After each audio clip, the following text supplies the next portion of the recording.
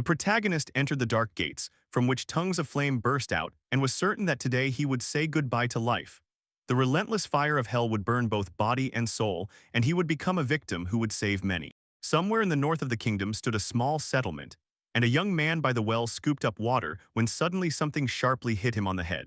Turning around, he saw a group of boys who were laughing and declared that they had found him, although he was a stranger to them, and they said today they would drive him out.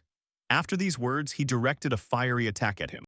Later, the main character sat right on the beaten boys and ordered that he still needed to prepare food for the teacher, so they should not interfere. One of them shouted in confusion, asking what kind of magic this was at all, and the man replied that it was just a strike. He took and knocked them down with his foot because there was no magic here. His teacher taught this every day. The beaten man finally understood who exactly was being talked about and recalled.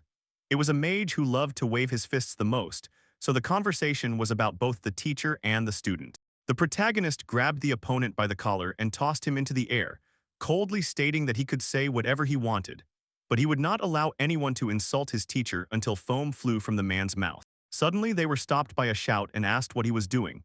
Frightened, he dropped the boy, and before them stood the teacher standing very close, with hands in pockets and a too serious face, as if she already understood everything. Later at home, they sat down and began a conversation about food, and with casual bitterness it turned out that these were not baked potatoes, but just coal. The teacher could not understand how he managed to burn it, and Fleer just shrugged and replied that there was almost no time, so he hurried a bit. The angry teacher shortened the fight to a minimum, but the boy, turning away, immediately apologized and recalled how much he was afraid. And then the man asked how the training was going and whether he had completed all the exercises for today. The man answered honestly. Of course, he trained with magic, and moreover, he did 20 sets of 5,000 push-ups and 7,000 presses. The teacher was surprised because he had previously said to make only 10, and Fleer cut in that it was easy for him, so he just added more on top. Then the man angrily slammed his fist on the table and declared that the student must not act independently, and the boy hurried to apologize again. The teacher gloomily added that his instructions would not help anyway, and Fleer became worried, asking what had happened.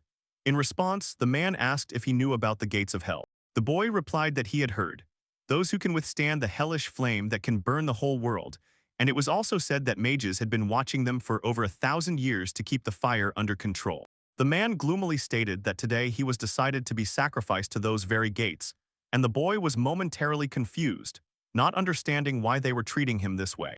The council stirred the hall with words that Hellfire was too unstable, and if it continued like this, the whole world would soon burn to ashes, so they had to sacrifice a young mage as they did in ancient times to tame the power of the flame. The old man, without taking his eyes off, said that the student Fleer was the perfect choice, and that tomorrow morning they needed to go with him to the gates where he must sacrifice himself. The man took a deep breath, explaining the reasons. First, he had no family, and second, he was not originally born in their village, and because of this, the rules demanded their due. The man looked very upset but still repeated, "Such are the laws, their duty is to protect the world from the flame," and since he was a resident of this village, he would have to carry out the sentence. And as he was leaving, he added that the ritual was early tomorrow morning, so he advised to sleep while it was still not late. The boy froze, stunned by the thought that tomorrow he would no longer be, as if the curtain of his life had fallen and would not rise again. And strangely, he did not feel fear. Morning came, and the group set out on the road. He walked alone, without family or friends, expecting nothing good from life. So the doom seemed to have been laid out from the very beginning, and only the teacher helped him live to this age, and the teacher was already sure that they had finally arrived. Everyone gathered before the gigantic gates with geometric patterns, and when Chuvakov was told that these were the gates to hell, he only shook his head. The gates were bigger than they had imagined. The teacher explained that the gates were sealed with hellfire, but in reality they looked like ordinary gates, only too large and capable of hanging in the air. And now they were still closed, so he ordered the boy to open them as he had been taught, and Fleer agreed without hesitation. The boy pulled out a scroll and began to draw signs, creating magic to break the seal. The gates creaked, moved with difficulty, and slowly opened, and bright flames burst out from inside. The teacher warned it would burn not only the body but also the soul, so her cycle of rebirth would immediately end, after which he fell silent and looked heavily at the boy. The boy asked if he hated him, and the man responded with a warm smile as if to say it was not worth speaking like that, because he was infinitely grateful for everything the teacher had done for him and sincerely glad that he was lucky to meet him. The man lowered his head after these words and said he had to go. The rules forbade him from accompanying the victim further, and the young man asked him to take care of himself. While the man was walking away, Fleur bowed to him with deep gratitude for every help, and then he returned to the gates and decided. No doubts, no regrets, he had nothing left, he was ready to set off. When the boy went inside, he thought it was time to save the world. The door slammed behind him, and he was surprised to see that all the flames had vanished, so he could not comprehend what was happening, or maybe it was just a fantasy. Suddenly, a strange light began to form above him, and he realized that it was nothing like the other lights he had already seen, because it flickered differently, incredibly beautifully. In a moment, the flames engulfed his entire body. Skin and flesh seemed to crumble from the unbearable heat. His eyes filled with blood, and unable to endure it, he burst out in a loud scream. It burned and tormented him so much that he could not understand what kind of pain it was.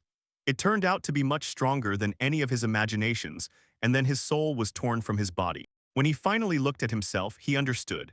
The body was already burned to ashes, but his soul remained, and he heard in his memory the teacher's words that it burns not only the body but also the soul, so he realized the torment was not over yet. A new, wildly sharp pain rolled through him, and he already began to regret ever agreeing to this. Because now he only desired release, he did not care what would happen to the world, since the soul burned differently than the body. He was curious how much longer he would have to endure this hell.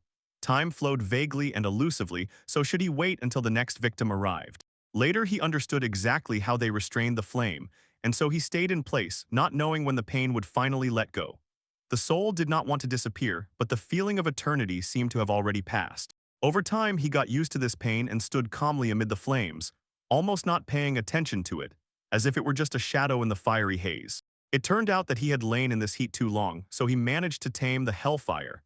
He remembered that he had completely lost track of time, and with sudden enthusiasm decided he needed to see what might be interesting there. At first he was indifferent, but then he caught himself thinking that he was finding something interesting, like a hiding place or treasure, because he was already tired of just sitting and waiting. He noticed an opening above his head that the flames did not reach, and decided to climb higher to look around. Climbing upward, he felt a strange comfort. In this form, one could move anywhere by the power of thought. And if you looked further, there were multicolored lights burning red, blue, yellow, green, violet, black, and many other shades. He glanced down from above, stopped, and quietly exclaimed that it was incredibly beautiful, until he noticed a stone boulder at a distance. When he caught it in his thoughts, his heart joyfully clenched. Inside the flame within the boulder sat a red gemstone, and he already imagined how he would sell it and get a lot of money. But suddenly he realized that there were no traders here, and the stone glowed. Strange sensations surged like a wave, and he looked. The gemstone disappeared and merged with his soul. He firmly understood. This is the fire of hell, and if what was said is true, such gemstones are scattered everywhere, so he decided that he might manage to survive and save the world at the same time if only he could find them. After some time he did find all the stones. His body was burning with flame, but he rejoiced because he managed to extinguish them. He suddenly realized that he no longer had to stay there, no one would have to sacrifice for him, and he could live. So he happily thought that he needed to tell the teacher everything. But immediately another knowledge came. He no longer had a body, and getting out of here would be almost impossible. As soon as he realized this, white tongues of flame flared around him, and then the body began to slowly manifest. He was struck that the white flame had become a real body, and he did not understand how it worked, only guessing. The reason was that he could swallow it. Suddenly tears flowed from his eyes, and he hurried to wipe them quickly so as not to appear in the village in such a state, and then admitted to himself. He was already ready to say goodbye to life, but how sincerely he rejoiced that he survived. Happily opening the door, he froze on the threshold and thought about what he would do when he returned. First, he needed to eat well, and curiosity gnawed at him from within, so the teacher would definitely be very surprised, and he wanted to see him as soon as possible. He was extremely happy and decided that there was no need to hurry at all, because what to do next he would figure out as soon as he returned with the teacher. And suddenly, a horseshoe flashed sharply above him on a hook. They were strange people, riding horses, each with their own type of weapon. They quickly chased after someone ahead and shouted so loudly that the one could not slip away and escape. When the attackers left, he carefully opened the door and listened, but could not understand where that noise came from, and even more shocked him that they managed to run a car into the gate. Turning around, he saw that people lay on the ground, dusted with tree roots. Everything around was overgrown with moss, and the gates themselves looked poor and destroyed, as if some storm had carried them beyond the village. Looking around, he suddenly realized that he did not recognize this place, as if he really returned to the wrong place. He decided to first get to the village, but could not understand exactly where to go. Then the main character firmly realized, these men definitely know more and he can still stay close to them and not get lost. Thus began his second life with fear and difficulties, but with the stubbornness to survive. At that very moment, the robbers surrounded two girls near a large tree, shading them with a mocking shadow and footsteps on the ground. They announced that they had finally found victims and that they would not escape anyway, so they should accept their fate without any tricks. The girls instinctively retreated and tried to defend themselves from the attackers, fighting back as best they could. Out of their sight, the main character stood behind the bushes, squeezing himself in silence and thinking that he still had time to intervene, but the feeling suggested the robbers had something more important than a random attack. He was already about to leave and look for someone else, but that was a bad idea. There was no certainty that in this forest besides them there were other people. And just then the horse sniffed him, as if finding a trail, and suggested staying inactive would not work. The teacher had prepared him for this in advance, and he remembered. If you ask politely, people will definitely help, so he decided to go and ask her, showing respect. Completely naked, he jumped out of the bushes and later asked them for directions, addressing them as if asking for permission to inquire, and one of the girls closed her eyes, covering her shame behind another. Those men attacked him with weapons, trying to find out who he was, but he replied that he was just lost, and they did not believe him and decided to destroy him. He hit one of the men, loudly declaring that he only wanted to ask for directions, and his blows threw the man several meters back. The girl watched in surprise as he knocked the attacker down with one blow, and could not understand who he was until Fleur pulled off his clothes and ordered them to listen to what they were told. Seeing this, the bandits fearfully gathered together and decided to attack the man all at once. But he sharply waved his hands, stopping the chaos, and muttered that he had not intended to fight at first, only after someone swung at him from behind. The man instinctively struck back, trying to keep his distance, and said that he was simply misunderstood, but he did not have time to explain why he had started the fight at all. The main character finally dismissed any talks and quickly dealt with each attacker, shouting that he would find the way himself while the bodies fell to the ground one after another. The girls, stunned by his speed, exchanged glances and whispered that he was a real monster. And he tried to believe that now his form was better than ever before, but suddenly, a strange, pressing feeling settled in his chest. He lowered his gaze to his own hands and felt as if something new had just appeared inside him. And at that moment, one of the bandits lunged forward and decided to attack him. His weapon missed the target, and at the same moment one of the girls sharply struck him with her sword. He fell to the ground with a crash, and she stood nearby, breathing heavily after the attack.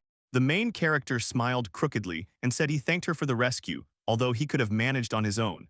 But the girl moved the sword closer to him and ordered him to stay away and not interfere, should not try to come near her or call it a rescue. She weighed her priorities and for now did not trust him, so she demanded that he state his name and explain what he was doing here. And if he lied, she would destroy him without hesitation. The man introduced himself and immediately understood from her eyes and posture. She was hostile, but perhaps it was possible to talk to her. He said he came from a northern village on the outskirts of the kingdom, but got slightly lost and now did not know how to return. She again suspiciously questioned him about that village and the road, and he was glad that it seemed she really knew the way. He spread his arms to the sides and smiled, asking to be shown the direction. She swung her sword at the man and he fell to the ground, stunned and not understanding what was happening. Then she coldly said she did not believe him because she saw how treacherous intentions against her were ripening in his mind. Raising her hand and pointing a finger at herself, the holy knight Ashura exclaimed that as long as she stood on her feet, no one dared to touch the innocent princess. The man decided that she really introduced herself that way and replied that he was pleased to meet her. At that moment, the princess in the night twilight screamed and begged him not to call her that. Ashura again swung her sword at the boy, who still could not understand why he was being attacked, and declared that now he already knew who they were, so he would have to give his own life. The princess pushed the girl away from him and asked her to stop immediately. She was outraged because this very boy had saved their lives. The knight tried to resist and insisted that she was crazy, and the boy himself thought the same about them. When he left, he decided to figure it out himself. Ashura shouted fiercely after him, and the princess begged her to stop, not taking her eyes off him. He approached closer and began to say that he wanted to ask them something. But at that moment, one of the bandits rose behind them, so the knight sharply ordered the princess to hide and decided to strike harder. In the next second, the man was already swinging his sword, shouting that he would destroy at least one of them, and the hero instantly rushed forward, taking the moment upon himself. Standing literally under the sword's blow, he did not have time to understand what he was doing. The body moved on its own, and it was a hopeless trap from which there was no ability to retreat. He could not dodge and would hardly be able to parry the blade, so he made a decision to catch it with his hand. He stretched out his palm to the sword, and immediately flames began to emerge from its surface. This left the protagonist in complete astonishment. A powerful attack passed through the forest thickets, and the girls screamed and retreated, trying to protect themselves from the fire. Then the man suddenly shouted that he was hot, and sweat streamed down his face like a river, while he watched his sword completely melt in moments, and the girls anxiously checked if they were all right. At that moment, Fleer stood with his hands stretched forward, and his body was enveloped in flames of different colors. Tongues of fire leapt into the air, and the man could not comprehend what was happening to him. The knight was stunned. He melted the sword in a second, and a question darted in his eyes: could this really be Hellfire? The princess responded with shock, looking at him. The main character looked at his own hand and still did not understand how it happened, but he was able not only to endure the hellish pain of Hellfire, but also to learn to control it. The protagonist stood over the fallen enemy, and around him rose Hellfire, causing the air to tremble, and those present could not understand what he was doing. The knight whispered that there could be no mistake, for this was the Hellfire of the northern shamans, yet it still seemed impossible. Fleer froze, replaying in his mind what had just happened, and thought, could this really be Hellfire? Perhaps it was all explained by the gems he swallowed after crossing the gate. He suddenly realized the flame was already living inside him, and gripped by panic, the man ran away shouting that he was a monster, while the girl firmly held the sword, pressing it to him and ordering him not to move. The girl tried to find out who he was and why he had Hellfire, and he only answered that he knew. After that, he asked them to help if it was not too much trouble, because he needed to return to the village where the flame was sealed. The girl burst out shouting and declared that he was laughing at them again, and at that moment the princess struck her and firmly said that she must not behave like that. The knight tried to settle something, but the princess cut him off, saying that she could not intervene in every fight, then turned to the boy and sincerely thanked him for saving them twice. She introduced herself as Primavera, the seventh princess of the kingdom of White Pearl, but asked to be called simply Prima. The knight whispered to her that she was too frank, and the heroine decided that Prima was actually a princess. But she replied to the knight that it was sincerity and ordered an apology for rude behavior. Ashura looked at the boy and, overcoming her own strength, apologized, confessing that she did not quite understand what was happening, but was glad that they were all right, and added that she had a request for him. Prima asked him to become her bodyguard, which caused the knight's indignation. But the princess explained that those mercenaries definitely would not leave them alone, so the more allies the better. Ashiro was categorically against traveling with a stranger. It was dangerous, and there was one thing the princess did not understand at all. She exclaimed that Prima did not realize how incredibly beautiful she was. Her male peers, as soon as they noticed her, would try to pounce on her young body at any opportunity, and they, supposedly, could be understood. How to keep a clear mind when such a pretty princess stands right before your eyes? She herself constantly forcibly restrained herself, and the man said that it was precisely because of Prima that she would be in danger, and she agreed. The princess again began to ask the boy to help her. The very thought that he was nearby would calm her. The boy asked if she needed protection as a bodyguard, but still had more important matters. The knight fell upon him indignantly, as if reproaching, was he really going to refuse the princess's sincere request? Prima shouted back at her, ordering her to stop shaming her. She ordered the knight to stop right now, and the darkness obediently descended. So the man said that he had not refused completely, because first he needed to get to the northern village. He entered through the gate of hell like a victim for sacrifice, but miraculously remained alive. Having absorbed all the hellish flames, he was able to get out of there and no longer needed to guard the gate. He had to immediately tell the teacher everything. The princess said she believed in his truth, but added that if so, then she had even more serious reasons to tell him a cruel truth. She sighed and announced, right now he was already in the northern village, so the man looked around and asked what she was talking about, since he did not remember any forest there. Ashura replied that more precisely it was the place where that village used to stand. She stated that the entire north had not lived for 1,000 years. And at these words, the man literally turned to stone. He could not believe what he heard. And so his amazing second life began with a small problem, or rather a very big one, because black ravens were circling low above them. The girls told him so much that it took his breath away. While he stood in the gate, so many epochs passed outside that there was no longer a single shaman from his native village, and it was hard for him to believe such a thing.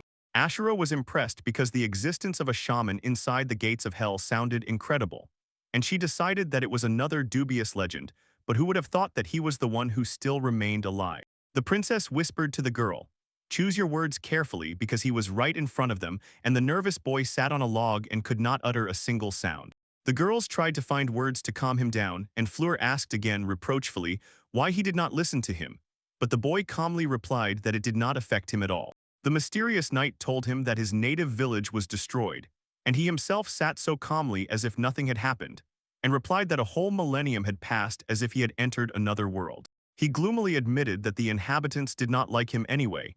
He did not even understand why, and the only thread to the people for him was the sacrifice that stretched along the path to the gates. He barely remembered that village, so he did not feel true longing, only marveled at this strange emptiness in his chest, and Ashura mockingly called him a hardened cracker. He told the princess that he had some free time and could help, so the girl happily thanked him, and the knight immediately realized that the escape with the princess had failed. The boy added that he had never left the village and dreamed of seeing the world around, and Prima firmly replied that first they needed to get out of the forest.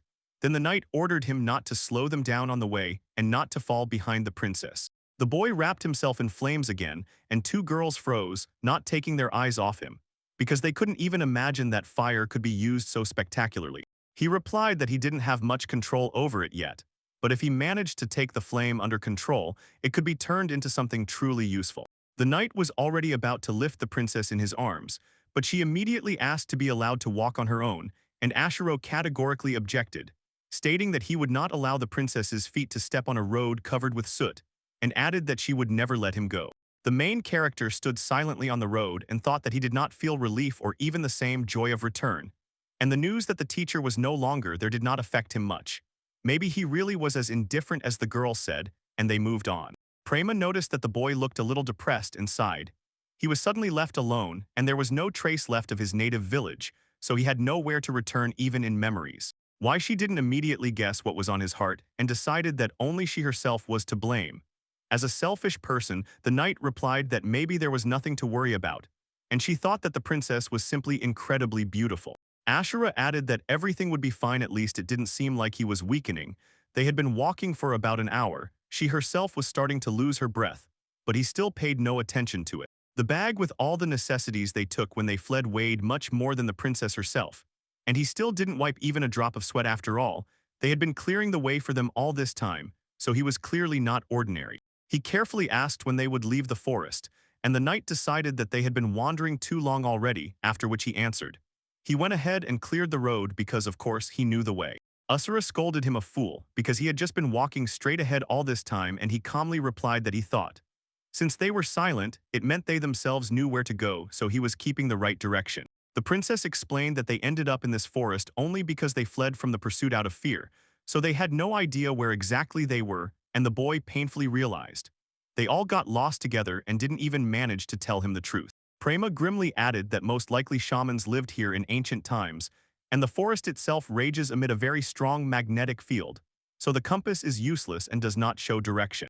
The knight suddenly shouted that this was his home, so he was obliged to take control of the situation, and when he replied that everything around had already changed and he did not understand what the princess wanted from him. When the knight climbed the tree, he promised to go higher and look for a way out of the forest, and the princess watched with surprise as he confidently climbed such a tall, trunky tree, while the icy knight demanded hurry. Sitting at the top, the main character said that the forest was incredibly large and endless, so wandering aimlessly was pointless. But then he noticed something ahead, and the princess immediately shouted to ask if he saw it. He admitted that he saw a house in the forest, and Prima was impressed.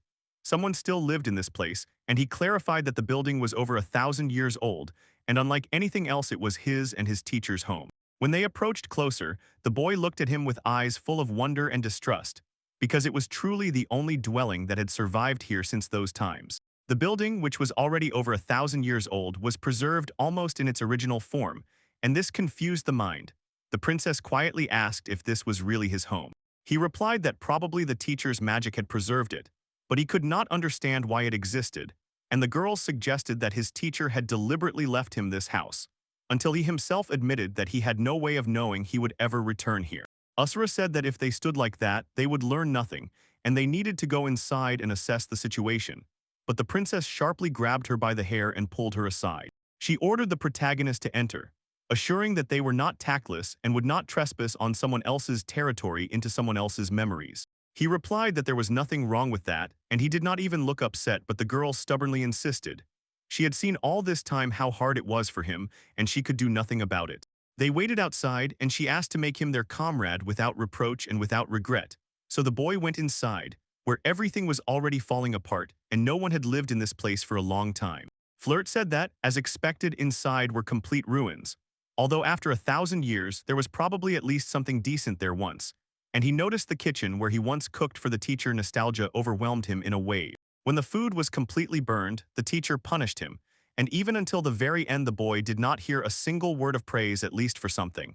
And he remembered that man who taught him. He was still gnawed by the question of why that day he did not even try to stop that snitch of fate's blow, and suddenly a sharp knock made him flinch. He saw how the ladle fell and noticed something hidden under the floor. Taking out the book, he realized it was the teacher's diary and instantly trembled with temptation. Would it bring him misfortune if he actually read it? In the diary, it was written in black and white that he was powerless and could do nothing for this boy. The teacher confidently said that he would go to the gates and use his only life not for himself, he would give it to the village. Give it for the whole world, because he was a very good boy. That is why he had to stop him, so that you would not be here. During the meeting, he shouted that he could not understand why exactly Val Fleer had to go, and repeated that the decision must be weighed extremely carefully, since the only life at stake was the life of the youth. He was told that he had no relatives, no one would come to mourn, and besides, the bad deeds of this boy brought only misfortune to the village. From the very beginning, he was a stranger to everyone, and the thought that it was better to give one's own life than to take someone else's so angered the man that he could not imagine how they would have allowed them to take him as a child. From the very beginning, he was a stranger to everyone, and the thought that it was better to give one's own life than to take someone else's so angered the man that he could not imagine how they would have allowed them to take him as a child. The last lines of the diary blurred with tears, but even then in his heart lived resentment towards the teacher. He thought that he had abandoned him, although in reality everything was quite different. The teacher cared for him until the very end, and as soon as the teacher left, he shed bitter tears as if it was a diary, his repentance before him, and he noticed that the entries were not yet finished. They say that all the mittens and armor he made for him with magic have now become completely useless, and that man tore apart the drawers, interrupting things and looking for any explanation. The teacher was going to give him a set of magical chaos armor only when he could first defeat his enemy, and meanwhile the boy found a wooden box. In the record, the man noted, "Sometimes he dreams a dream where the boy suddenly returns home, and although it seems impossible, shamans can perform miracles, so he will believe and wait until the boy puts on the armor given to him." The teacher prayed that he would live, that nothing would bind him, that he would see in this world what he had never seen before, and that he would find new friends. And when the boy came out to the girls, they froze in surprise looking at him. Smiling radiantly, he said that was all, because the teacher wanted the boy to live his life happily and freely. The protagonist asked Prima if she liked his outfit, and Prima replied that he looked wonderful. Then the knight added, "Clothes make the man, now you look decent," and the boy thanked the princess. The girl could not immediately understand what exactly he was thanking for, but the boy explained that it was her support that led him on the right path and finally allowed him to clarify many things for himself. So now he felt truly free. The girl smiled broadly and said she was incredibly happy, then, to be sure, asked again if he minded if they became friends, to which the boy gladly agreed. The knight shouted at him, demanding that he not behave familiarly with the princess, but Prima sharply shouted back, "Enough already." And at that moment the house cracked terribly and suddenly collapsed. Usura was haunted by the feeling that something else had happened, and the boy realized. The seal placed on the house was removed as soon as it fulfilled its purpose, so the teacher stubbornly believed that he would definitely return, and Fleer bowed and respectfully thanked the teacher for everything. Now he sets off on a journey, having fought incredibly hard for a chance at a second life, and this time intends to dedicate it to himself, leaving a diary and a flower by the ruins of his home. Returning to the girls, he suggested they go, and so began his journey with the princess and the knight, when he suddenly fell into a strange world with which he was not familiar. Thus their adventure began. Usura pointed to the forest and asked him where they were going, and Fleer for the second time caught himself thinking that they still had not found the way back until he realized that it had slipped his mind. Later they ran through the thickets, and the princess continuously urged the knight forward, while a giant boar chased them with a wild roar, destroying everything in its path. A little more and they would have become dinner for this animal, but they did not understand what exactly was wrong with this forest.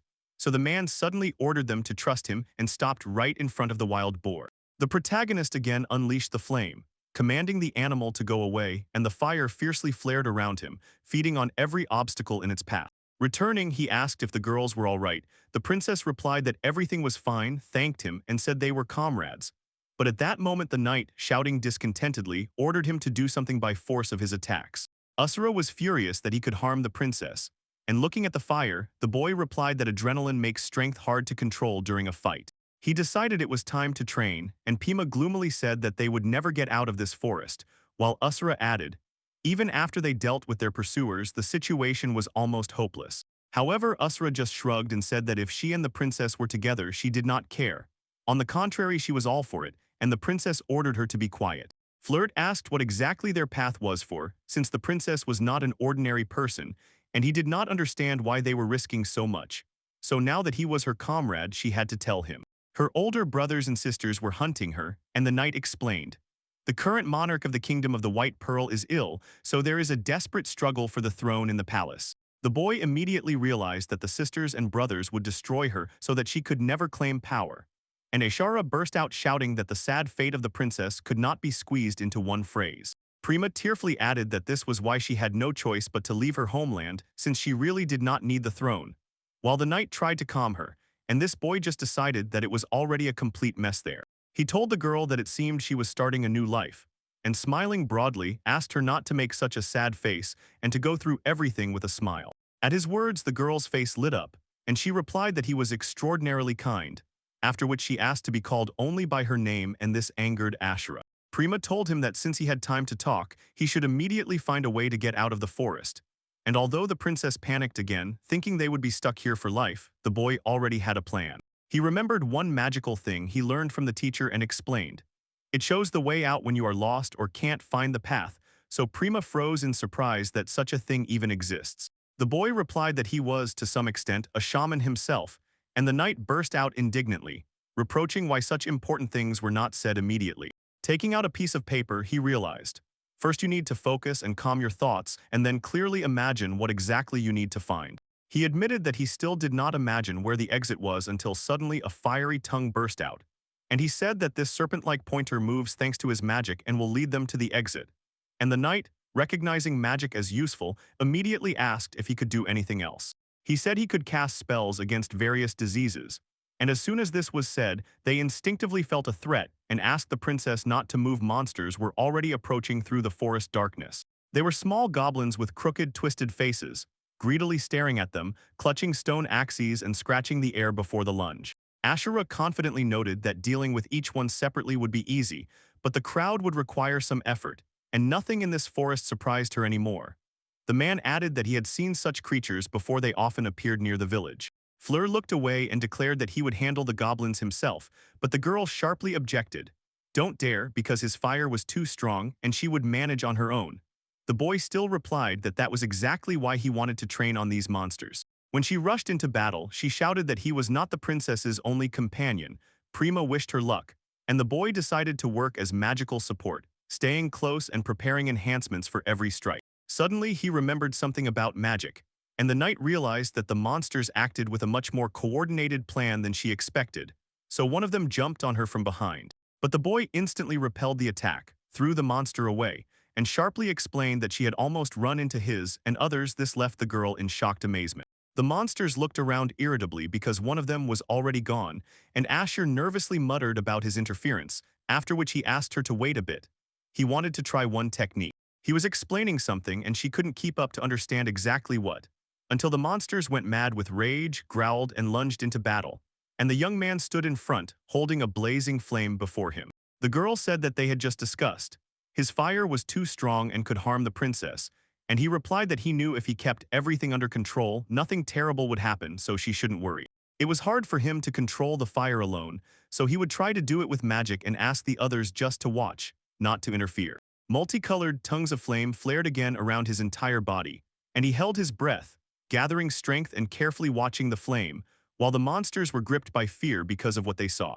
The knight mentally compared himself to how he looked during the first meeting, but now he could no longer control the fire at all. The flame lived its own chaos. The whole point was to control the fire as if it were real magic.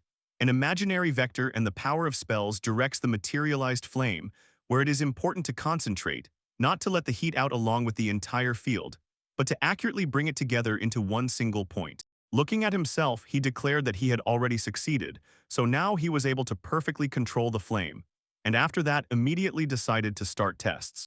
He rushed forward like lightning, and the girls watched in surprise how swiftly he moved, and the princess decided that going with him was an incredibly right decision. When he hit one of the goblins, it was instantly burned to ashes, and the flame around his fist looked extraordinarily hot. He warned the monster that if it behaved and was a good boy, it would not be touched. But if not, the same thing would happen as with the previous one, and the monster screamed in response and rushed at the girls. But the knight repelled its attack, as it was not such an easy prey, and the girl firmly blocked the way, not allowing anyone to touch the princess until the defeated enemy fell to the ground. The man told the princess that she did wonderfully, explaining that such monsters hunt weak prey, and then used his fire attack against the enemy. After his attack, stones and gunpowder flew in all directions, and he confidently jumped out of that chaos. The princess immediately asked if he was injured. He sighed and said that it was not right. He had been playing with goblins for too long and now needed to learn to concentrate, because if the teacher saw him now, he would have punished him long ago. He decided that next time he would manage in about 4 seconds, and Pima noticed that the progress was not going as it should, so she told Asura that she also fought well, and her words sounded very brave. Asura replied that she belonged to her body and soul, and Pima added that this time she would not close her eyes to her speech. The boy made another sign and suggested getting out of there. Asura could not believe that they had so easily gotten out of the forest after so much wandering, and the man fully agreed with her, as if he himself did not believe in his own luck. She was the first to notice a settlement nearby, nodded towards the road, and suggested going there, and the man truly left his native village for the first time. He barely restrained his impatience until a figure froze somewhere in the branches and quietly watched them from the darkness as they moved forward. When they reached the settlement, they immediately headed to the nearest tavern, but Ashura flared up with indignation and promised that they would definitely pay. But the man asked to resolve everything humanely without scandal, because he did not want any trouble. One look from him was enough to make it clear that real walking problems stood before them. Next to the tavern door, a girl in a luxurious dress appeared before him, beside her a muscular woman with a sword, and another man was trying to push inside with a huge bag. He realized that they were escorting a girl who was most likely a princess of some country, so the knight objected. That was a ridiculous assumption, and her princess could not be a princess. The man immediately realized that she was a straightforward knight who could not lie, and the boy approached him with a request to at least have a bite to eat. They did not demand more. He replied that he could gather everything they needed, and added, no one would let suspicious people stay overnight here because there are problems in their district, so they would have to be careful. Eventually, they would still have to go outside, and the protagonist sharply said that someone should learn to keep their mouth shut, and Ashero apologized to the princess, but she just waved her hand. It's okay, and they will try next time. She literally began to fall asleep on the go, and Fleur immediately said that it was clear with her. It is hard to constantly spend the night under the open sky, so she needed to rest. Otherwise, at this pace, they would not last long. A woman quietly approached from behind and asked if they had a place to spend the night, and when they hesitated, she offered to stay at her place, since goblins and orcs literally roamed here at every step. The man asked for permission once again with relief, and she explained that she ran a shop, not a hotel, so they should not expect too much. But he assured the girls that there were still good people in this world, so everything would be fine. She opened the door for them and showed them the room, quietly warning that if they needed a change of underwear, they could come to her. And the boy, looking around, whispered that it was really wonderful here. He enthusiastically examined the decorations on the wall, and the knight said that the princess would finally be able to rest properly. But when she asked the woman how much she had to pay, the woman silently looked away without saying a word. All this could be taken as someone's kind whim.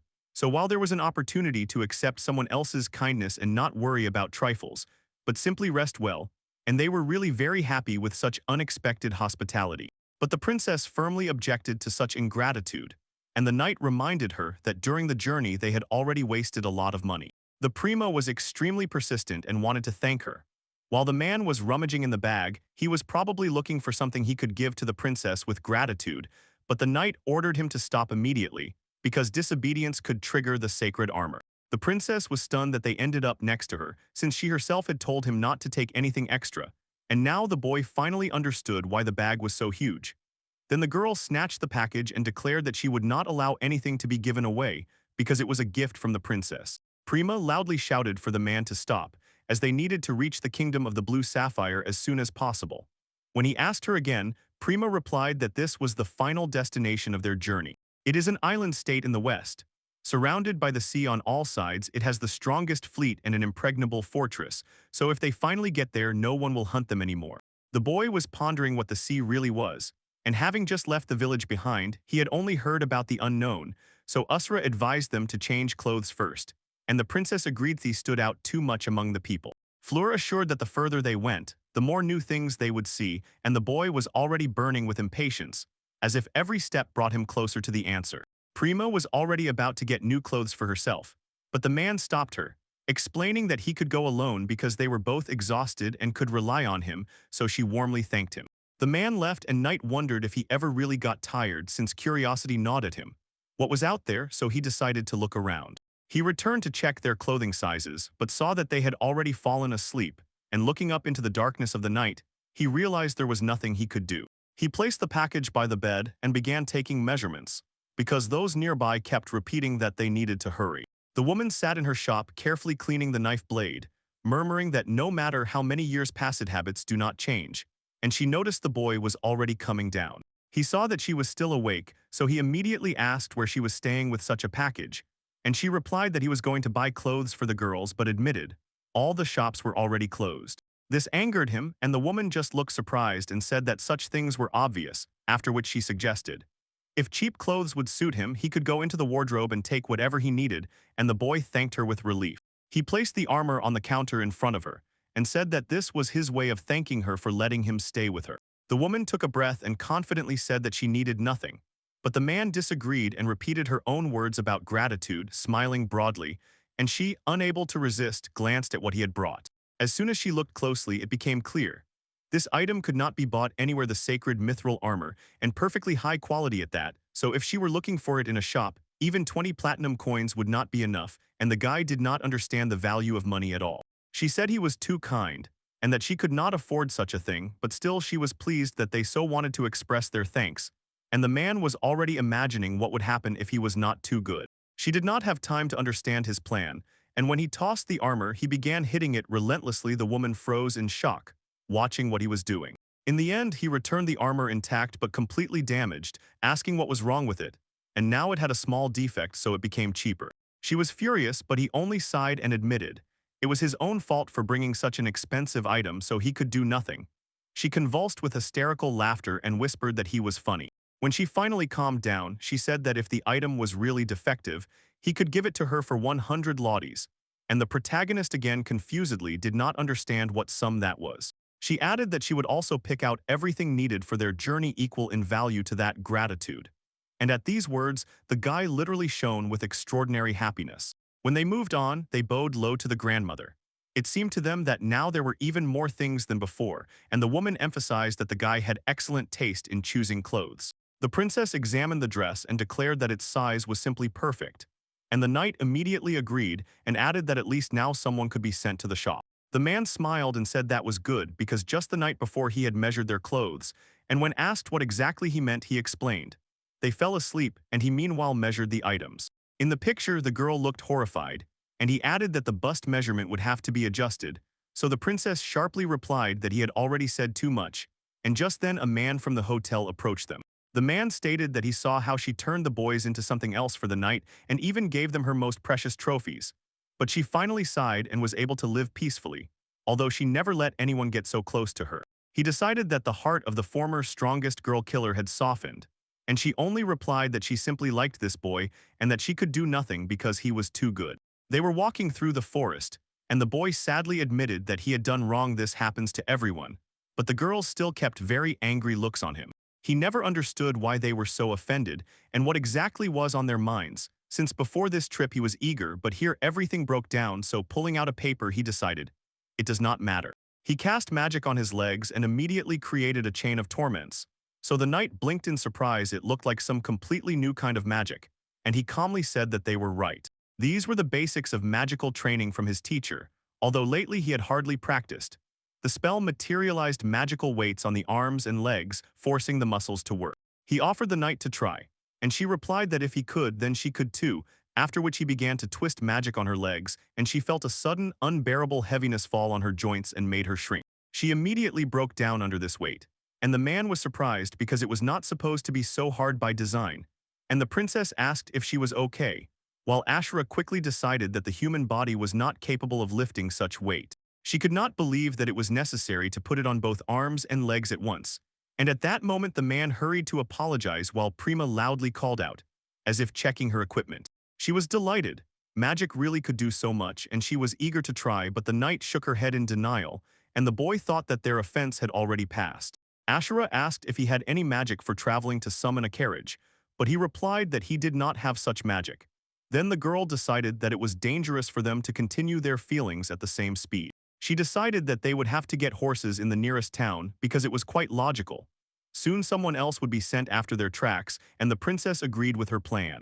But the man did not agree with this. He wanted to continue at the same speed, and if they still came for them, they would somehow cope, and the girl replied, "This only works when the opponents are weak, then they can send the holy angels." The princess shook her head and said they would not go that far, and Ashura, maintaining a confident tone, replied that they must be ready for anything. Because the conversation was about her relatives, so the boy had no idea which church was behind this plan. Above the horizon towered the Church of the Holy Angels, a neutral organization that oversees the 7 kingdoms of this world, stands above people. But sometimes, if the angels wish, can help, even if there is an if condition. An imaginary threat hung over them. If the angels agreed to her sister's request and came for their souls, it would become dangerous. So the boy tried to recall if such people were mentioned in his era and what exactly they were like. The boy admitted that this interested him, and he wanted to meet them. But the knight, as if engraving a prohibition, warned that fighting them was forbidden under any circumstances. If the angels appeared, the only option would be to flee. He tried not to doubt his own power, but understood. The strength of the angels is incredible, and even the most confident warrior would hardly be able to match their might. Because they are the natural enemies of shamans. 1,000 years ago his village was destroyed, and all shamans were wiped off the face of the earth. The man froze at what he heard, but she added that his very presence makes this absurd story closer to the truth, because no one dares to go against them, and the main character decided it was just a joke. He assumed that the shamans simply disappeared over time, but such logic meant one thing. At that time his teachers were also exterminated. The princess suggested dropping the conversation, since there was no certainty yet that they would dare to oppose the church, and according to rumors, they very rarely agree to fulfill requests. Understanding that all this was unlikely, he agreed. There was no point in worrying about what had not yet happened, so the knight suggested focusing on what they could do now. She added that the princess's cleverness made her even more charming, so she offered her a snack, and the boy still could not distract himself from thoughts about this, while meanwhile events were unfolding in the cathedral of the Church of the Holy Angels. A little boy was flying over the cathedral with a basket full of letters and was calling Mr. Zariel. But he reminded him not to litter in the cathedral because some of the letters were already lost, to which the boy confidently replied that he brought a written petition from the lower race. Zariel praised him and began reviewing the petition for the destruction of the kingdom's 7th processor, after which he decided to entrust this matter to someone else. Somewhere in the kingdom of the White Pearl on the coast, a man was whispering that the kingdom was supposedly quite wealthy, yet there was still an overly suspicious silence there. He remembered that a full-scale struggle for the heir to the throne was already underway here, and because of this, his heart was tightening with fear, and then suddenly he was ordered to stand still and obey. The bandits grinned and said, to pass, he must give them money, because in their country it was no longer time for tourism, and didn't he know that because of the struggle for the throne, order was rotting day by day. He would have to give everything he had, otherwise the end, so he cried and declared. He did not expect that people like them would take everything from him, leaving no hope. He replied that they were still lower beings who had nothing left to do but train and be under control. And at those words, one of the robbers flared up with rage. The robber swung at him and ordered him to stop saying such things, but the boy's face twisted into a wicked smile, as if he was enjoying the provocation. At that time, the princess was chewing a snake and laughing at how tasty it was, and Ashura sternly reminded her that one should not eat while walking.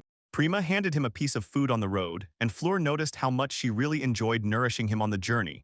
Then the princess replied that she was happy for him too, and although his face darkened a little, she immediately became worried, after which he managed to assure her everything was fine.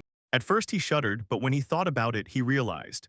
The events that happened so long ago could no longer be changed. He could do nothing, and yet it ruthlessly knocked him off balance, as if a stone fell from his chest. He holds no grudge against the angels, but he does not believe that they defeated his teacher.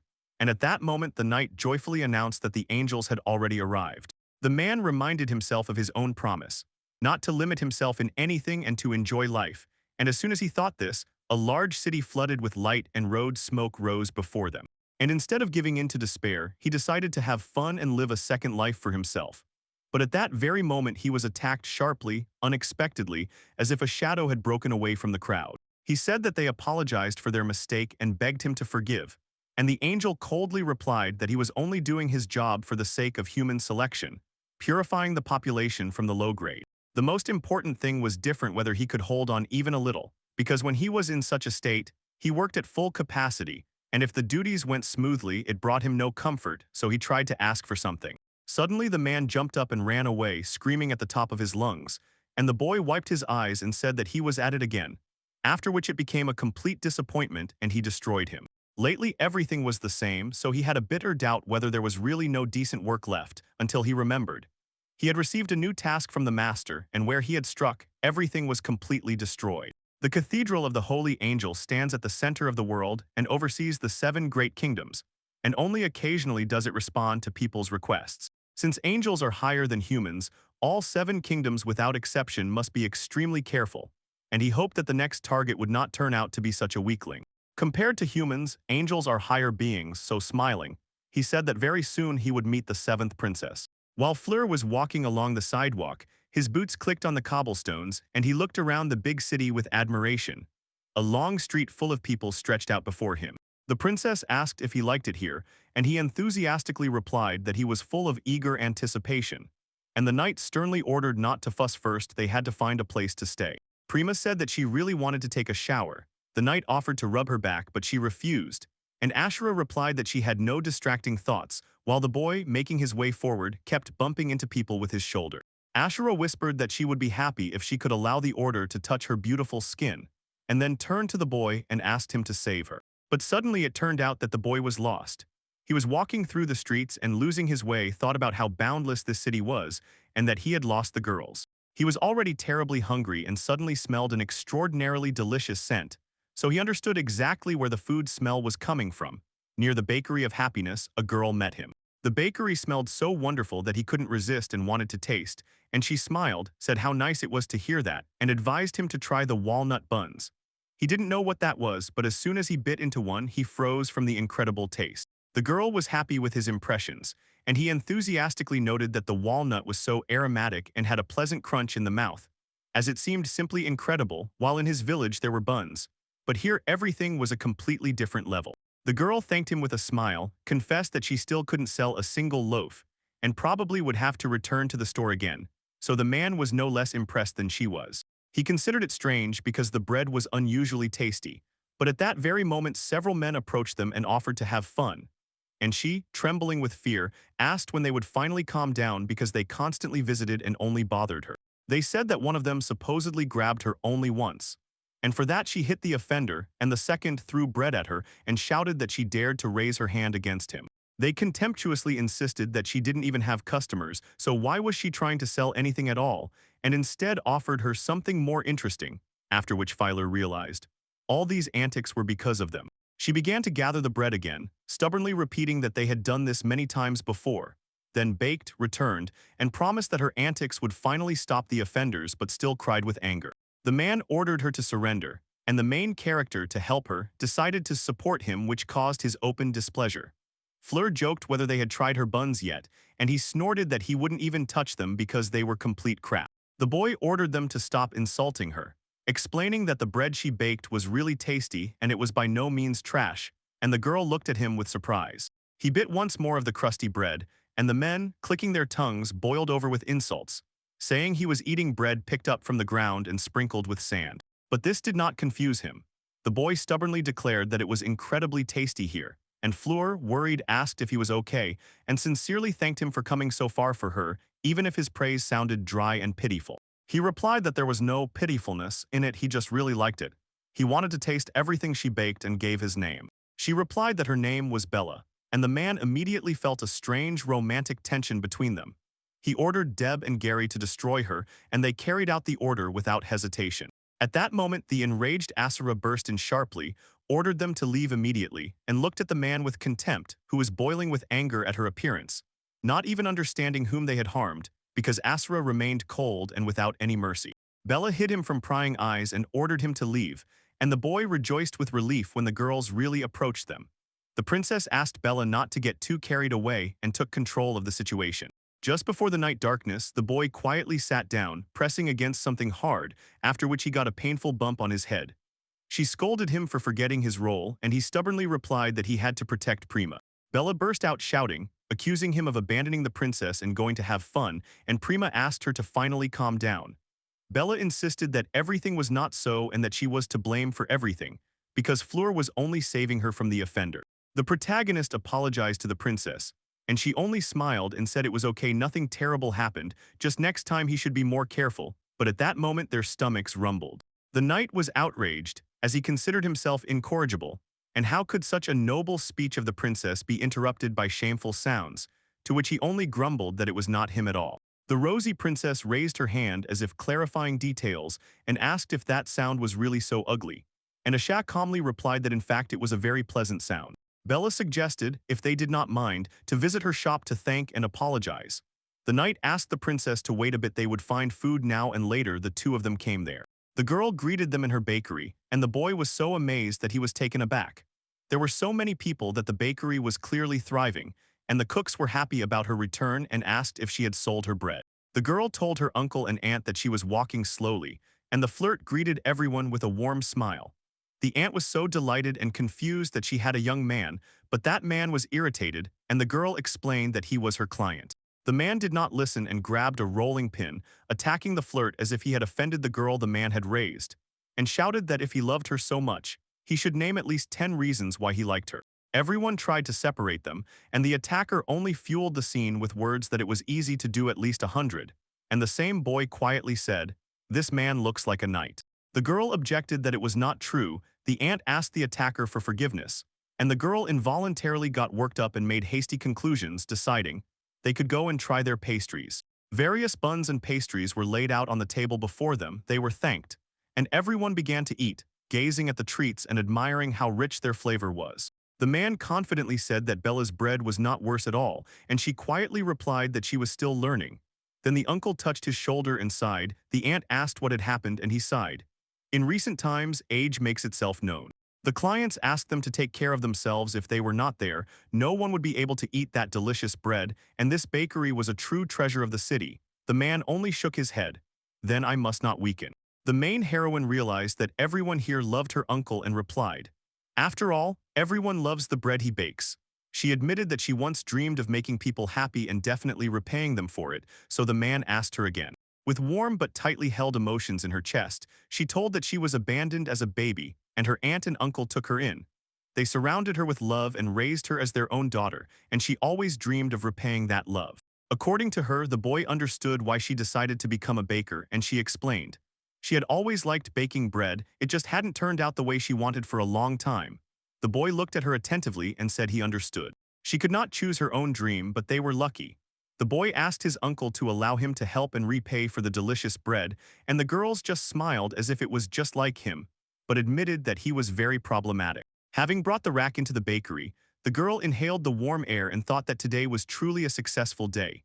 And the boy cheered her up so much that from tomorrow morning she would strive even harder, until she noticed a lonely feather on the floor and did not understand where it came from. An angel was flying in the sky who knew exactly where the target was, but he did not like the smell around. There were too many people there, and this spirit was extremely unpleasant for him. For him, it was a bit burdensome to start the search from a certain place. It turned out to be much easier to destroy this pasture without wasting extra time. Feeling a strange energy, the hero suddenly realized something terrible was already approaching, and at that moment Bella looked at the sky and trembled with fear. She raised her eyes to the sky and saw an angel who said that everything would start with this block, and if the target was right there. Filer screamed at Acer in a frenzy to protect the princess and promised to take care of the others himself. At that moment, a giant shock wave rolled through the city streets and literally tore the buildings to pieces, while the angel from the heavens coldly watched the destruction. People ran away from the fire and panicked, not understanding what had happened, and somewhere up in the sky there was a flash, and since then everything began to collapse. The main hero tried to protect everyone, but the passers-by just froze, looking with complete incomprehension. Filer asked the girls what had happened and if they were okay, but they froze with horror and replied that they had really come for her. The angel in the sky declared that he had found it, and was even going to destroy about 10 more blocks, but decided to save energy if there was such an opportunity. He introduced himself as a 12th rank angel from the Church of the Holy Angels, and Mari came to eliminate the target at the request of the Kingdom of White Pearl, and the boy, looking at him, suddenly clearly understood what a real angel was. Cries echoed everywhere. The protagonist heard Bella's voice, and the ant kept shouting at the man to hold on, while people in panic begged someone to call a doctor as soon as possible. The man lay helplessly on the ground, and the boy nearby repeated in a trembling voice that a piece of wood was stuck in his stomach, and that if the bleeding was not stopped immediately, he would die, while the girls around cried bitterly. The knightess clenched her fists intently, thinking she had done something wrong. She had been on guard all the time, but now she understood under such circumstances they wouldn't even be able to escape. Since it had come to this, there was only one thing left: to sacrifice herself to get a chance to destroy the angel, and Mary told her she was brave since she still wanted to resist. After all, he would much rather just do this job, and under such pressure the girl exhaled heavily. Sighing deeply, there was an abyss between the powers of the man and the angel. At such speed they would all be destroyed, and the protagonist asked the girl if this man in the sky was their enemy. The angel looked at him with confusion, trying to understand who he was, and this seemed strange, since nothing was said about him in the mission. Ashura tried to stop him, saying that people can't even scratch angels because they are on a completely different level, but Mori interrupted her and confirmed that she was right. He was too brazen for a lower-level beast. When he was about to attack, he roared so that the other would know his place, and Usra felt that this was a very terrible energy, as if blood was boiling, and this power came from the angel. The main character easily deflected his attack with one hand, indifferently throwing aside the fact that it didn't matter to him who was in front of him and who was stronger. Nearby, people were only sobbing from fear and helplessness. The man engulfed himself in flames, and wildly breaking into a scream, declared that he would pay for everything and burn with hellish fire. The white pearly royal land was also called the Land of Precious Stones. It was a wealthy kingdom where the main industries were the development of springs and the processing of precious stones. But the current ruler of the kingdom was bedridden due to a severe illness, and the people sincerely mourned, not knowing how to survive this misfortune. Within the palace walls, a vile struggle for the throne was underway, and the children gathered around their father's bed. The doctor said the king needed the utmost possible rest, but they shouted him down, demanding silence because he was a foreigner. The first prince told his father that he would take on all state affairs, but the second Prince Grender sharply replied that it was too early for such statements. Mackenzie noted that, in his opinion, the brother would only increase tension, so the father could trust him and leave all matters to him. At first, Princess Finny said that he was not one to talk about worries, since he had already caused so much damage to the mining industry, and then Princess Mana added, "It's too much trouble and people do not approve of it." Other brothers also shouted for him to rely on them, but the king only groaned and demanded that they be silent, because he was curious where Prima was. He added that he wanted to see Prima but was told, "She is currently on a business trip," and Finny was not at all pleased since Primo had always been close to the king, so she decided that all this could have been planned, and the servant called her at that moment. He reported that the Church of the Holy Angel had accepted the mission. The angel of the 12th rank had already been sent for the young lady, and she was glad, knowing that the decision to pay their service a hefty sum was correct. The servant noted that sending an angel to the mistress was too much, but the young lady replied that she had no other choice, and now she would no longer have to worry about her. The girl with big eyes carefully watched the actions of the main character. He ordered her to hide with everyone in a safe place, and he himself was going to deal with the angel. The angel suddenly realized that he was the one being called, and Bella rushed to the protagonist, reporting that the store was destroyed, and the uncle was seriously wounded, and she did not know what would happen to him next. She began to cry and tremble with fear, losing her precious things one by one, and did not understand what to do until he told her that everything would be fine. He confidently stated that he would not allow anyone to take what was dear to him in his heart, so he ordered her not to cry. The princess asked her to trust him. If she were gone, she would definitely lose everything, and as for the uncle, she would come up with something, and in the end, everything would turn out as it should. She silently prayed for the hero to survive, and the angel, smiling, said that they were so brave. So does he think he would let them escape right under his nose? But before he could strike, the protagonist already appeared right in front of him, and the angel glanced admiringly at his fire magic, until he realized. Fleer creates an airflow using heat from the fire and lifts himself into the air. He showered the boy with a hail of blows, saying that this is the angel's spear materialized light that continuously changes shape, and a power that only angels can handle. Mori asked if he felt the difference, ordered him not to force himself or twitch if he didn't want his body torn to pieces, and then began thinking about how exactly he would torture the protagonist. Meanwhile, Fleer was tearing at the claws, but the angel calmly replied that it was useless. His form of fire magic could do nothing to the spears no matter how hard he tried. At that moment, a bright flare burst in the sky. The girls recoiled and looked away in shock. And the burning flame made the angel fall to the ground. He screamed too loudly because he was burning. He did not understand how he managed to destroy his own angel spear, so as soon as he landed on the ground, the boy suddenly realized it worked. With a burning breath, he declared that now he could easily destroy it, and the angel instantly realized. It was not just about fire magic. He had felt something similar somewhere before, and only then did he understand what exactly. He shouted that it was the flame of the Lord of Hell, and when the man kicked him, the fire flew several meters away and flared up with a sharp heat. The princess asked the knight if he saw it, and the girl replied that she could not believe it. This angel could hardly do anything against the Lord of Hell. He was thrown away immediately, literally with one blow. Dodging to the side, the angel began to rise and muttered confusedly that he did not understand anything, since this fire was supposed to be destroyed along with the ruler of Hell 1,000 years ago. Filer did not understand what exactly those words meant. But then the angel explained that now he clearly saw with his own eyes why angels were created, so that they would undergo the trials given to them. The trials were supposed to end with the destruction of the last counterfeit sorcerers and the eradication of this cursed fiery disease from the face of the earth. And then the 12th rank angel from the Church of the Holy Angel began to transform right before their eyes. He grew to the size of a building several stories tall and with a confident smile promised to crush the main hero, emphasizing that angels should not be underestimated. The boy replied that he had just become bigger, assuring that nothing had changed, and these words angered Mari. She rushed forward, came up close to him, and shouted for him to shut up, while his blows trembled so much that everything around was shaking. Each of his strikes shook the ground and caused the building to crack and crumble, and the girls kept up with Bella, shouting for her not to stop and to run after them, escaping the destruction. The angel continued to rage wildly and flailed about, asking if he could do something to control his own power, because he knew perfectly well what exactly was driving him mad with fury. He sought revenge on those relatives of his from the past. In response, the boy sharply recalled his teacher, while the angel kept shouting that history had already proven everything. A shaman could not compare to an angel, and even his attempts to dispel the reproaches were unsuccessful. This boy began to counterattack, as if the blind force of the angel was missing the target. He didn't care if he overdid it. But there were living people here, and he was insanely enraged by guys like him who calmly take away what is most precious from them.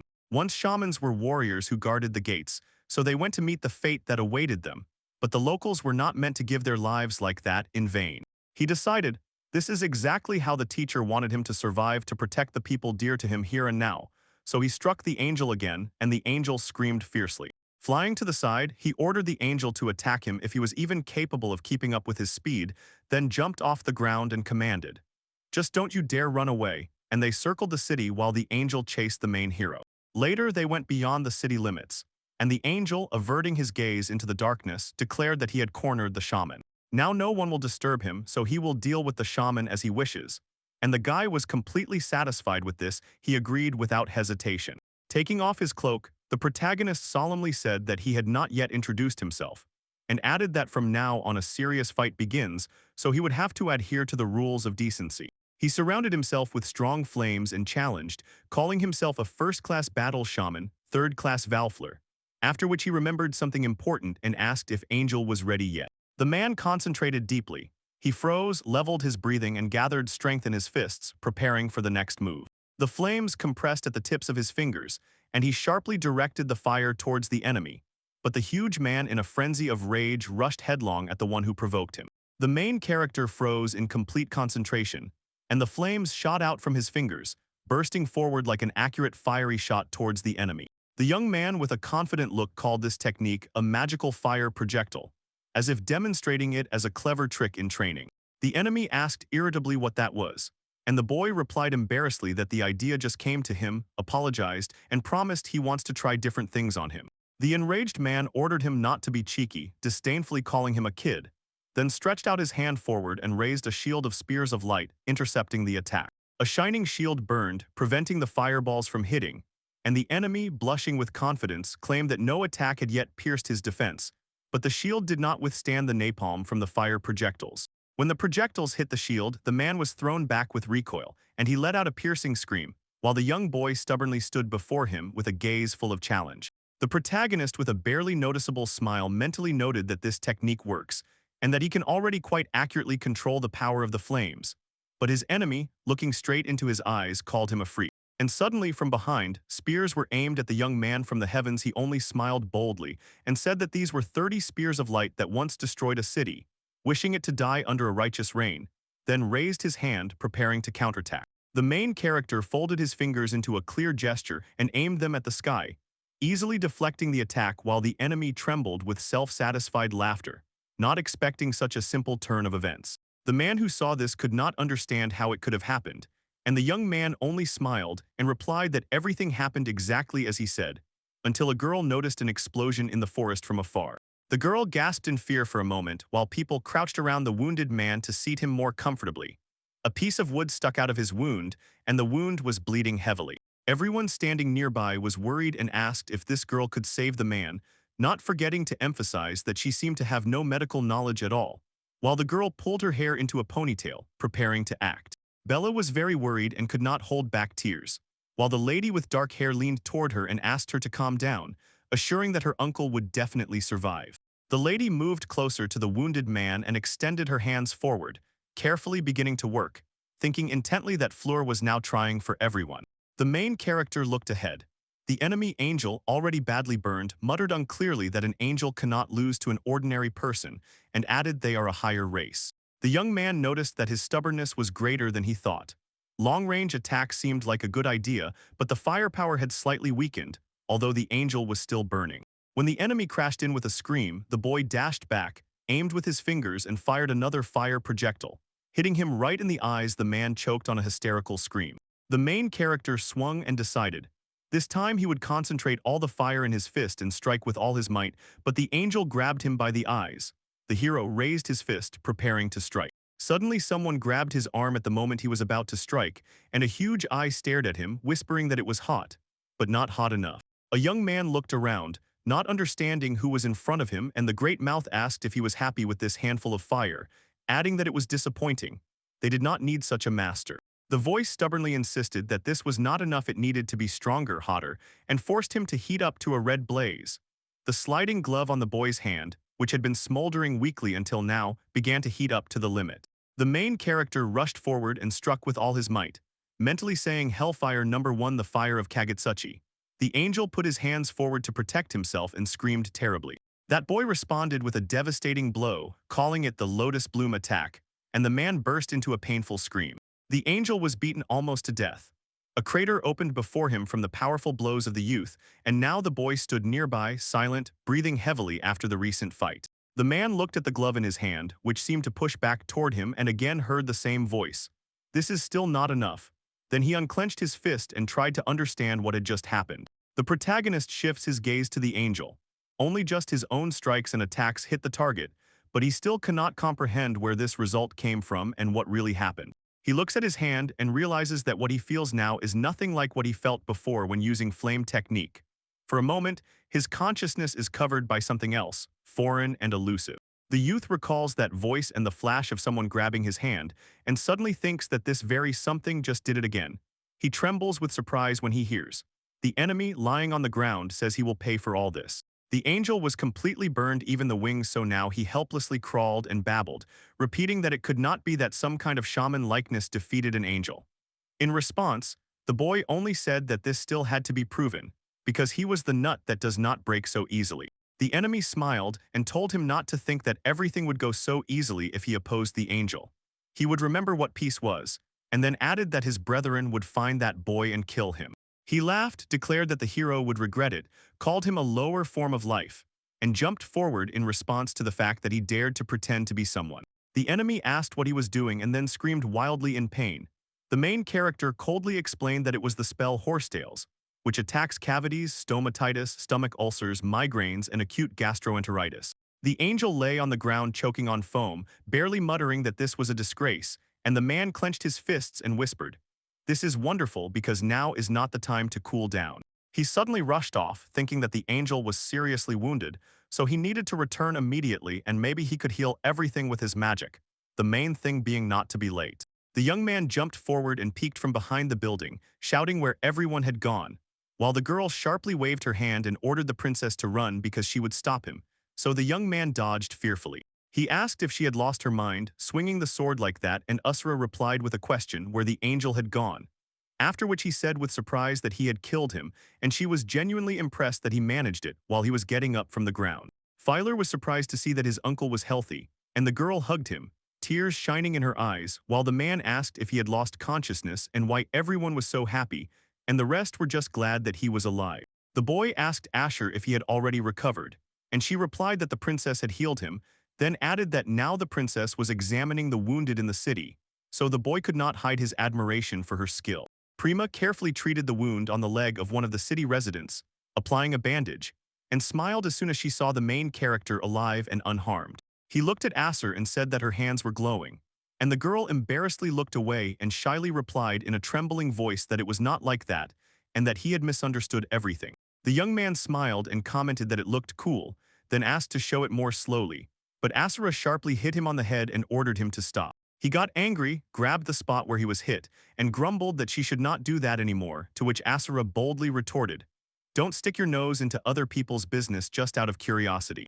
She added that people have topics they do not want to talk about, and bitterly asked how he could be so stupid if he did not understand this. The girl abruptly crossed the line and declared that he should be more sensitive to the feelings of others, then immediately approached Prima and, as if playing on someone else's pain, said, "She is hurting, so Prima should do whatever she wants with her body," which embarrassed the lady. The main heroine decided that there was a sensible meaning in her words and that she was truly right, and he mentally replied, "Next time he will be more careful." But she still annoyed him, so he decided to curse her once the young man sharply pointed his finger at Asser and uttered a curse, and she, in horror, grabbed her teeth, feeling how terrible the consequences had become. Suddenly he remembered and asked how Bella was doing, and saw that the lady was standing next to the ruins, and in front of her feet lay a plaque, as if a witness to the tragedy. Bella sadly looked at the plaque under her feet, and the main character approached from behind, noticing that the bakery was destroyed. The lady was stunned when she saw him. He lowered his head, sincerely apologized, and said that if he had reacted faster this would not have happened, adding, "This place was important to her." The young man still believed that everything happened only because they were forcibly dragged into this trouble, and Bella, looking at him, smiled warmly and mysteriously. She said that he should not apologize and explained, "The destroyed shop can be restored, but the most important thing is that uncle, aunt, and the rest are all alive and well." The lady quietly added that the very words he spoke then touched her soul to the very depths, and resonated in her heart. Bella smiled happily and thanked him for protecting everyone, and the young man replied that he would help fix the shop. To this, she decisively responded that she wanted to do everything and anything. The boy thought to himself that under any circumstances he was glad. After all, everyone was safe, which means someone was watching over them carefully. The main character immediately felt as if someone was watching, and sharply looked around in the darkness among the ruins. Bella noticed his reaction and called out, and Fleur, finding no one nearby, decided that he was just imagining it, and told the girl that he had simply imagined it. Someone was indeed lurking behind the ruins, and Bella thought that very soon she would almost fall into his hands. People were rebuilding the destroyed city. The uncle asked if they were already planning to leave. Bella smiled and replied that it would be lonely without them. The main hero, together with Avasha and Prima, stood opposite and smiled in response, and Prima warmly thanked them for everything, while the young man carried their suitcases on his back. The uncle said that they could stay and live in the city, but the girl replied that they needed to go to the kingdom of Sapphire and that they no longer wanted to abuse their hospitality, so the young man wished Bella good luck. The man confirmed that they had set off, and finally said that if she wanted, he would marry Bella with that boy, which embarrassed the girl, and she asked him not to say that. The uncle asked if she was fond of him. She denied saying anything like that, noted that the young man had his own personal life, and only then someone called her. The main hero called back with a smile, promising to definitely return to taste the bread she bakes again, and while he was saying this, there was warmth and curiosity in his gaze. He even encouraged her to improve her baking and waved his hand. The girl happily waved back at them, exclaimed that she would wait, and decided she would try to take her baking to a new level. Avashi aside, they still hadn't gotten a horse and set off on foot again, and Prima added that because of the angel's attack, buying a horse had become impossible, so the young man just smiled and said that he liked traveling without hurry. He sharply looked up at the clouds over the road and mentally went through everyone they might still meet, and barely restrained his impatience for it to happen. Cathedral of the Church of the Holy Angels. In the elevated hall, the angel solemnly declared that the 12th rank angel had failed the mission to destroy the princess of the White Pearl Kingdom, and then gloomily added that he was defeated. She continued the story. Mori managed to return on his own, but was seriously wounded and pausing, clarified that he had a damaged throat and severe burns, although it was no longer possible to sort out all the details. Then she sharply added that he had caries, stomatitis, and other diseases unthinkable for angels.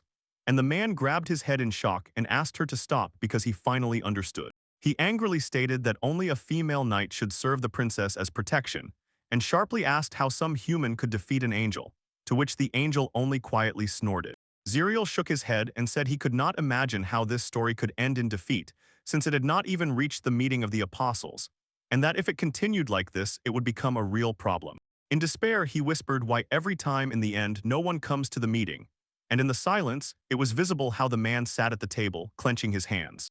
Ziriel responded indignantly that such a question would not be asked if the fallen angels were involved, and the angel calmly clarified that this was exactly what the message was about. He tore off and took a bottle in his hand, opened it, and said that if the fallen angels were blamed, his sin would become much lighter. Suddenly another angel flew into the room and asked with sharp aggression where Aldebaran was now, causing the man to freeze in surprise. While he looked at her confusedly, he called her madam, but she immediately punched him in the face and loudly asked who he dared to call old.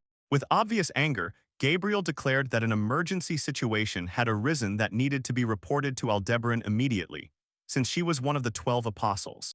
Ziriel, barely holding back tears, explained to her that there was nothing necessary there. Aldebaran himself was not there, and Gabriel rudely ordered him to call him back immediately.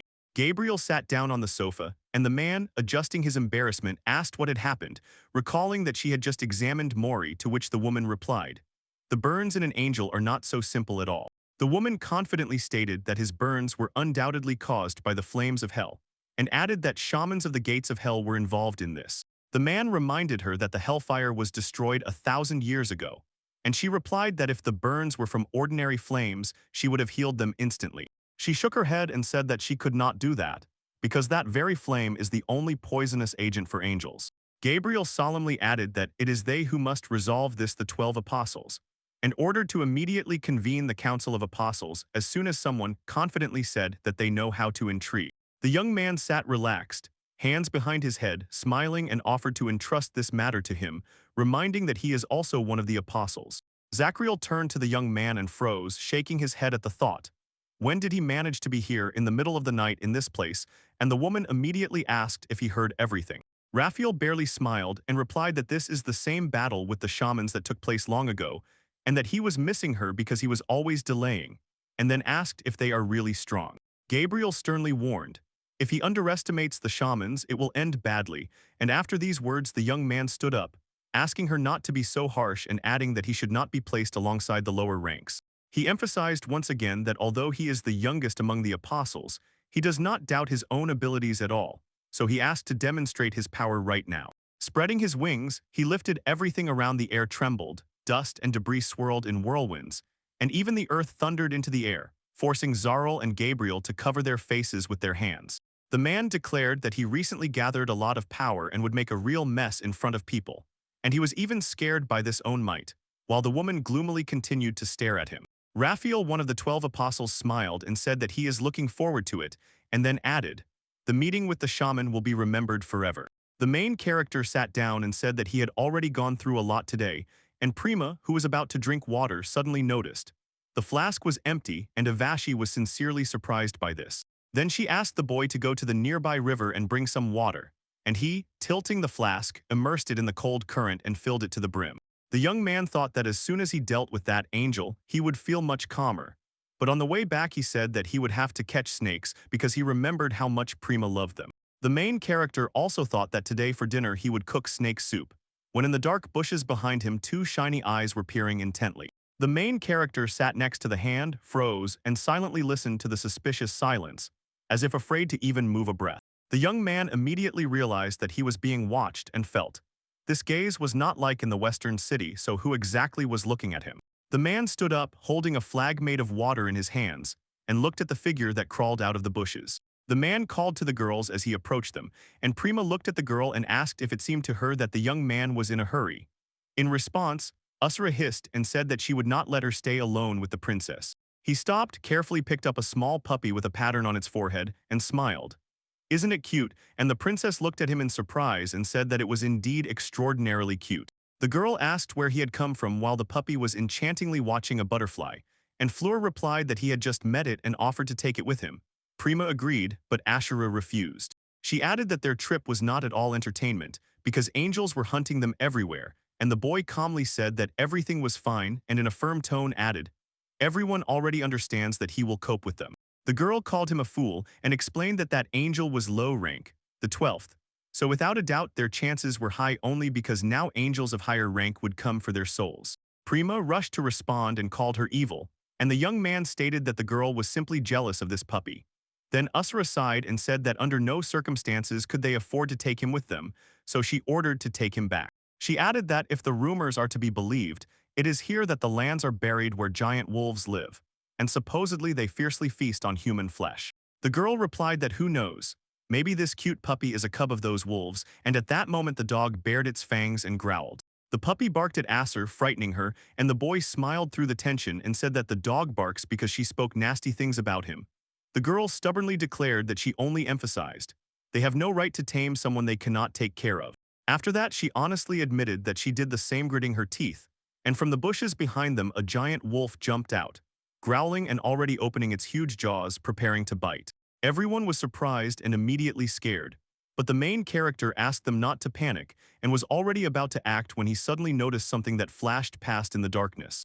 The wolf's mouth. Young man held his breath, fearing he would be eaten, but the puppy first flared up right before his eyes and, as if grown from fire, became much bigger. Before their eyes, the little puppy transformed into a huge fiery dog with a terrible smile, and the boy could not believe what he was seeing. The fiery dog bit the giant wolf's throat with its fangs, and the main character, stunned, asked Prima if the dog was really burning, to which she replied that it could not be. Prima exclaimed that this was a sacred animalth fiery dog Amaterasu, and then added, "In their world there are beings capable of controlling 8 elements, and he is one of them." The fiery dog, grinning, covered the fallen giant wolf with earth, which lay helplessly on the ground. The dog barked friendly and, turning around, in the form of a cute puppy, jumped into the boy's arms, as if greeting him with old joy. The young man and Prima began persuading the fisherman to take the puppy with him, assuring that it would be useful in battle and promising to care for it gently and thoroughly, until the fisherman agreed. The girl leaned toward the puppy and sincerely thanked it for saving her, warmly noting that it had warned of danger in advance with a sharp bark. With a smile, the girl shyly admitted that she had underestimated the puppy and said that now it was a true wonderful friend to them, after which she extended her hand, asking to continue caring for them.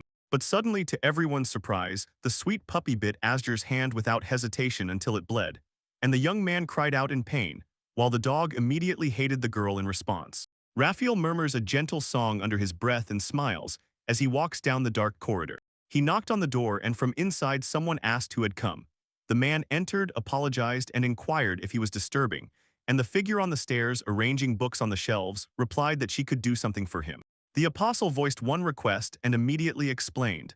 He wanted him to go and take care of a shaman who had survived. Raphael remembered Marcel, the 8th of the apostles, who played a huge role during the great battle with the shamans, and the figure who had just been returning books to their place turned around and asked about the shamans. Marcel placed the book on the shelf and said he hadn't heard about the shamans for a long time, while Raphael stood in the doorway and just smiled. As soon as the boy jumped onto the ladder near the bookshelf, the books flew in different directions and froze as if obeying only his command. He did a somersault in the air and landed in front of the young man, solemnly declaring that they were angels of a lower rank, sent for the apostles, and that they would go through fire and water. The books fell in neat stacks onto the boy's hands and head, and then Marcel calmly promised to carry out this order flawlessly. He was an angel of the 8th rank. Raphael smiled and said that he was just as faithful as before, and looking at the boy who was spinning nonstop, asked if he was not tired of moving so constantly, and the young man replied no. The apostle said that the shaman was already heading to the kingdom of Blue Sapphire, and added that the same boy was rushing forward. Then Marcel spun on the spot, shouted that he was leaving immediately, and dashed forward. An angel of the 8th rank confidently slipped out of the window, breaking the glass, and swiftly rushed to carry out the order. Raphael was left alone, and thought that this youth had destroyed an impressive number of shamans in the same battle, so he decided to return with a useful piece of information. The apostle adjusted his glasses, and a thought ran through his mind.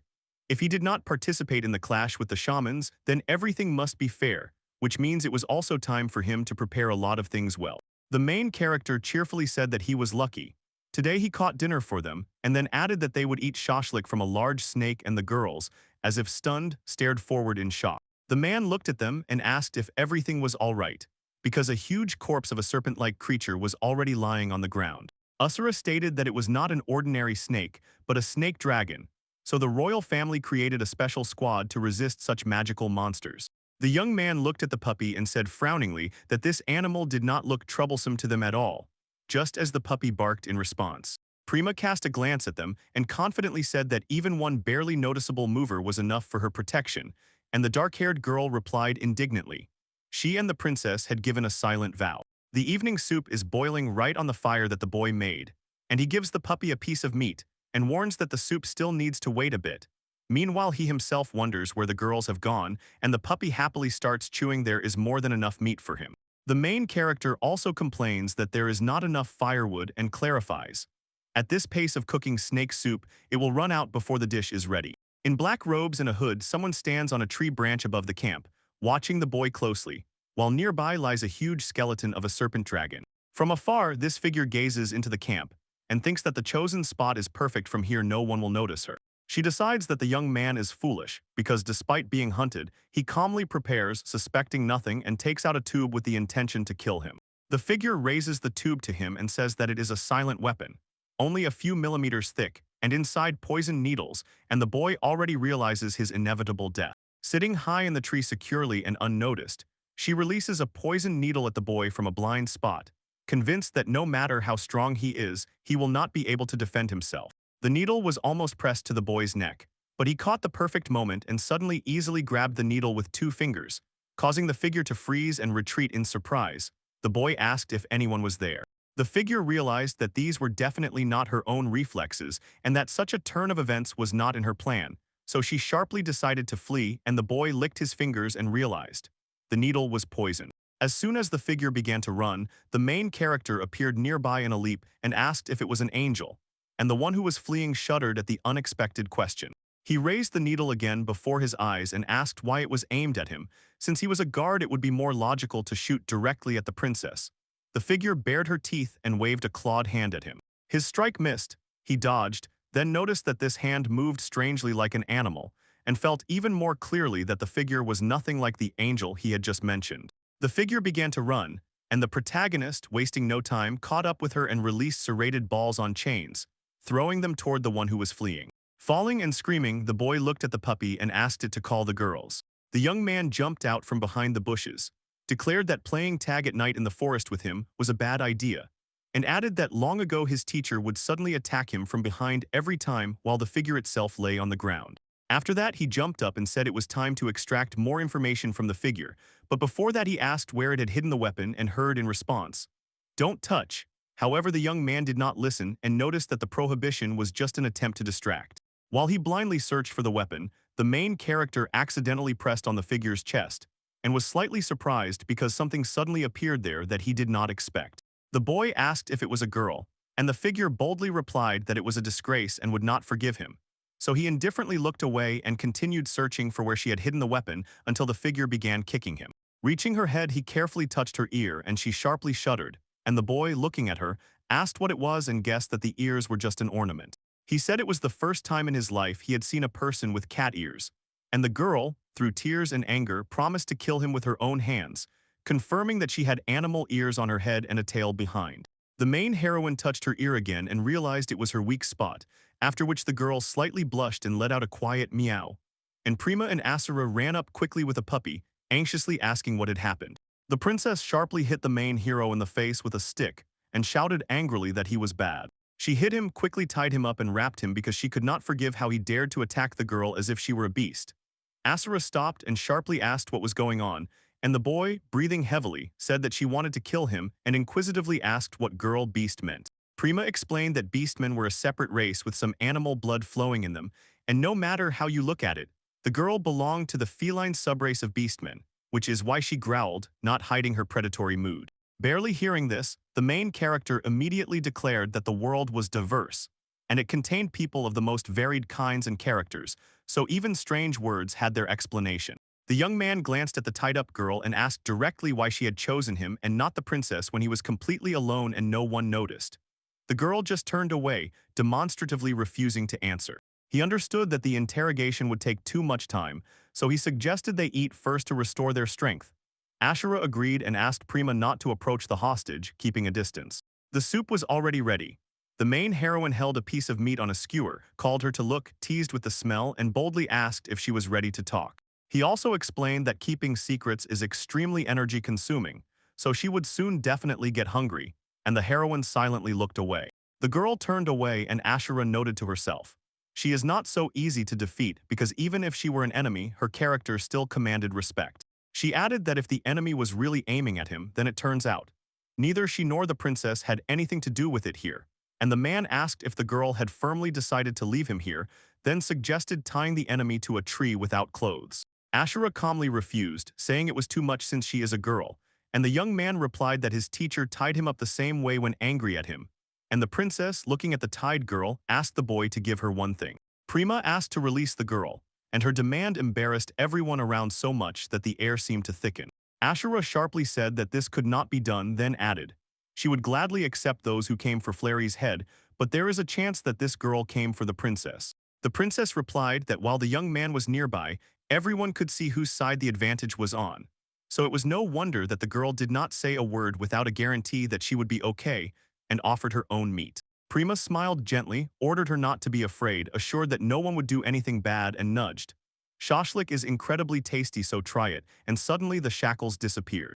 The girl asked why she was doing this, and the princess said she just needed to talk, after which the girl snatched the shashlik from the princess's hands. The beastman stepped back, slowly chewing the meat, and the puppy barked excitedly nearby until the man noticed that she finally started talking. Ashura enthusiastically declared that nothing less was expected from the princess. When she was milking the meat, the girl glanced towards the forest, but the boy sternly intercepted her gaze with an order not to sulk, and she, embarrassed, pressed her lips and whispered, she surrendered. The young man assured Prima that everything had already turned out as it should, and Avashi added that it was precisely thanks to her kindness that the princess could now talk to commoners. So Curon Princess asked everyone to be silent with a sharp word. Curon introduced herself and solemnly announced that she was the ace who unquestionably carries out the orders of important people of the Kingdom of the White Pearl, holding herself confidently like a mark of judgment. She sharply specified that she had just received the task to destroy the body of the 7th Princess of Primavera, and at these words Prima was frightened and stared at her, acknowledging that she knew about her brothers. But now, since that boy had already beaten the angel, her mission had changed. She herself had to kill the princess, and the man asked if she had been watching since the moment they met the angel, to which the girl replied that even earlier.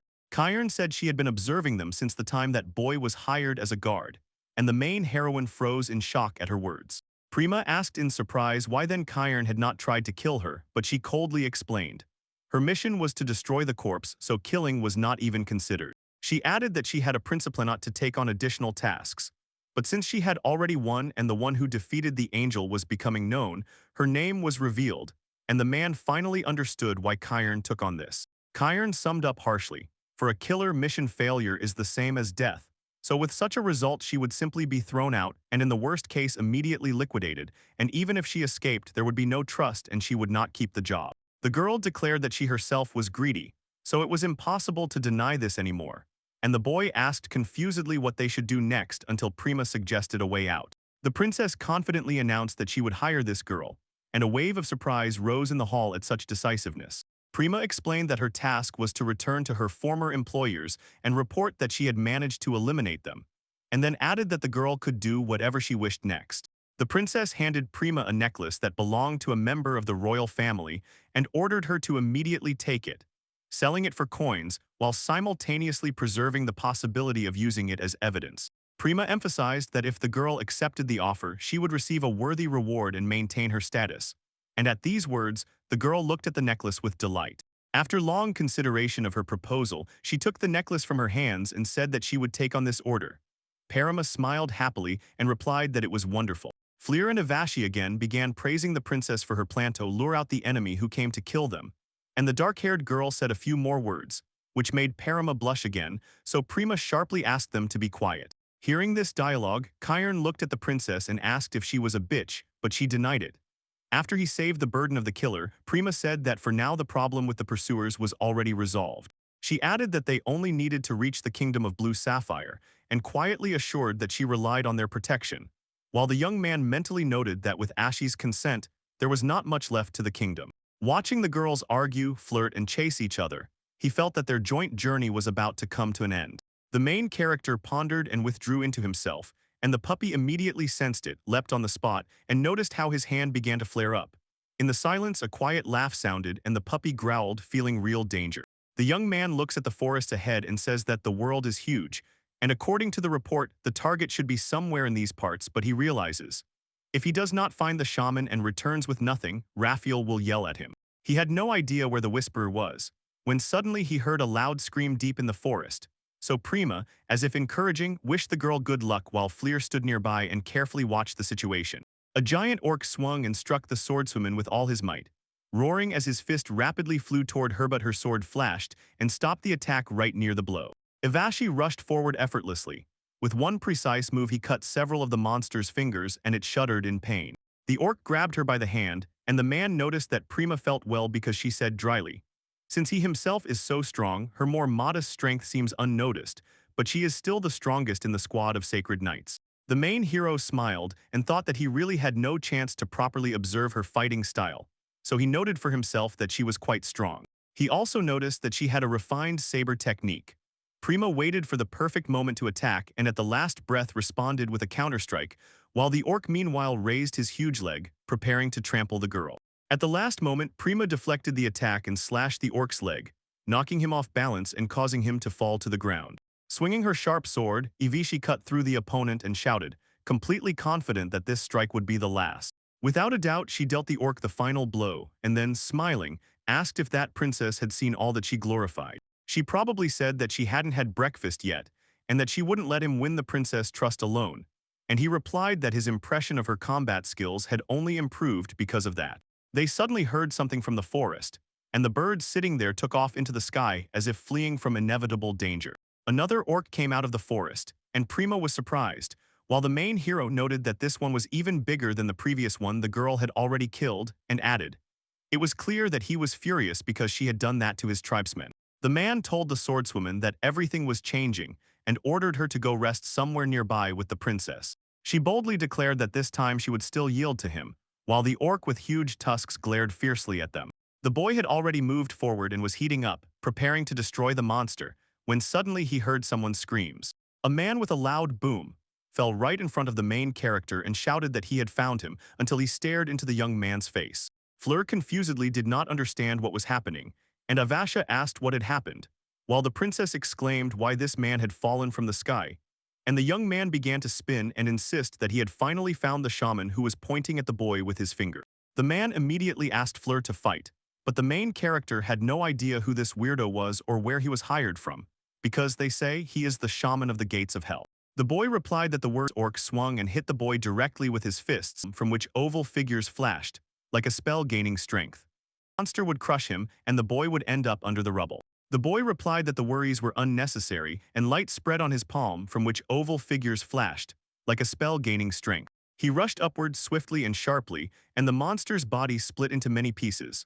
Part of the head and an arm tore off from the body, blood splashed into the air, and the boy proudly shouted in mid-jump that he was not some weakling. Blood poured like a bloody rain in all directions, and the company froze in shock. He destroyed such a monster without even using anything too noticeable or supernatural. From behind the boy, 2 pairs of wings unfolded, shining in the rays, and he solemnly declared that he was an angel of the 8th rank of the Church of Holy Angels Martial. With a confident smile, he pointed his finger at Flyer and stated that he was again asking the shaman of the gates of hell. He ordered the protagonist to fight him without any hesitation, and everyone instantly froze in shock, while Asha, extending her hand, found the princess, and the puppy barked loudly at the angel.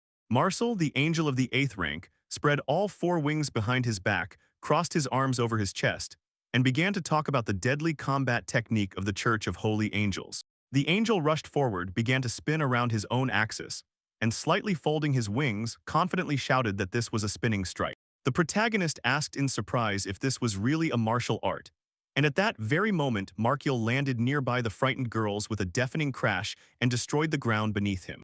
With a mangled face, the angel rose from the ground and declared that, as expected from a shaman, he managed to dodge his secret technique, and the boy cold-bloodedly replied that he simply stepped aside in time.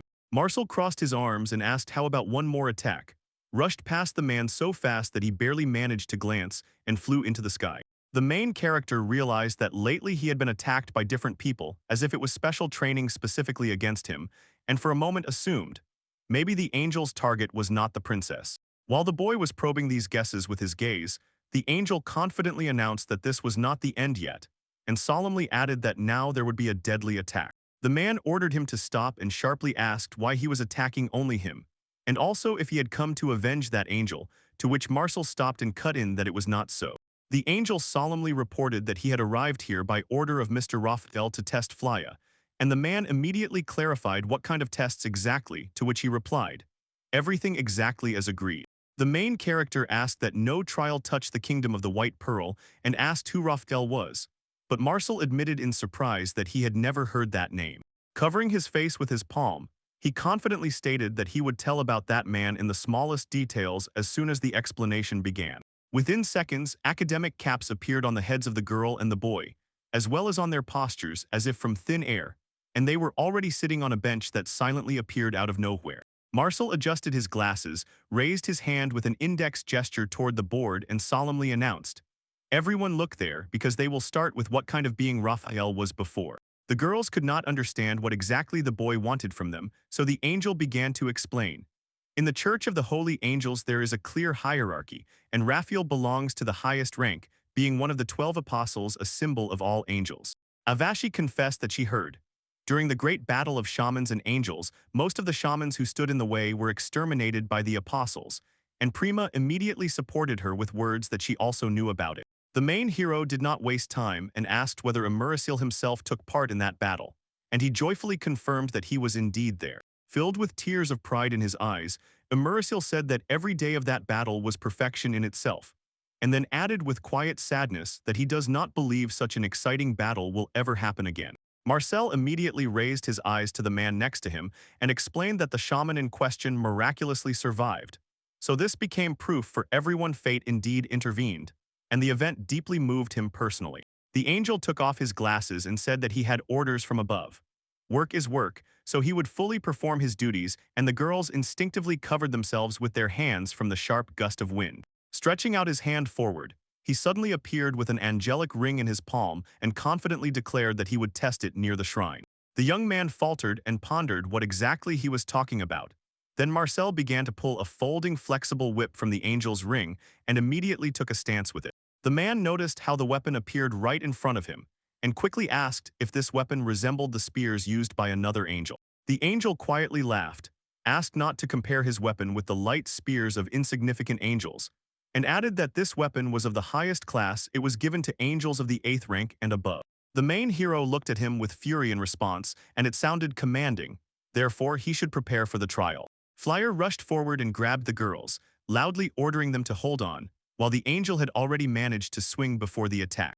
The main hero's strike turned out to be incredibly powerful. Trees within the damage area fell, stones flew in different directions, and the boy managed to jump back, avoiding the debris. Avashi saw this and exclaimed that it was unimaginable, and the main character replied that something similar was very close in the kill zone, and added, "It was with this very weapon that he chopped that orc." The blade turned towards the angel and already became a stable weapon in his hands, holding as if it obeyed him. He tried to object that the shaman was not so bad, but at that moment he slipped away from the attack again, hearing a sharp cry behind. The target was himself and no outsider involved in the fight. Marshall realized this and admitted his guilt, promising to be more careful.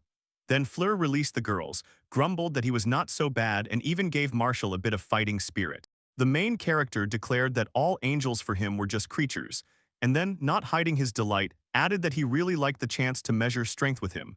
The angel stood up, and the young man began to flare up as if before a strike. Marcel raised his hand, straightened the whip, and as if starting the conversation anew, introduced himself again, naming his name and emphasizing that he was an angel who came to test him. The main character rushed forward, turned on the light, named his name, and sharply said that he was a shaman who would destroy Marcel.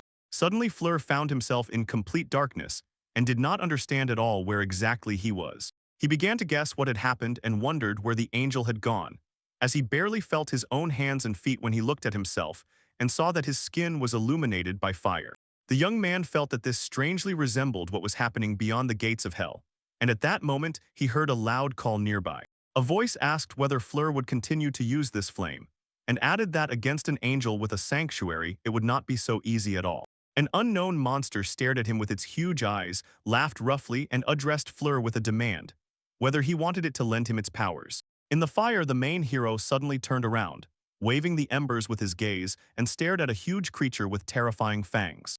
Before the main characters, a giant fiery bird suddenly flared up, whose wings crackled with flames, and it solemnly said that it had finally met them, introducing itself as Kagutsuchi. He fixed a fierce, unblinking gaze on that man and declared that he was the Lord of Demons, the first flame of hell. Kagutsuchi spread its wings, and the flames spread in waves in all directions.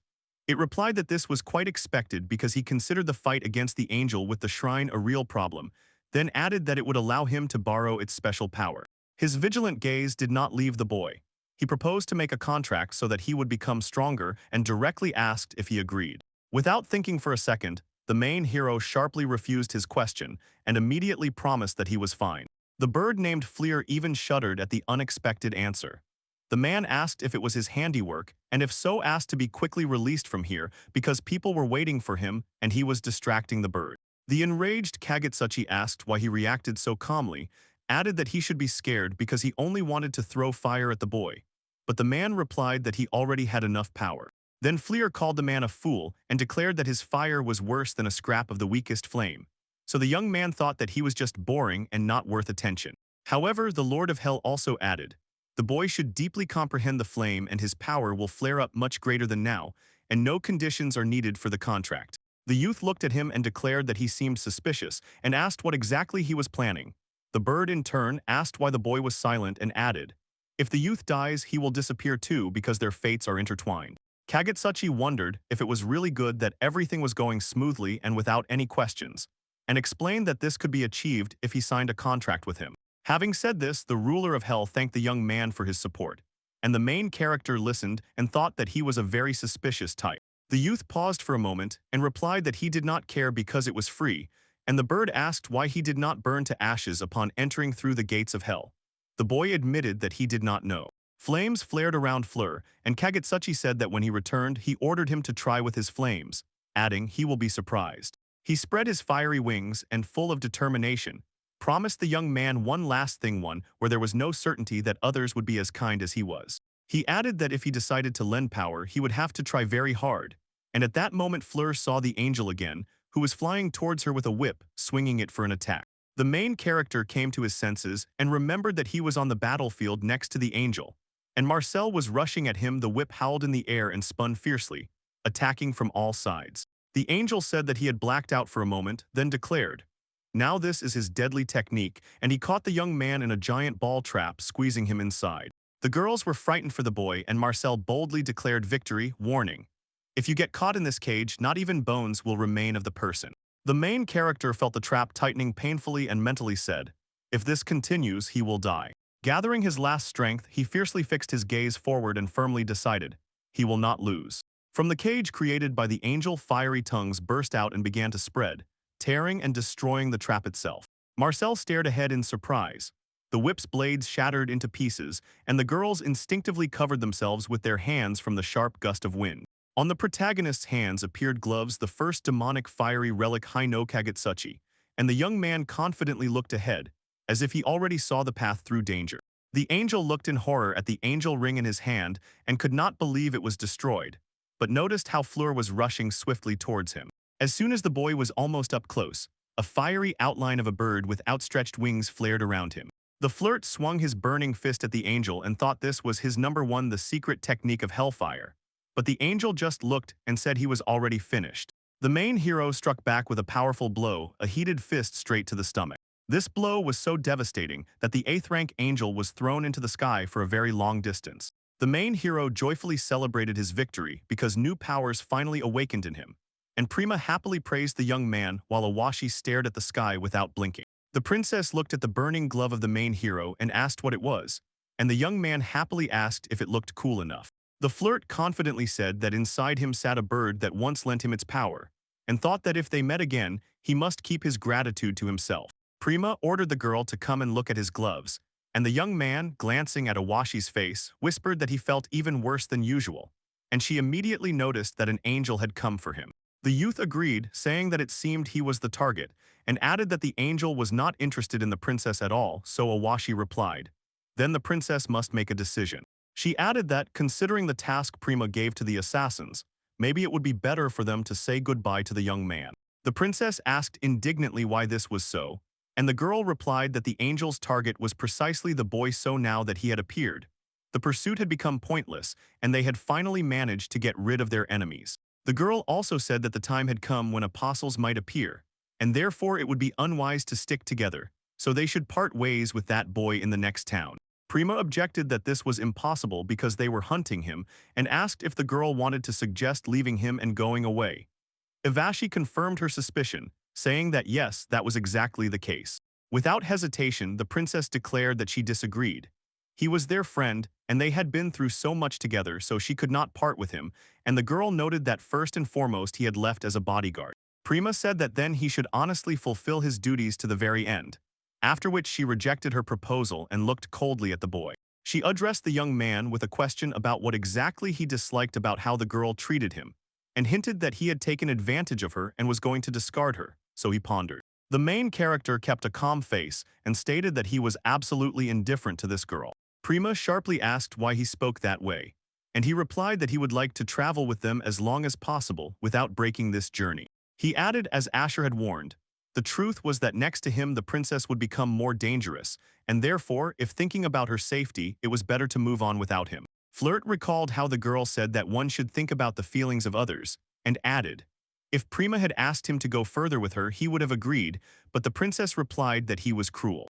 With tears in her eyes, she asked if this road meant anything to him at all, and quietly admitted that she had had fun, despite being hunted, and life outside the palace walls had turned out to be wonderful. She liked how they camped under the open sky and cooked over the fire, and she confessed that it seemed she was the only one who felt that way.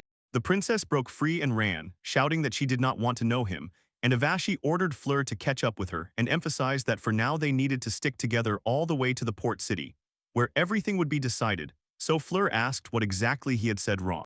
The girl said that he did everything correctly and thanked him for putting the princess's safety first. And then they set off for the city and dealt with monsters along the way. After the boy and girl defeated the monster, Prima remained depressed all this time, and an unpleasant, suffocating shadow accompanied them on the road. In such a mood, they reached the port city, and Ivashi confidently said that this was exactly where they had arrived. Before them stretched the sea. The beach was right beside them and a little further the city itself, so Prima and Fleur were glowing from finally seeing it. The man cautiously asked about the strange smell, and the princess replied that it was sea water, so the cause was the smell of the sea. Prima wanted to laugh but restrained herself, pretending she was not amused at all, and turned away, and Ivashi warned. The time of the appointed meeting was very close, so it was worth waiting here a little. The woman sat on the barrels, cheerfully declared that she was here, turned to them and asked if this was the princess she had written about, then put down the bottle and stopped drinking. Ifua sincerely rejoiced at seeing her, and Prima asked who this guest was, so Elizabeth explained that she was the vice admiral of the sea patrol and captain of a military ship, and added that they had already arranged a meeting. Ivashi looked at her and asked if she was as drunk as always again, thanked her for agreeing, and Elizabeth gently placed her hand on her shoulder, assured that everything was fine, and asked to be taken home safe and sound. To finally meet her, Prima said it was mutual and they both desired it. Elizabeth approached the young man and asked the sword maiden who he was. Fleur greeted her and addressed her in a friendly manner as grandma. And Ivashi sharply remarked that he was rude, and suddenly the same woman sharply grabbed his hand. Elizabeth laughed and said that he was very brave, then admitted that she liked him and offered him to work for her, after which she asked the girl if she could take him with her. Filer already during the farewell grabbed Elizabeth's hand and asked if she really wanted to let him go. The girl hurriedly apologized for the fuss and asked where the ship they would sail on was, and Elizabeth agreed that they wanted to get out to sea as soon as possible, adding that there was one problem. Marshall lies on the ground burned, and someone insists that he was beaten very badly, immediately clarifying. It was against their angelic chapels, and it was precisely because of this that he received the data. Raphael smiled fiercely, staring at the angel, and said that it seemed his time had come to test the shaman. On the sunny beach, people relax. Some play volleyball, some sunbathe under the scorching rays, and some hurry about their business selling various snacks from an improvised stall. The wave hits the sand. Flary looks into the distance and says that wherever he looks, there is so much around that he sees for the first time in his life. But the most impressive are some things in particular. Most of all, he was fascinated by the sea. It is so vast that from this shore the other is not visible, and he adds that the lake in his village cannot even compare to it, while the puppy barks joyfully and jumps into the water. Flary bites the salty water and is surprised to confirm that it is really salty, after which he splashes into the water, lies on his back, looks up, and thinks that he has never seen so much in the world, so now he is happy. The boy notices that the puppy is sad, asks what happened, hears in response that it is probably hungry, and says that he is also hungry and would like to try something from the stall but has no money, when suddenly someone shouted to him from the side. The protagonist turned around and saw the princess and her guard in swimsuits, which made him momentarily confused and embarrassed. Ivashi asked where he had gone ahead of them. The boy was glad to see them and thought that they had finally reached the right place. A few hours ago, the Yuashi angrily demanded explanations as to why they were not allowed to set sail right now. Elizabeth reported that the Marines had docked the ship in this city to replenish supplies, and according to the plan, the princess was supposed to blend in with the crew and board, as this was an informal migration to the kingdom. She added that the loading of supplies would finish tomorrow morning, so the stop would last only one day, and suggested they explore the city and relax after the journey. The main character carefully picked up the puppy in his arms and smiled, promising that they would go eat soon. Flirt spoke to the girls and asked them for money, noting that the street food stalls smelled incredible, but Asura cut him off. He was not on vacation and still remained a guard, so he could not relax. The girl looked at the boy and asked if he wanted to say something, but he did not get the hint and asked what exactly she meant. She aggressively pointed her finger at the princess in a swimsuit and asked if he felt nothing looking at Prima like that, then added with a biting reproach that usually shy princess had finally dared to wear a swimsuit. The girl admitted that she herself barely restrained from starting to flirt with the princess.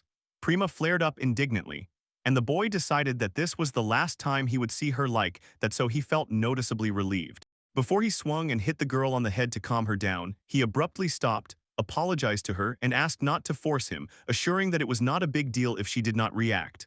The girl was gripping a stick in her hand. She added that this was their last meeting together, so she decided to wear something bolder, but honestly admitted she had overdone it a bit. The main heroine smiled and objected that there was nothing wrong with that, then said it suited her very well and she looked simply wonderful. The Yuashi angrily cursed him and asked how he took advantage of the situation and decided to flirt with Prima, and that boy was clearly confused, having no intention of doing anything like that. The main hero advised the princess not to waste time and to go have fun, and the girl smiled and immediately agreed. At the sea, the company entertained themselves until evening chasing a ball, but in reality they were carefully watching the fish, as if the game was just a cover. The man was petting the puppy, sitting right on the sand, and with a smile said that they played well today, and also that he enjoyed both the fish and fully embraced the sea. He added that for some time he and the puppy would travel together, when suddenly someone approached from behind and called him. The young man saw Prima, amazed, and asked where Avashi was. The girl replied that she and Elizabeth planned to leave tomorrow morning, so for now she would stay with him because it was dangerous to be alone. The princess smiled and asked if she could sit next to him, and he immediately agreed, making space beside him. She sat on the hot sand next to him and quietly said that she liked this day, adding that perhaps it was the most fun of their entire journey. Flirt smiled and replied that it would be good if the last memories remained bright, and that angels no longer hunted her. She agreed and asked if his journey was already over. The man shook his head and assured that it was not the end yet, because he could not stop after such a journey, and even more he intended to see the whole world. He recalled that he once thought of visiting the kingdom of Blue Sapphire, and suggested having fun there together again, but the girl suddenly stood up sharply, as if something instantly frightened or alarmed her. The main hero looked at the flushed girl and called to her. Prima clutched the edge of her dress and hurriedly said that she needed to give him something important. The main character looked carefully at Prima and asked what exactly she wanted to tell him, which made her blush a little. Against the background of the sea noise, Prima confessed that she wants to continue traveling with him just as before, and asked how he would react to that. He held his gaze on her, and Prima hastily looked away and quietly insisted that for the first time in her life she is living a full life.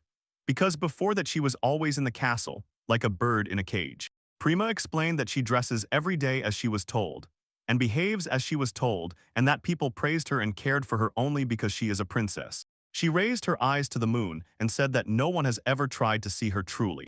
The girl confessed that it all started with the struggle for the throne, which gave her a chance to shed the status of princess.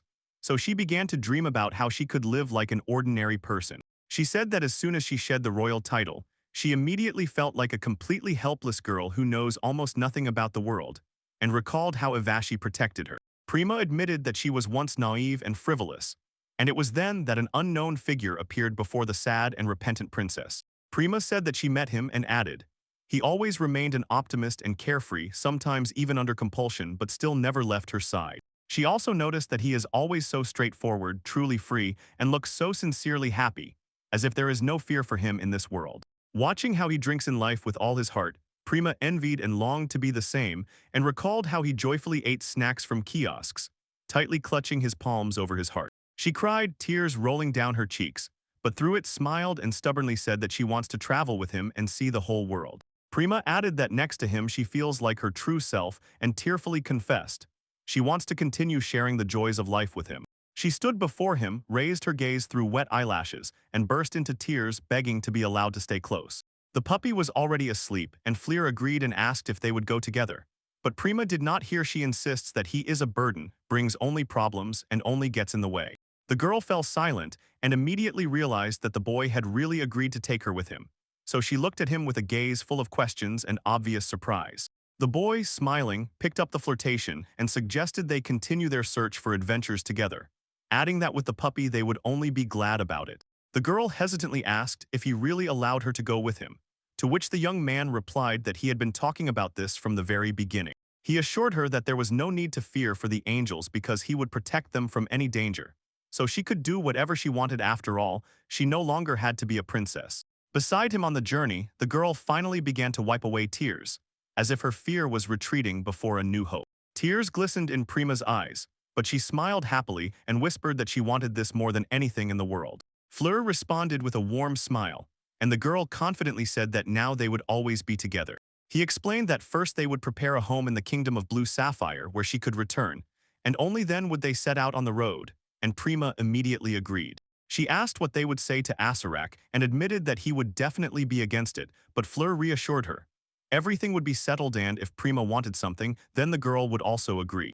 Suddenly, right at the shoreline before this couple appeared Ashura, sternly declaring that this would not happen, while Elizabeth stood beside the girl, watching the conflict attentively and tensely.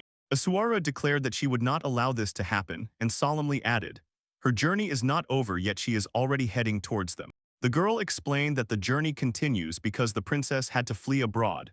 They wanted to kill her, and she still could not believe that everyone tried to cover it up for the sake of adventure. Prima froze in surprise upon seeing the girls, and Elizabeth quietly said that Ashura was frightened, so she was left alone with the boy. Because of this, preparation for tomorrow morning became impossible. Escher subtly realized that her worries were not in vain, and sharply called the main character, not giving him a second to hesitate. She strictly ordered him not to fill Prima's head with nonsense, and coldly added that she could no longer remain her bodyguard. The princess stood between him and the young man and firmly said that all of this was her own idea, and Fleur sharply replied that the girl is not anyone's property. He pushed Prima aside and confidently stated that he understands Ashura, as she cherished the princess to madness. The man shook his head. Forcing her to live her life by force is a bad idea, and Fleur added that life is one, so one must enjoy it to the fullest and be even simpler, after which she glared fiercely at him. Then he said that if she is afraid of angels, there is no need to worry, he will defeat them.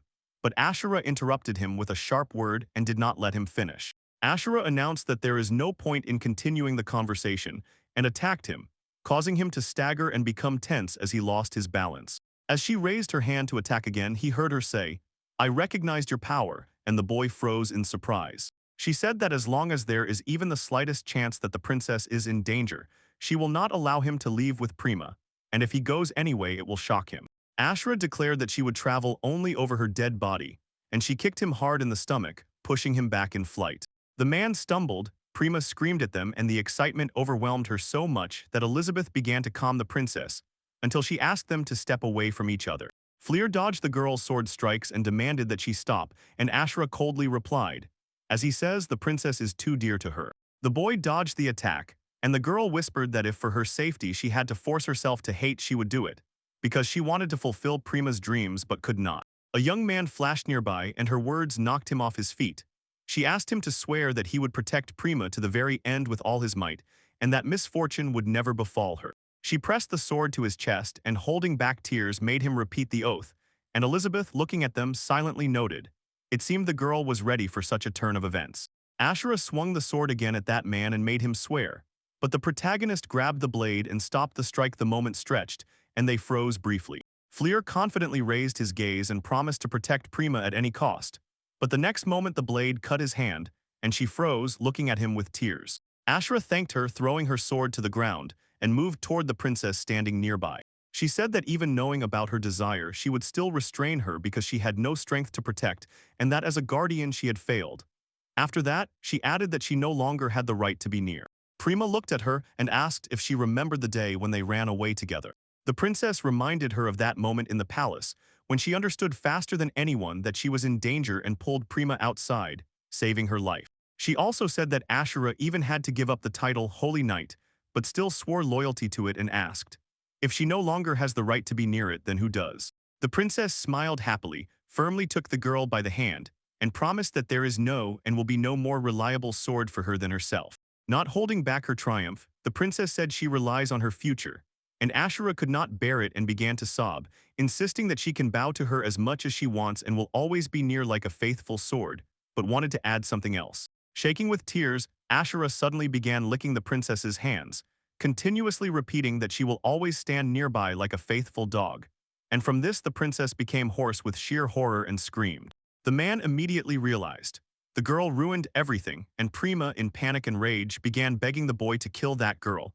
But Elizabeth only smiled and calmly said that it seems everything is already settled. Prima hit Ashura, and Elizabeth ordered everyone to go to sleep, adding that they have already finished loading supplies onto the ship and will set sail tomorrow to the kingdom of Blue Sapphire.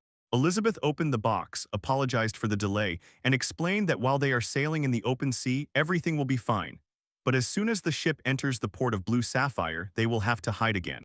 Usura angrily looked out of the box and asked if they need to put everything into the same, obviously too cramped for the heat, container, while Fleer got tangled in the hem of the princess's dress, and asked if it was already night, and Prima blushed and tried to stop him.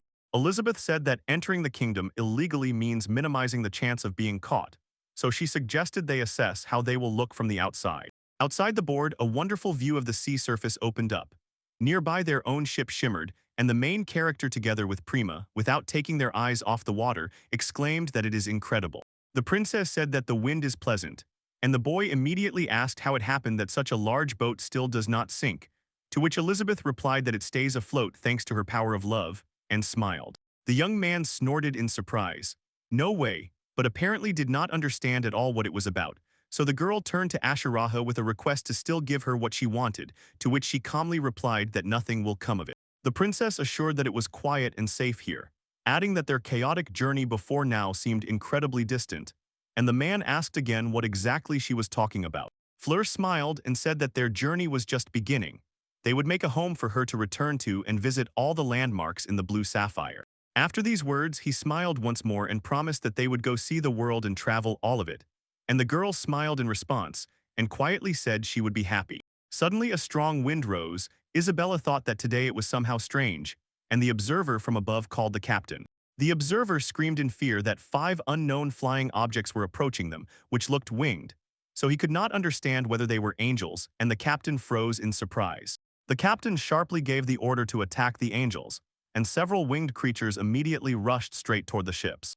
The woman without hesitation ordered to prepare for a counterattack, warned that their target was the princess and her companions, and gave the command to show the full power of the Blue Sapphire Sea Patrol. Voices off-screen coldly and evenly reported that the target was found, confirmed the data, and named it the princess and the shaman, after which the command to destroy echoed several times. The emotionless angels in the sky were already holding various weapons, preparing to attack and erase their targets from the map of space. Fleur suddenly realized that he had seen them somewhere before, and the woman whispered to the young man.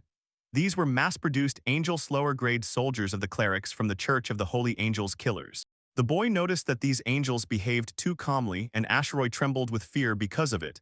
Then the girl objected indignantly, and Elizabeth sharply replied, "They are not calm." The woman said that although they were stamped out by the hundreds, angels still remain angels, sincerely apologized, and ordered to prepare for the worst, while the captain's subordinates reported. The cannons were already loaded and ready. Elizabeth ordered to open fire, and the cannons flared with roar and flame. But the angels easily repelled the attack, raising a shield before themselves. The sailors shouted that it was a shield of light spears, quickly reloaded the cannons, and the woman commanded not to stop and to continue shooting, adding that angels are especially weak in exhausting, bloody battles. One of the angels attacked the ship, destroying one of the cannons, and the sailors shouted about an attack on the escort vessel, explaining that the enemy was targeting the artillery specifically.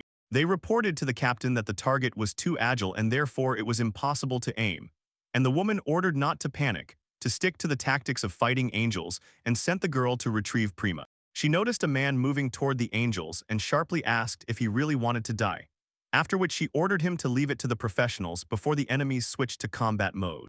The heralds repeatedly chanted words of destruction, so the woman rushed to try to stop them, and he folded two fingers and directed the gesture to the sky. At his whim, a huge fiery sphere flared above the water, larger than the ship. It hit the angels directly and burst forward, wiping them off the face of the earth. The captain and her crew froze at what they saw, and the main heroine, clutching her weapon, said he had gone too far and promised to shoot them one by one. Love flared again on his hand and flames unfolded around him. He declared that thanks to Haino Kagetsuchi his power had grown and recalled the advice of that little bird. Fire can grow and grow. Grima openly admitted that it was him, and Asaraha calmly assured that such a level no longer surprised them, while Elizabeth was in complete shock. The main hero stood in the midst of flames, clutching a fiery glove. The angels burned and slowly settled downward like ash after an explosion. The captain and her crew were stunned by the fiery power they saw in the sky. It destroyed the enemies like a whirlwind, and the woman admitted that it truly surprised them. He waved his hand at them and announced that it was all over. Elizabeth replied that he was the shaman Bram of Hell, which was destroyed 1,000 years ago, and added, "It's strange that he remained alive even in that era." Ashara said that yes, she told him that. Let him destroy everything that causes outrage in this woman, then sighed and added, as if no one would take it seriously and she was just joking, and her words broke off into a muffled She asked if it was a demonic artifact, and the sailor replied that she seemed to know about angels and shamans, then asked if she herself hadn't called it all a fairy tale, because someone was watching them. Suddenly someone appeared behind the boy and whispered that it was all because of the fallen angel in the kingdom of Blue Sapphire, and that he knew much more than people from other countries, so they still did not understand the whole truth. He also added that, as expected, the mass-produced angels turned out to be useless, but he managed to see the demonic artifact again and he greeted the shaman. Raphael introduced himself to the sailors and declared that he was one of the 12 apostles of the Church of the Holy Angel. The sailors did not understand where he came from, and Asra crossed the princess's path and ordered her to duck. The girl shuddered hearing the command. The princess thought that stronger enemies would chase them, but could not believe that Fleur did not notice the enemy right under his nose. Elizabeth said that it was a great honor. The apostle himself honored them with his presence, and asked what they had done to deserve this, to which the apostle replied, "Nothing special, he was just killing time." He said he did not care, then added, he came to the shaman and asked them not to get in his way, and the woman immediately promised that this would not happen as soon as they pointed weapons at him. Elizabeth declared that this was her sea and her ship, and this boy was her important guest. So she and the crew aimed weapons at him and asked coldly if he would acknowledge this without resistance. The boy trembled and asked to stop her further torture, and Raphael confessed in a quiet voice that he was afraid, and added, "The kingdom behind which the fallen angels hid." He stood up sharply, confidently said that the expelled angels could at least cheer them up, but the woman cut him off. They are not going to wait until they are killed. The captain ordered the sailors to fire all the cannons. Apostle smiled boldly, watching the bullets fly forward. but in an instant the air seemed to freeze. All the bullets suddenly slowed down, and Raphael Grind said that it was brave. He touched one bullet with his finger, then added that in a few hundred years people have already invented much more interesting weapons. He added that no matter what, this weapon is powerless against angels. And the apostle, looking fearfully at the pointed bullets, touched a bullet and ordered it to return, and the bullets instantly flew back, leaving a sharp whistle behind. The bullets again rushed forward and hit the sailors and the captain. She, grinding her teeth, convulsively began to cover herself with her hands, repelling the pain that surged in waves. She fell to her knees and clutched her side, squeezing the fabric in a pain attack, and the young man shouted "Granny" and rushed to her. But through the moan she ordered him not to call her that, and the young man froze, looking confused. On the ship's deck lay wounded people clutching wounds and groaning with every breath, and Raphael approached Fleur and said that he had finished with the commoners and was ready to move on to that man. The apostle noticed the girls and asked if she was perhaps the seventh princess of the kingdom of the White Pearl, then coldly added that the order to kill her was postponed and that he would deal with her in advance. Hearing this, the little dog again turned into a giant fiery dog and rushed straight at the apostle, preparing to attack him.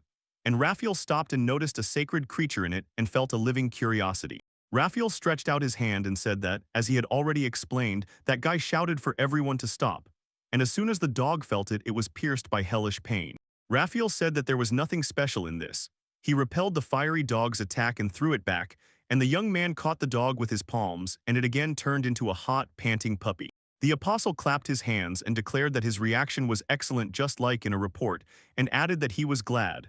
Finally, there is someone before him to test, and the young man looked at him attentively. Raphael spread his wings, called him by name, introduced himself as the one who came from the wind, and asked why the apostle had come here. The protagonist flared up with anger and ordered Asherik and Prima to take care of the others, while Prima, leaning over the wounded puppy, began treatment and could not hold back tears. Raphael looked at the main character, said that he had a rare chance, and asked if he wanted to bet something on the choice or offer something in return.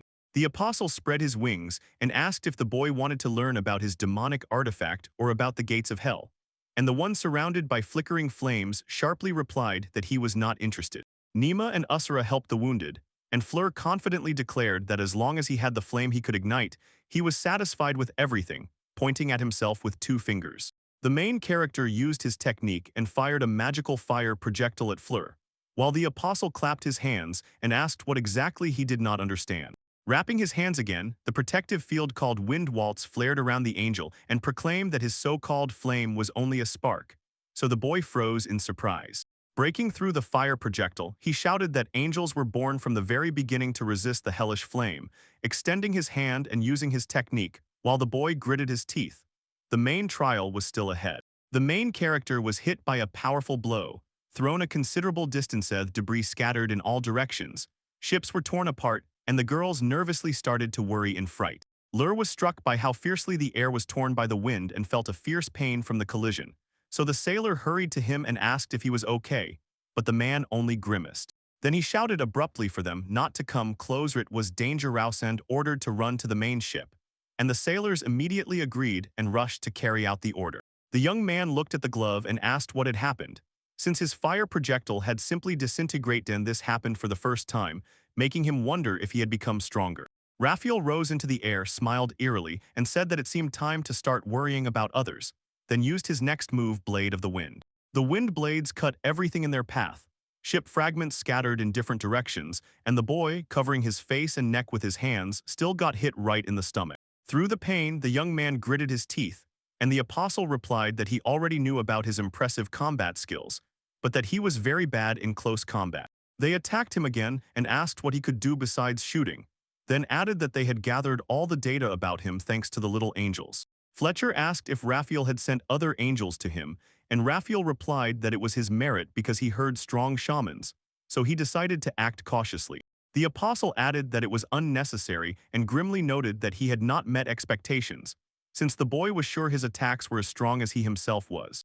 Raphael asked if he was always so confident and said that was a problem, he could not have fun for so long, then smiled eerily, remembering something. The angel solemnly announced that he had invented a funny game, pressed his fingers on his hand, and unexpectedly for everyone, one of the ships on the flat sea surface began to slowly rise from the water. With each second the ship rose higher and higher, and Fleur froze in shock watching this, while Raphael calmly said The rules are simple. He would test him until the very end. Several roses rose into the air, and the apostle said that for every attack by the boy he would sink one ship. There were 3 in total. So let the ship with the princess be the last. The main thing is not to betray the agreement. The main character repeated what he heard in the saga, then flared up with rage and shouted fiercely what he was even doing in this game. Raphael smiled and asked him not to make such a terrible expression, then added that there was nothing more fun than playing with human lives. The apostle spread his angelic wings, stretched out his arms to the sides, and proclaimed the start of the games, while behind him 3 ships hovered in the air.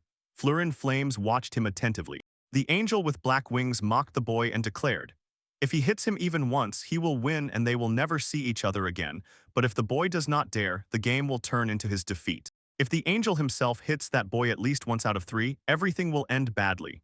There are only 3 ships, so the young man can withstand no more than 2 hits, otherwise the main ship is doomed." He could not allow casualties, so he decided to get rid of the angel without a single hit and, aiming, rushed into battle. The youth mentally ordered his comrades to hold on because the aerial battle was clearly not in his favor. So first he had to knock the angel down, but the winged one only laughed and asked if he should wait for a stream of flame, and he rushed forward. The boy threw wind needles and swallows in a whirlwind at the opponent, and he thought, if this is just wind, he cannot burn him, so the only option is to dodge, and the young man sharply changed direction. The man decided that the angel controlled the wind with his own hands, so even if the enemy is difficult, one should decipher his tricks and there is a chance for victory. But the winged man himself already understood these thoughts. Thanks to such assumptions, he was able to catch this boy and hit him right in the stomach, honestly admitting that he was waving his arms just for show without any meaning. He controlled the wind without any effort or tricks, so it was impossible to see him with the eyes, and the angel only noted that he definitely hit the target. He confirmed his words. It was not in vain that he spoke of punishment, because he maliciously blew up the first ship and immediately killed the frightened boy. The ship suddenly sank, and the youth in complete panic could only watch as his loved ones disappeared, and in his mind, picture after picture became increasingly unbearable. The angel continued laughing loudly, then said that only 2 ships remained, so if the shaman does not try, his friends will become food for the local fish, and the boy should pull himself together and become more serious. Enraged, he did not understand what this angel wanted from him, and how he managed to irritate him to the edge so quickly. He burst out laughing, immediately became too serious, and explained that the reason was that this guy had allied with the Lord of Demons and was destroying the world with the power of Hellfire. So the angel could not just let him go, it was his sacred duty to deal with him, and then he would do everything as it should be. After these words, he again exploded with loud laughter at his own joke, enjoying how well it worked, while the young man looked at him in surprise. Eventually, the angel honestly admitted that he had no special reasons. He just came to have fun, because situations where one can use full power were becoming rarer and rarer. So he decided to stall time with this guy and said goodbye with a slightly soft flick, stretching each bye-bye as if on a string. While the shaman was pondering everything that had already been said, the angel stood behind him and put his hand on his shoulder, politely asking if it was really okay to leave one's back open. In surprise, he twitched and could not understand how the angel managed to get behind him, but when the man suddenly lunged forward, he realized. He was caught again, it was only a whisper of the wind. The angel continued mocking the guy, and he let his guard down, jumping into the air himself, a foolish move, after which wind needles were already flying at him in a moment. Hundreds of needles pierced the man's body, and even the armor did not save him. He only smiled, because in such a situation there was no need to count wounds anymore. The game was already over, but he still aimed at the main ship, realizing that he would do exactly that. The young man screamed in despair, begging him not to shoot because his friends were there. Angel, pleased with himself, slowly said goodbye, and at the same time relentlessly destroyed the ship. He shouted, protested, and called out the names of his friends, and Prima immediately appeared in the shaman's mind. He needed to escape this nightmare, at least in his thoughts, because he promised her to go on a journey while the angel enjoyed what was happening. But to the clinking and disgusting laughter of the angel, the entire schooner quickly sank, and the shaman could only silently watch how their chance ended. The young man painfully understood that he could do nothing for his loved ones. He could not protect them from Raphael and from such a fate, and from this thought he could only grit his teeth too late. He was incredibly sorry that he could not reach the angel and stop all this, so he mentally apologized to the entire team for his own helplessness. The flame proved powerless against this angel, and the ship finally dissolved in the depths of the dark water, disappearing into the abyss. The ship is sinking and the shaman himself is sinking with it, Because after all the efforts to return to life, it seemed he had already reached the limit, but memory stubbornly held his promise. No matter what happens, he will protect the princess. And he meant exactly that. He mentally apologized to Prima for not being able to keep the promise. And then he himself was surprised by his own courage. His thoughts seemed cute to someone, and he could not resist saying it out loud. The shaman looked around in surprise and tried to understand who exactly heard and responded, but the girl did not stop. Her thought was unchanging. The young heart that mourns for the young maiden, beautiful and worthy of respect, and such love is truly real, madam. The woman sitting nearby joyfully spread her arms and confessed that she was deeply touched by the boy's feelings when he remembered this girl, and then almost laughing asked if this could be considered the beginning of love. Guy froze in surprise. This woman seemed too persistent to him, and to avoid offending her, he cautiously and with interest asked who she was, but this address clearly angered her. She answered sharply, making it clear that one does not speak to him like that. She ordered him to convey, "I am the demonic queen, the second fiery spark of hell. If you address me, speak as is proper," because she is the ice queen Aurora Causidus, who intended to lend this boy her own power. When the shaman asked if she was friends with the fried rooster, her face twitched with disgust and she admitted, if she could, she would sever all ties with him, and in their company, she said, except for her, everyone is completely rude and ill-mannered. At the moment when the shaman seemed to show affection, the queen promised to help and not be stingy, and he thanked her and said that her intentions were already enough for him, and this confused her. She heard his explanation. He fought Raphael from afar, so the flame did not reach, and no matter how much he kindled the fire, if it is impossible to hit the enemy, then everything is in vain. And Aurora only snorted and dryly declared that the shaman is stupid. Eventually, she decided to put a full stop. My flame is the best, and if he finally understands and learns to control it, he will never lose to someone like that bird. The boy was surrounded by tongues of flame, and the Ice Queen explained. The glow of his pure love would become her gratitude for such generosity, so she gives him a second fiery, hellish abyss. Pointing with her finger, she emphasized that the boy was still alive and hoped he could do something more. In return, she would give him another chance with the power of love, and the shaman, full of determination, cast aside all doubts. The shipwreck debris slowly floated on the water's surface, and Raphael sat on one of them. It was clear that he was wildly upset. He had placed great hopes on the shaman from the gates of hell, but it turned out that was all. He simply broke down from helplessness. I am amazed at how they managed to corner such a company. The angel gathered his thoughts, stood up, and was about to return because he had to report to Aldebaran, but suddenly noticed something strange. Cold crept up his body like an invisible icy grip. His body trembled, his teeth nearly chattered from the cold, but he could not comprehend what was happening, because immediately after he noticed the strange sign, frost began to spread over his skin, squeezing him from the inside. He noticed that something had happened, but as soon as he turned to look, the water behind him suddenly flared up, and his eyes instantly widened in shock. The entire ocean began to freeze for no apparent reason, and the ice blocks looked more like tongues of frozen flame. While steam burst from the angel's mouth, the air temperature dropped right before his eyes. Raphael froze, not understanding what was happening. He quietly asked if it was a joke, heard a negative answer, and at that moment gunshots rang out. The shaman, approaching the angel from behind, explained that this was the second fire of hell, the Ice Age, and said he intended to take revenge on all comrades. So the last round had already begun, and its first sign had already flared in the sky with cold. The combat shaman of the third echelon, first-class Valflora, promised that this time he would not lose and would punish the angel for everything he had managed to do. Raphael, standing still and hesitating, asked the shaman what this phenomenon was, because he had never heard of anything like it. Everything around was covered in blue flame, and Raphael could not understand. Shouldn't hellfire burn everything around? Covered in icy flames, Valfleur eventually admitted that he himself had no idea that thing was lent to him by that blue grandmother, but the young man was hardly bothered by it.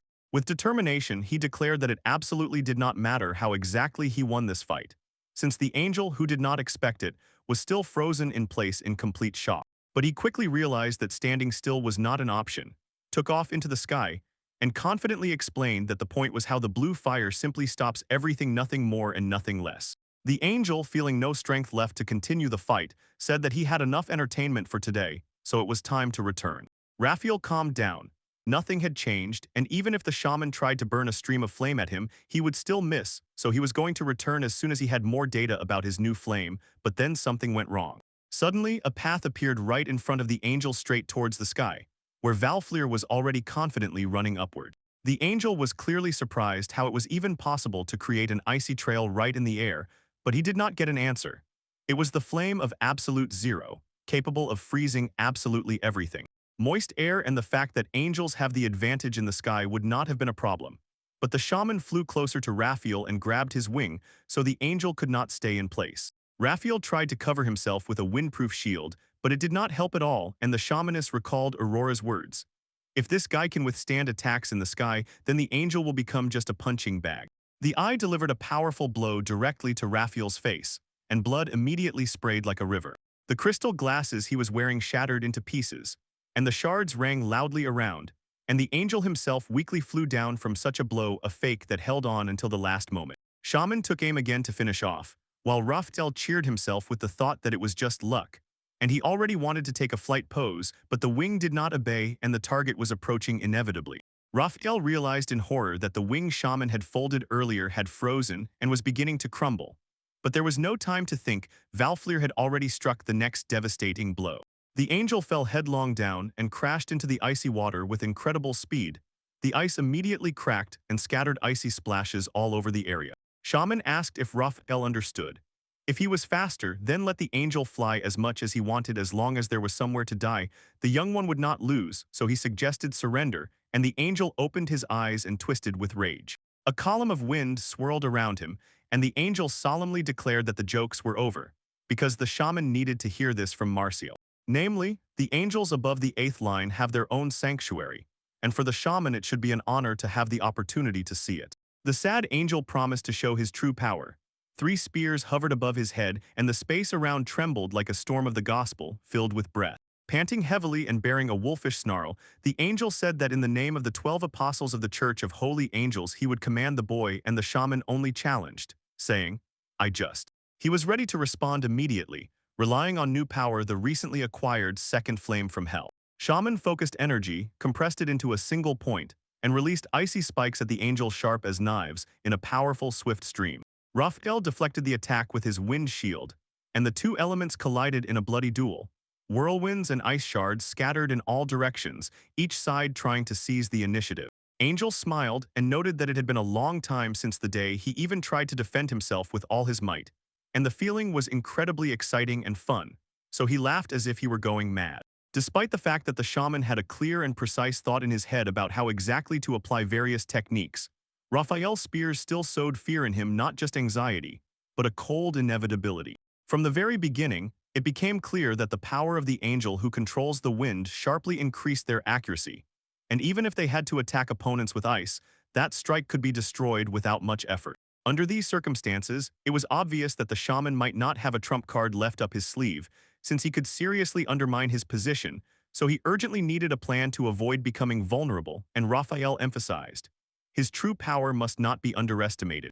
The divine wind, embodied in the evangelical material, turns the wind itself created by it into spears. So the power of one spear is the true power of this wind, so mighty that it can destroy entire cities and ruin everything in its path. The shaman froze in place, completely stunned and unable to believe what was happening, since he had no idea that this phenomenon could be related to materialization. Meanwhile, the angel had already managed to aim several gusty spears in his direction. The shaman decided to fend off the spears with the second flame of hell, and it seems, figured out exactly how to do it. He created an ice killer orca from ice and cold. At first, this move seemed too ambitious, almost desperate, but Raphael, seeing such a miracle of magic, laughed loudly at the fact that the young man even thinks that protection from his sacred sting can be made with such spears. Spears confidently, without any hesitation, cuts through the ice and rushes toward the shaman, not slowing down.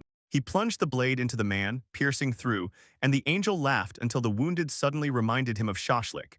And when the young man was already sure of his victory, he unexpectedly responded with a bold, cunning smile and showed his next move, holding the spears right in his hands, and boldly remarked that his teacher's strikes are much faster. So Raphael was surprised, and the young man explained, "These spears are materialized from the wind, so they can be caught. If you can touch them, freezing them is not a problem." So the angel tried to stop the boy, but he still did exactly what he planned. He froze the spears, and they scattered across the entire area in icy fragments, and the man was pleased with the completed work. But Raphael could not contain his rage because this was done to his sanctuary. Angel, feeling that he still had one spear left, was about to pierce the youth from afar so that he would not have time to touch him. But suddenly something else was heard, something strange became perceptible in the air. They turned out to be giant icy chains that tightly wrapped around Angel's figure like steel shackles, not allowing him even to move, while the shaman, demonstrating all his power with incredible effort, pulled Raphael towards himself, turning this moment into a display of strength. The man with the demonic artifact repeatedly said that he was faster than the angel, and at the same time dragged out time as if deliberately stretching the moment so that everything would turn out as he needed.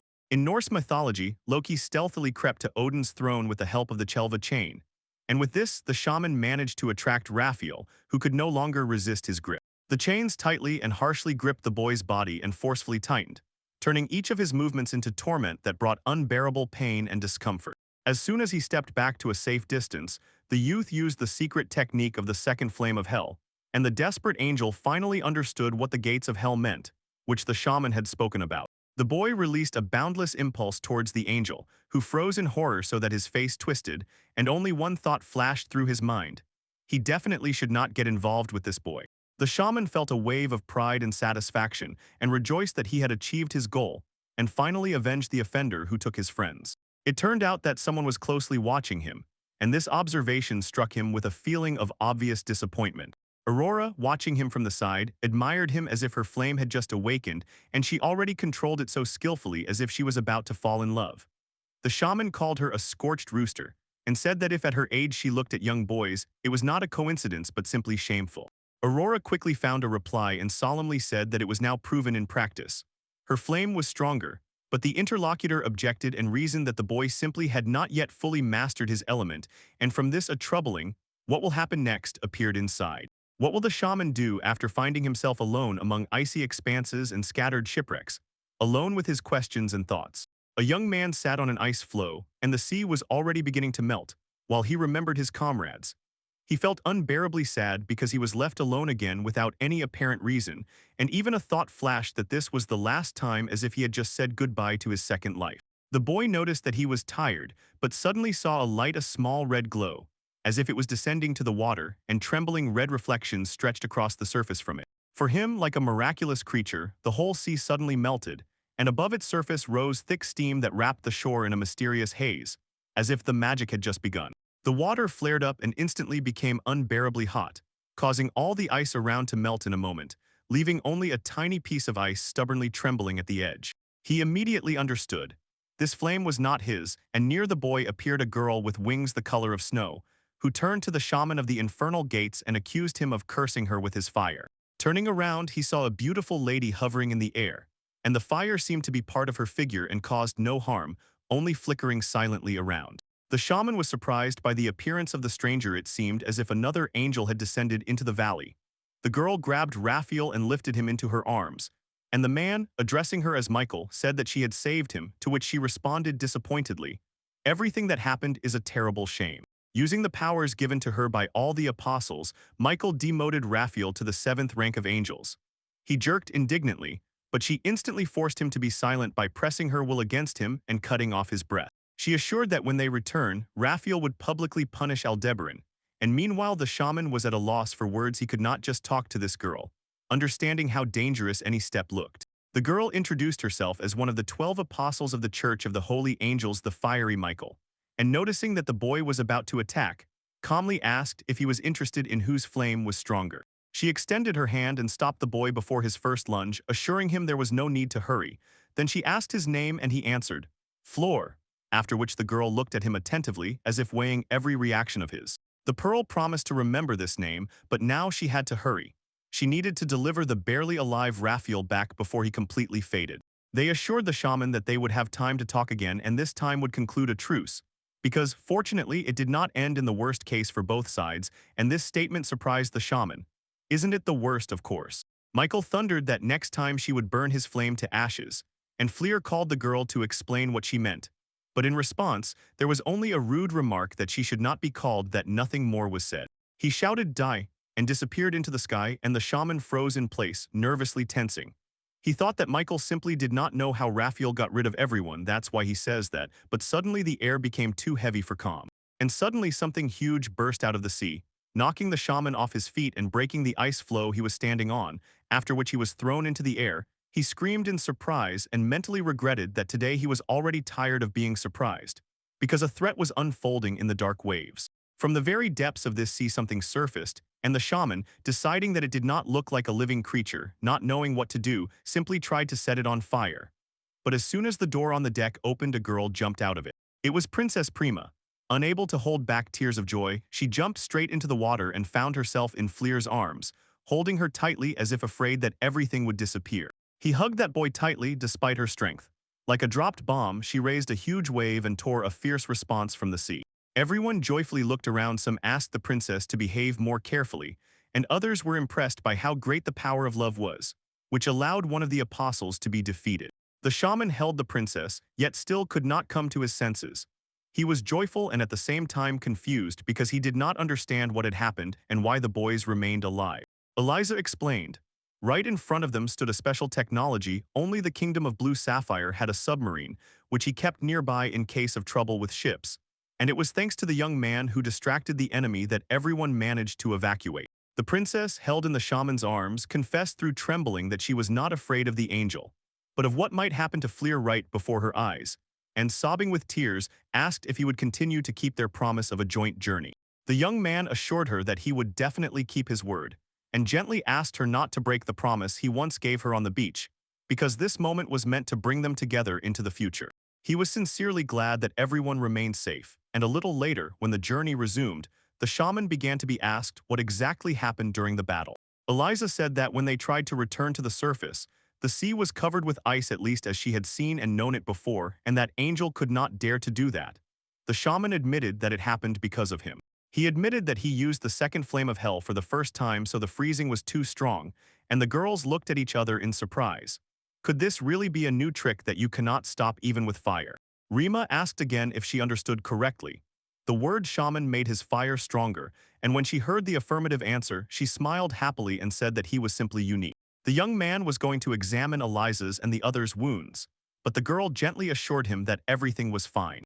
Eliza explained that Prima's amazing healing ability had done its job, and she could not even imagine experiencing such rare magic, then reminded that she did not want anyone to find out about her power. Lur wondered why Prima was hiding such power, but decided that since she was silent, there was no point in asking, and at that moment the door opened. One of the boys on the ship suddenly rushed to the others and shouted that land was already ahead, so they were practically standing near the Kingdom of Blue Sapphire, until the shaman, unable to contain his joy, burst out singing throughout the submarine.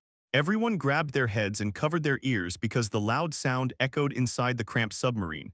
The man clumsily rushed, apologizing hotly for the accidental carelessness. The young man, caught up in a wave of inspiration, began to call everyone to inspect the port and taste the local seafood, but Eliza immediately cut the joy. She sternly reminded that their arrival here was illegal, so they could not do that. At first, they planned to leave the boys in the port unnoticed, hiding them among the cargo, but under the current conditions, they would have to take a detour and land them separately. According to this plan, they are to be met in complete secrecy up to the 7th Prince of the Kingdom of Blue Sapphire, Jishu. Lisa warned that it was a big risk. If the prince changed his mind, the matter would not be limited to him just being reprimanded by the king. Miss Ra assured that everything would go smoothly, and when the shaman asked why she thought so, the girl replied. She met this man while guarding the princess, so she was confident not just in words but in his intentions. He was not only the 7th prince of this kingdom, he was also the fiancé of Princess Primavera. Shrimavera and her companions, after a long journey, were greeted warmly, and they were explained that only a few people in the kingdom knew about this port, as it was on the other side of the island, so the heroes could relax while they followed the hooded man. The man covered by a hood bowed respectfully and introduced himself as a messenger of Jisha, promising to accompany them, and Ashao warned that she would step away briefly. She approached Elizabeth and sincerely thanked her for the help, and returning to Prima, said that if needed she could confidently turn to her, while Eliza turned to the shaman and threw him a scroll as a sign of gratitude. Eliza threw him a strange scroll, thanking him for saving her and the team, but the young man initially wanted to refuse. But when he saw that the scroll suddenly tore and disappeared into the air, his words stuck in his throat, he froze in surprise. It was the same weapon used on the ship, and the boy asked if he could keep it. So he received an affirmative answer and an explanation that the weapon would be a sign of their gratitude and respect for him. Eliza added a joke. The man who takes that weapon in his hands must tie himself to it, so supposedly he must marry it. But since no one understood the joke, she immediately clarified that she just wanted to lighten the tension. Shami's company said goodbye to Eliza and her team, and then set off on the road that their assistant Jisha had paved for them. Norman boasted about the cool award he had received, and Prima was happy for the boy, while Ashura became wary. She felt that such an award was unnecessary for a young man, but he stubbornly admitted eventually he would have to marry. And at that moment he already felt that very different thoughts awaited him ahead. Then Norman remembered that Prima had also already distinguished herself. He did not even guess about her engagement. So despite embarrassment and awkwardness, Prima decided to explain herself directly and honestly, as if she was afraid of being misunderstood. This was the decision of the allied kingdoms, so now, when the princess found herself here as a refugee, it hardly had any validity. And because of this, the girl was not sure whether Geisha would agree with immigration matters and support her in the new circumstances. Shura explained that she was the one who suggested going to the kingdom of the blue sapphire because she was certain Prince Geisha would help the princess even in her current situation. And although she had seen him only once, from a single glance she unmistakably guessed what he was like: reserved, attentive, and dangerously correct in decisive moments. Princess Ashura literally became confused, lost her mind. But Prima immediately understood her motivation and noticed how she, even if in thoughts already crossing the line, only for the princess forced herself to restrain and not let nastiness burst out. So starting was not bad. They were allowed to meet him in person. The shaman realized that negotiations would be necessary, and Ashak carefully read every hint in the reaction so as not to miss a single word. After no one backed down, she was completely sure that the acquaintance with Jish would not fail. They were truly invited to this meeting, so everything was supposed to work out. But suddenly, the leader stopped right in the middle of a small stretch of road and solemnly said that they had come exactly where they needed to be. The company decided that this place, a truly abandoned village, was perfect. It was easy to hide here, and most importantly, what would happen next could not get out. They knew the event was extremely important, so they could not allow anyone to see them. The emperor quietly noted that it was here that the secret meeting would have the best chance to go unnoticed, and from his words the air seemed to become heavier.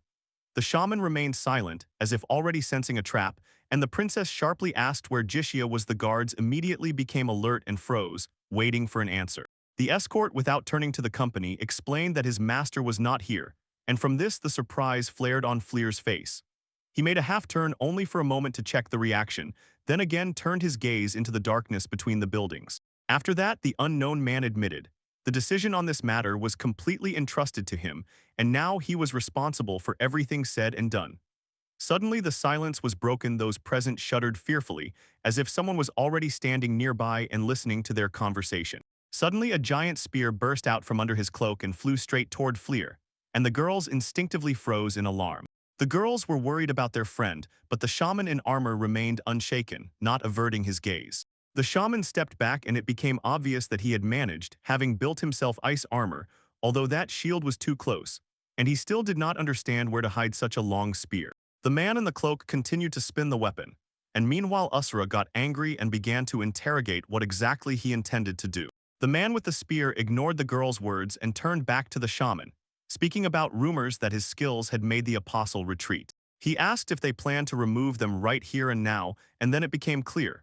From the very beginning, it was all because of Jisha, and he had no intention of talking to Princess Prima. The stranger turned around. It turned out to be a girl, who calmly said that the negotiations had already begun. Everyone froze in surprise, and it became visible that someone from the slope was watching everything casually, quietly swallowing something sweet. It was the seventh prince of the kingdom of the blue sapphire himself. Sitting in place, he waited until they showed what they were capable of, took a sip, and did not take his eyes off the spectacle until he noticed the most important thing. When he shifted his gaze to the princess, he admitted that he missed Prima, and then, as if addressing a shadow beside them, whispered, "Shaman." Norman asked the girl to finish already, because if this continued, he might seriously injure her. His caution angered him. He does not use Hellfire to humiliate, but simply considers it dangerous to use it against people. Cheryl screamed because she did not like being humiliated like that, and Prima awkwardly said that it was quite expected. While Fleer defeated the enemy with bare hands using a long spear, despite the fact that the enemy's combat skills were strange, and the girl in the cloak froze in tension. The girl in the cloak declared furiously that this was far from over. The inspection simply could not end here. Footsteps sounded behind, and then a command was given. Stop. Jishia, who had descended from the place where he was hiding, came down to them and assured that they had passed the test first, then smiled and unfolded his seal. He read the runes within himself and greeted Primavera, confessing that he missed her. The offended princess asked why he was doing this, and he promised to accept them, after which he asked if she was ready to follow him further. He sharply asked Ashura if this was really the whole plan for revenge for breaking off the engagement, and she explained that everything depended on the circumstances. The shaman grabbed her and asked the guy to stop the empty talk because he himself invited Prima to the kingdom.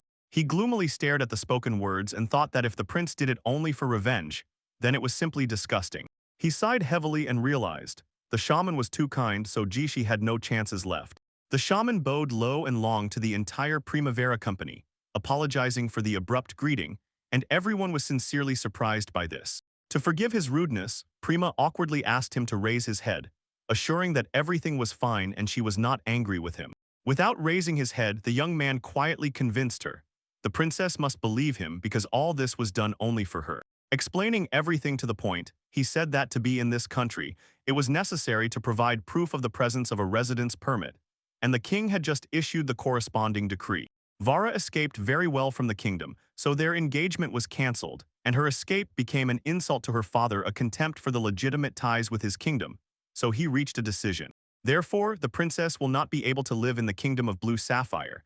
The boys were confused and did not believe that the prince really could do nothing, and Jishi, with a smile to the surprise cameras, declared that he had a plan. He ordered to do a favor for the king and negotiate with him on this basis, laying out step by step exactly how to pull it off, and the young man confidently assured them, "The trump card is already here, so the prince is ready to act." The prince returned to the shaman and said that he wanted to entrust him with this task. If Fleur manages and everything goes smoothly, Prima will finally gain freedom. When the shaman was skeptical about the request, he decided that this prince was suspicious. And then Jishi again turned to the princess and, trembling with guilt, apologized for his cruelty, kneeling down. He knelt on the ground and kissed Primavera's hand, assuring that it was only a trifle, and even now his feelings for her had not faded. But he does care that his love looks one-sided. Jishia swears to love with all his heart and asks for permission to help her in any way from now on. The girl awkwardly thanked him, and the shaman was sure that Jishia was truly good, but Asura did not share this opinion. The prince stood up as if shaking off the ice of intrigue and announced that it was time to show them the trump card. The one who previously held a huge spear carefully led a little boy to his comrades. Someone asked who this child was, and Jisha replied that this was his younger brother, after which he asked Fleur to accompany Nia to the king of the Red Ruby. The girls found it strange why send a child to such a place, since the kingdom of the Red Ruby is also called the country of the Red Desert Edge, and the shaman got angry because he had just arrived in the kingdom of the Blue Sapphire. The girl from the Red Ruby was again surprised. Why risk the child again? In the mantle, they suggested refusing the task if the young man was so afraid. So since it was Jishia's idea, the girl had no doubt, but she did not know the shaman and still kept her determination. Having said this, she confidently threw off the hood and looked angrily at the shaman, and the prince only began to nervously choke on his words, as if he could not gather his thoughts. After she was finally introduced, it turned out that she was the bodyguard, the holy knight Rachel, and the shaman added that she would help him. The shaman even looked interested in the very idea of setting off on a new journey with new people, as if impatiently already listening to the noise of the distant road. He stretched out long and tiredly, finally shaking off the remnants of sleep, and the boys were already standing at the port gathered and ready to set off on the road. He apologized for sending the boys so early. It was necessary to avoid curious glances, and the shaman confidently assured him that it was nothing terrible, he was used to it. Because when he lived with the teacher, he got up before dawn every day, so he was not afraid of such a rush. The prince thanked Fleur for agreeing to carry out his task, but the young man again said that there was no need to worry, because he had long decided to travel the world, so very soon steps and plans would turn into a real departure. Just yesterday, Primavera asked how it could have happened, since the youngest of the princes, Jisha, explained, "It's only official, but the matter was completely secret, so he couldn't tell more. I asked him to trust me, because if everything ends well, everyone will be free, and he relies on Flir, knowing that Nia will be fine as long as the shaman is nearby." The prince admitted that now he would be indebted to the shaman, but the young man reassured him. He was ready to do this for Prima, and with reinforcements in the company, it would only get more fun. Fletcher stopped the boys, realizing that Ashra and Prima were in danger. They had nowhere to go, so they stayed here, in the kingdom of Blue Sapphire. He was already confidently heading to the ship with a bag of things, and the prince promised to hide Primavera and take responsibility so the shaman wouldn't worry. But the boy was interrupted by a shout. Someone was calling his name. When as Prima and Ashra ran to see him off, it was clear they were in a hurry to be exactly on time. The young man said that they might not have to see him off, but Prima disagreed. He was going on a journey for her sake. Ashura added, "Let him not forget that the princess's future now depends only on him, because he is strong but too straightforward. So it is important that no one can take advantage of this." The girl reached out her hand to the boy and assured him not to worry. "Focus on your mission, and then you will understand it won't hurt him to become stronger." Kama called the boy and said that he must take full responsibility, because she felt uncomfortable that he was shifting everything onto his shoulders. The girl was about to say that she needed to go with him, but the boy cut her off, putting his hand on her head, promising to complete the task and return immediately to set off on adventures together again. He only asked her to wait for him, and the princess, smiling radiantly, promised she would do so. The boy assured that instead of SS Asheroy, his return would be awaited by Jishio, wishing good luck at the end. And then the shaman finally climbed aboard, ready to depart, but it seemed someone was already tired of waiting by their seat. The guard sat on a crate and looked disdainfully at the boy, while Nia sat nearby reading his book. Rachel told the boy that he finally needed to focus, because this trip was not just entertainment. The shaman extended his hand, inspired by the thought that this time he would be accompanied by these two, and introduced himself as Val Fleur. But the girl only sternly turned her head aside, showing that she did not like him. The man froze in place at such rudeness, and asked if she was angry because he had beaten her yesterday.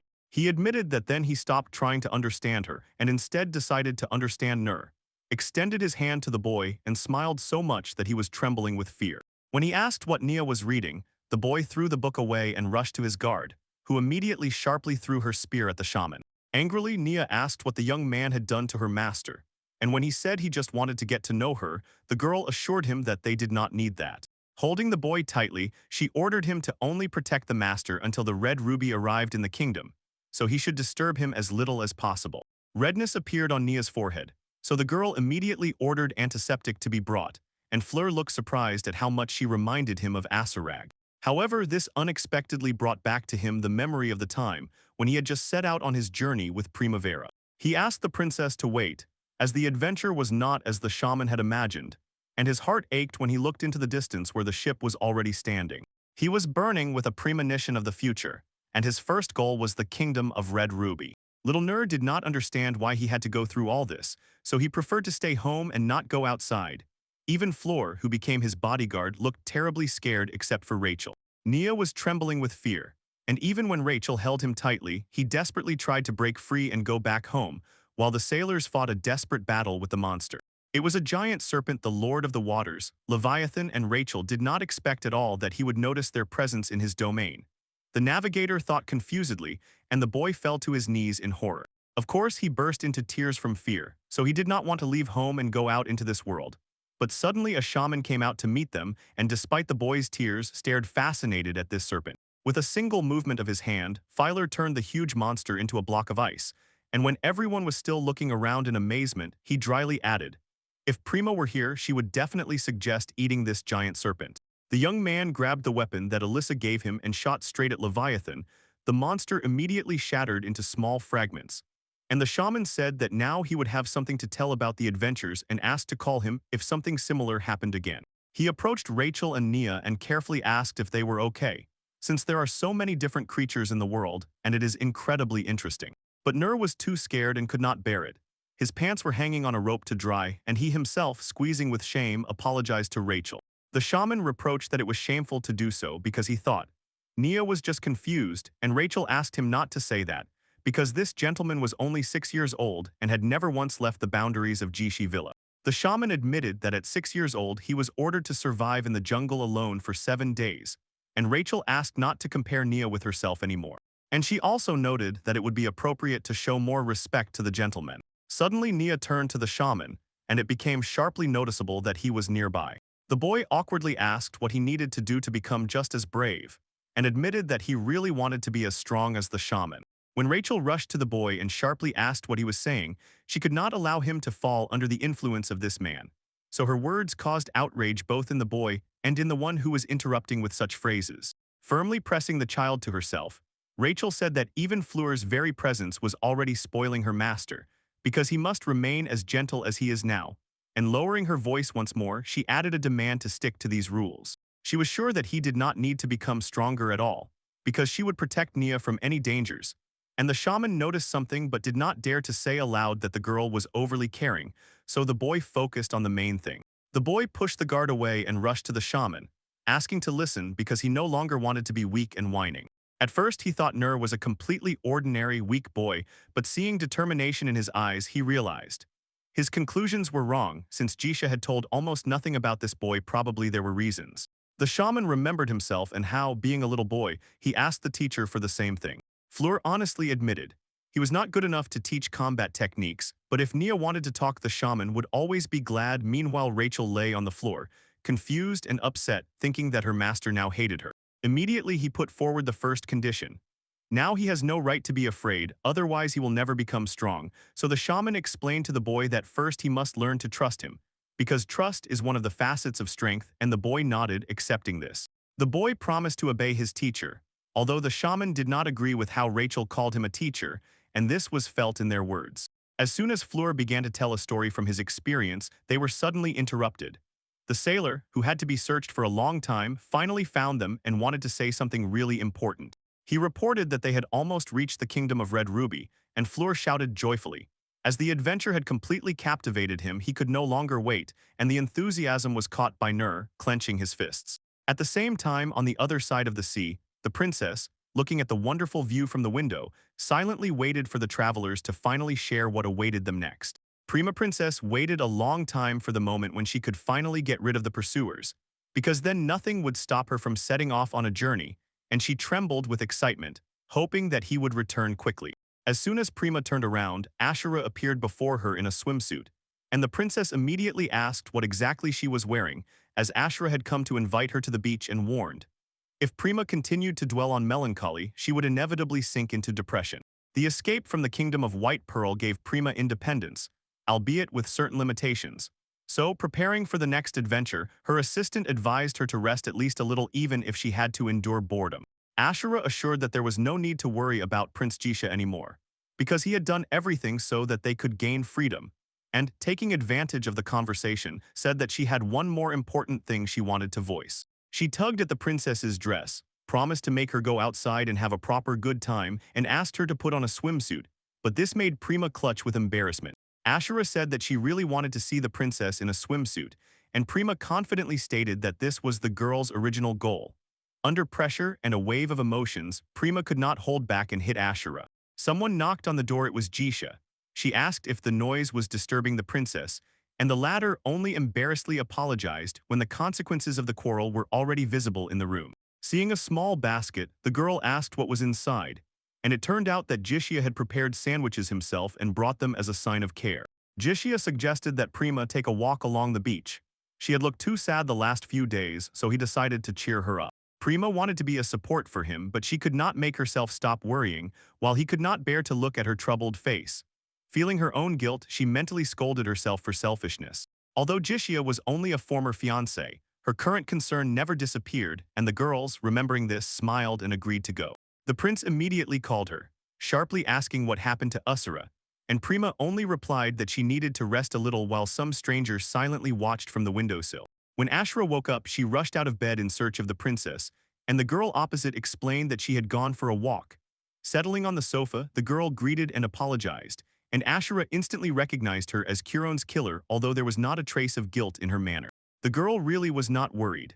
She calmly said that it was worth brewing iced tea, although Ashura thought confusedly how she could refuse safety when there was a guard outside, and among the killers the best one, so protection of that level meant nothing to her. She added that she could distinguish classes by smell, and if she knew where they had fled, would find them without any problems. And Ashura suddenly rushed to look for the princess. Probably she was now with Jishia, but the girl stopped her, ordering her to dress first. She was already ready to break free and run away, but Curon also had an important matter waiting. She took on the task entrusted to her and asked to inform the family that Prima had left this world, after which the assistant sternly inquired what exactly had happened. A few days ago, when she was watching from the street, something unexpected happened, and in her head it immediately clicked. What she saw would require explanations and could not be ignored. Her boss and part-timer Funi were taken by the convoy, and the girl who was the first princess loudly asked the guards if they even knew who she was. The girl was caught for sending a petition to the angels asking to get rid of her own younger sister, and all the evidence pointed directly at her. The third, Prince Vinda, assured that if such rumors reached their father, it would definitely upset him. Because even within the family, treating a royal person with such contempt is a sin. Cunny justified herself by saying that Prima was really dangerous, and that all this was done only for their sake for all the brothers and sisters. But the prince mercilessly ordered to take the girl away, rejoicing and concluding, one less contender for the throne. He tore up the paper with the fake evidence, smugly snorting. His foolish sister believed the forgery and confessed everything herself, and the guard asked if Vinda would send a petition to the church, but the prince cut him off. That was not in his plans. He strictly assured that the search for Prima continues thanks to Funi, and supposedly has no idea about the affairs of the older sister. So this guy was going to kill two birds with one stone, and said the same directly to Kurian after he overheard the conversation. Ashiro flared up with rage. The girl claimed she was the best of the best, but reality hadn't changed, and Kurian advised not to leave the kingdom of Blue Sapphire for some time. Yet Ashiro was already thinking differently. As soon as the princess gained freedom, exactly what he expected happened, and they would still have a chance. You will have to start all over again, he said, and Kurian confidently reassured. Everything will be fine because in this kingdom there is a fallen angel, and even the Church of Holy Angels tiptoes around him. Ashura jumped out again, grabbed her things, and rushed away because she wanted to ask the prince to introduce them to the fallen angel. Since while Fleur was not around, they definitely lacked one unpredictable adventure. The killer froze in surprise and asked again if Usura meant the very same Prince Jishu, and she replied that it was exactly so, because he was the one who covered them at that time. The faces of the killer and the prince seemed thoughtful to Fleur and the others, because this prince was the shortest path to the king, and many rumors circulated about him in Curon Circle, especially bad ones. So the killer advised being careful with him and keeping ears open, even if it might be an overkill. Maybe it really is just a rumor, because now the princess was simply calmly having breakfast on the beach as if nothing had happened. The guys were making their way under the scorching sun, and this only amused Flyer, who stubbornly did not think that the desert actually consisted only of sand, while Rachel meanwhile asked if he was worried about getting sunburned. The shaman replied that it hardly bothered him because he was a fire mage, but Rachel noticed.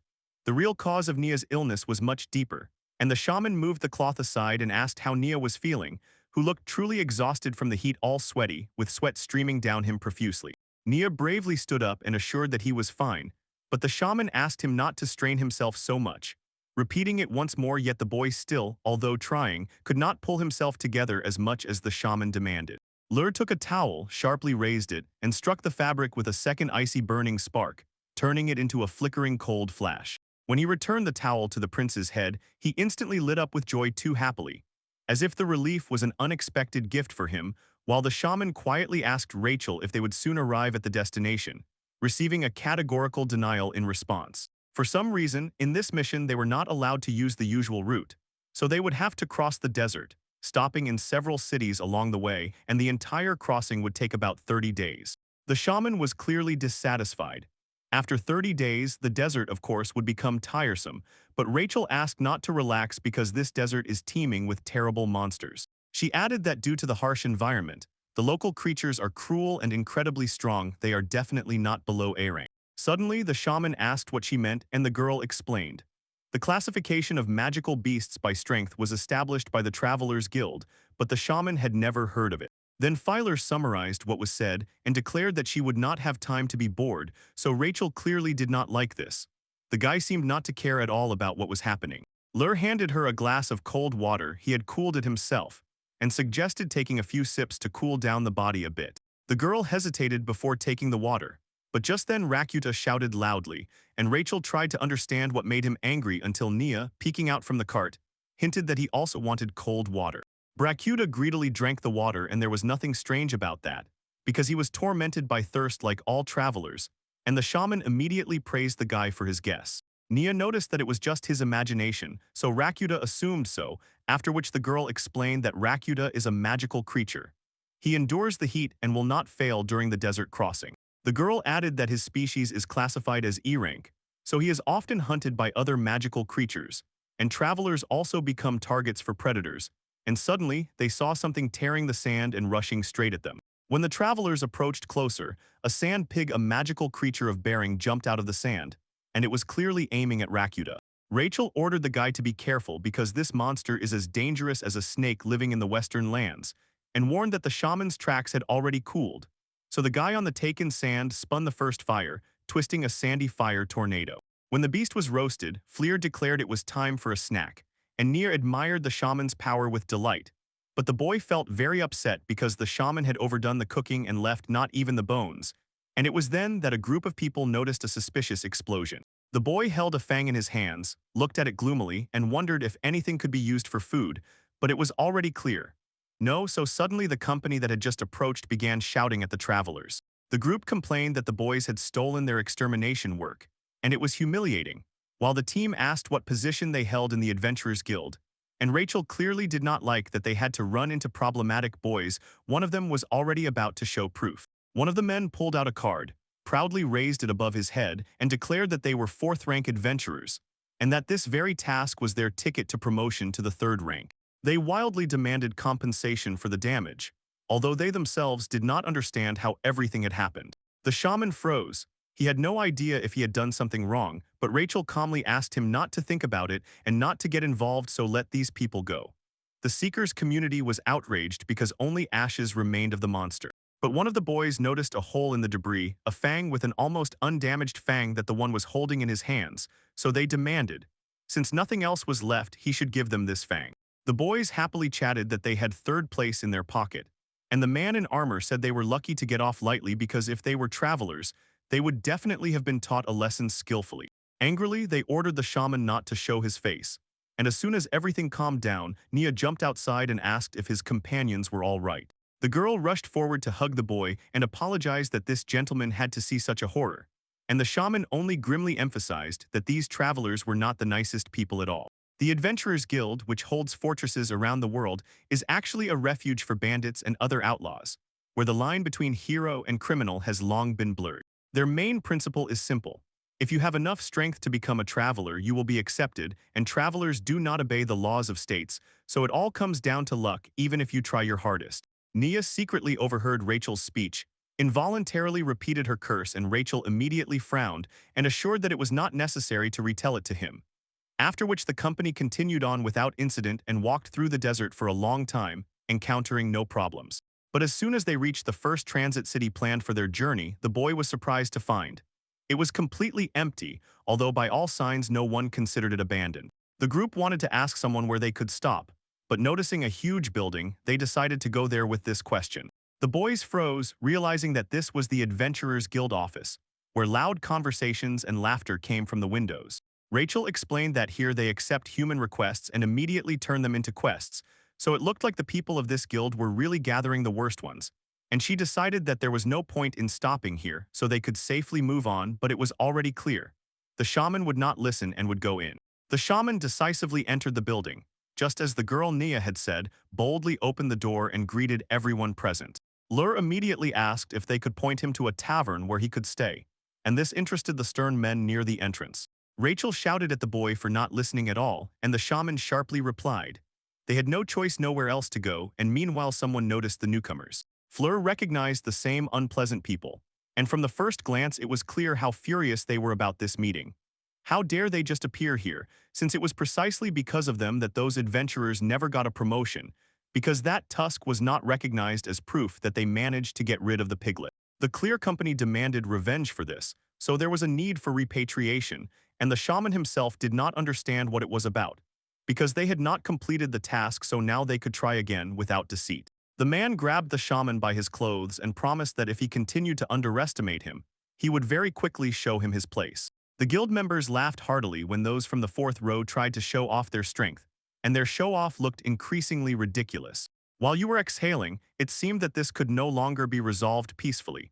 So he apologized, but the adventurers had no intention of letting him go so easily. Suddenly, Prince Nia boldly grabbed the man by the leg and demanded that the shaman be released. He was ready to apologize on behalf of FLIR in order to have him released, and because of this, the shaman and Rachel began to worry. This only angered the man, and he looked at the child with contempt. Rachel stepped forward sharply and ordered him not to come closer. Everyone laughed even harder. Nia fell from his place from such a light blow, and Jibble only patted himself approvingly for his actions. And then Filer could not hold back and made a move against Jibble. His attack hit exactly. Filer hit the man without giving his all, so the man was thrown back several meters, and he himself, with cold disdain, stated that Rachel was right. Adventurers are simply disgusting. The guild members were stunned that the shaman had entered into a fight directly with them, and boiling with anger, they promised he would not be let go so easily because he was an ordinary person. Floor asked his companions what had happened, and Rachel shouted that her master had a split lip and she would never forgive this. And ahead was already emerging a giant figure. She sharply turned to the group. It turned out that the head of the guild, Chief Muscle, himself had come down to them and asked what exactly was happening here. And as soon as he appeared, one of the guild members immediately shouted, complaining about the shaman and his sudden attack on Gibble. Gibble decided, now the guild leader himself would personally punish Flary because he was one of the strongest adventurers of the highest class. So the leader carefully approached the boy and immediately proceeded to punishment. He grabbed his subordinate by the head and squeezed it so tightly that he barely restrained himself, justifying it by the fact that Gibble first took credit for someone else's success on the mission, and then also got into a fight with an honest man. Gable was no longer going to stop. He threw Flurry out of the window, driving him far away from this place, and while the comrades froze in shock, attention suddenly shifted to the Chief Musculus. The Chief Musculus called the shaman and his companions with a smile, saying he had something to talk about with them, and remained incredibly calm. He combed his hair and neatly laid it on his head. When they were already in the office, he stated that the guild members are hot-tempered guys, all without exception, as if specially selected for this character. So the boss allows them to vent steam sometimes, but attacking honest and simple people is completely unacceptable behavior for him. However, the chief does not consider the shaman, Nia, and Rachel ordinary guys, and the travelers felt it immediately. They tensed up, but the shaman still dared to ask what exactly that man wanted from them. He said they just need to know where to find a roadside inn or something very similar, and the guild leader admitted to himself the thought. Fleur is too strong, possibly even stronger than him, so he intends to act decisively. Therefore, he offers the shaman a job, but Rachel does not trust Musculus much. She asks why the guild, which always accepts quest applications, suddenly calls for help from someone outside, and he only replies that anything can happen. Chief Musel did not beat around the bush. He ordered to punish a special adventurer and added that if the shaman agrees, they will provide a place to stay for the night, food, everything necessary for the adventure, and even a desert map. The shaman, not understanding the wording, sharply recalled Prima and her magic, as if he also tried to talk about her himself. And Rachel whispered that these are favorable terms of the deal for them. But she still could not understand why the boss went so far in punishing his own comrade. Muscle grimly explained that this traveler is a real problem child who acts as she pleases. And at this pace, she can easily become a great threat to the guild because she undermines trust from within. The shaman decided to ask the boss an unpleasant question, why he did not deal with the girl himself, to which Muscle shrugged and replied that he is unlikely to manage such a thing alone. Clear stood with an expression of sincere surprise. At first, it seemed as if the boss was really incredibly strong, but the muscular man only confirmed her suspicion. Ordinary people are not capable of stopping this person until she strikes with full force. She said that in an adventurer the matter is not only about strength but also about character, and added, so far she is in the guild for only one reason: to find and meet strong people. This girl will pounce on her comrades right in the middle of the road and cut the task short on the spot. She loves to fight and never misses an opportunity, and her name is Kaguya, the seventh successor of the Divine Wind School, usually called the Silver Wolf. The leader openly admitted, in hand-to-hand combat there is no one in the world stronger than her. The shaman was incredibly impressed by this story, and replied that he wants to test himself against the strongest close combat master in the world. Fleer was hauling everything the guild leader gave them. After what the guys were already given, they would not have to worry about supplies until next year, so even the store no longer scared them. The shaman thanked the leader for everything, and he only replied that he gives it to him as a sincere apology for the behavior of some members of their guild. The young man noted that the guild also paid attention to the residents of this city, and Mr. Muscle promised to include this in the guild rules and confidently plunged his hand into his pocket, starting to look for something. He handed the shaman a card. It was a traveler's license, but since Fleer is a novice, he would have to start from rank 5, so from now on the boy could use it at any office.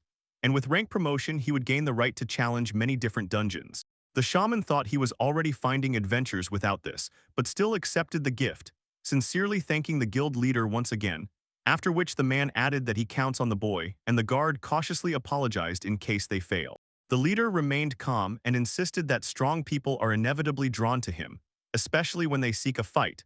So perhaps the meeting with Kaguya is truly destined for them, and all that remained was to wait for the right move.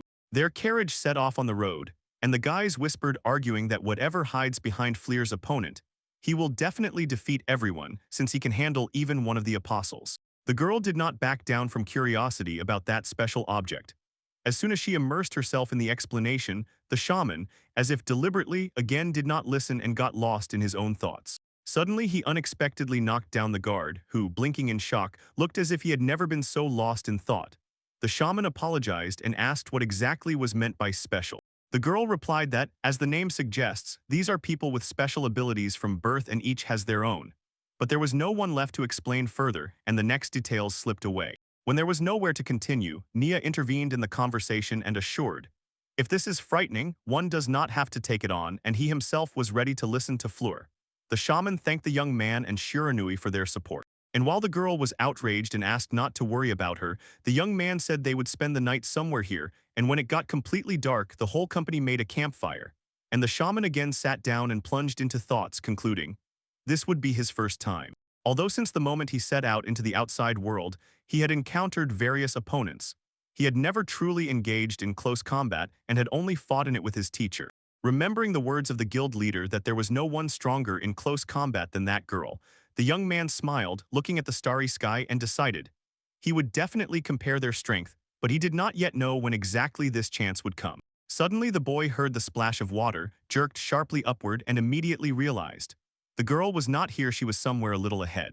The shaman decided that there was no one or anything suspicious nearby except Rachel, who was lying with Nia, so he rushed toward the sound, estimating the water was about a kilometer away, so he would run there in 5 minutes. Reaching the place, he saw a lake and felt as if the girl was shimmering in the dark water. The man froze in amazement. In the middle of the endless desert stood a lake, bordered by dense, multicolored vegetation.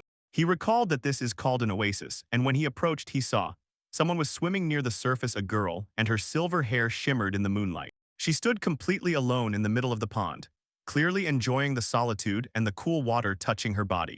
The shaman could not take his eyes off such a charming girl and slowly approached the shore, as if afraid to scare the moment. He stood very close, and the girl immediately noticed it. Her eyes suddenly widened in surprise. In panic, she immediately dived into the water, not from the cold, but from shame, while the boy did not even have time to think that he might scare her. Flyer realized that by doing so he had seemingly caught her gaze, because girls do not like being seen in such a state, and Ashura and Prima also disapproved of this.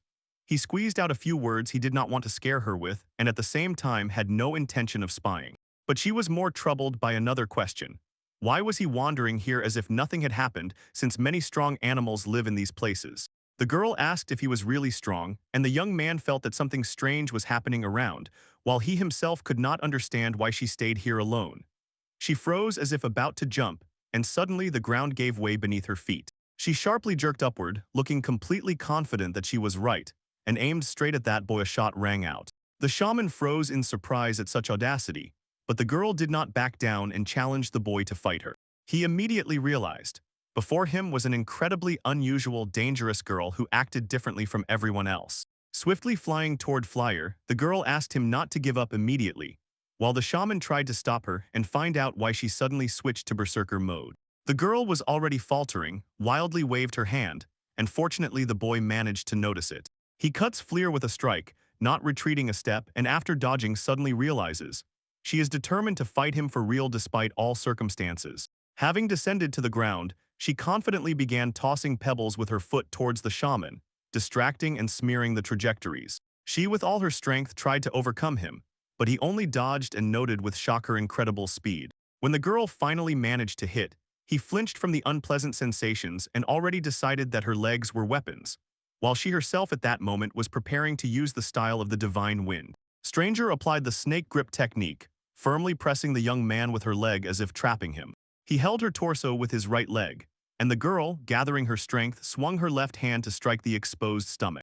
The shaman instantly understood everything and was about to use fire, but as soon as he felt the threat, the stranger sharply increased the distance, jumped aside. The fight breaks off and the unknown asks Fleur not to look at her, covering her face with her palms because she gets scared when looked at like that. She is a girl and that frightens her even more. She said that the shaman was the only one who had resisted her for so long in battle, so he definitely knows something, and she felt it. She smiled and pointed at the surprised boy, explaining that they need to start again, because she wants to fight him under perfect conditions. The girl asked the boy to wait, and she herself ran headlong to change clothes, but Fleer noticed. She twitches incessantly, and she also has problems with her head. She was sure she was strong, so he decided to fight fully.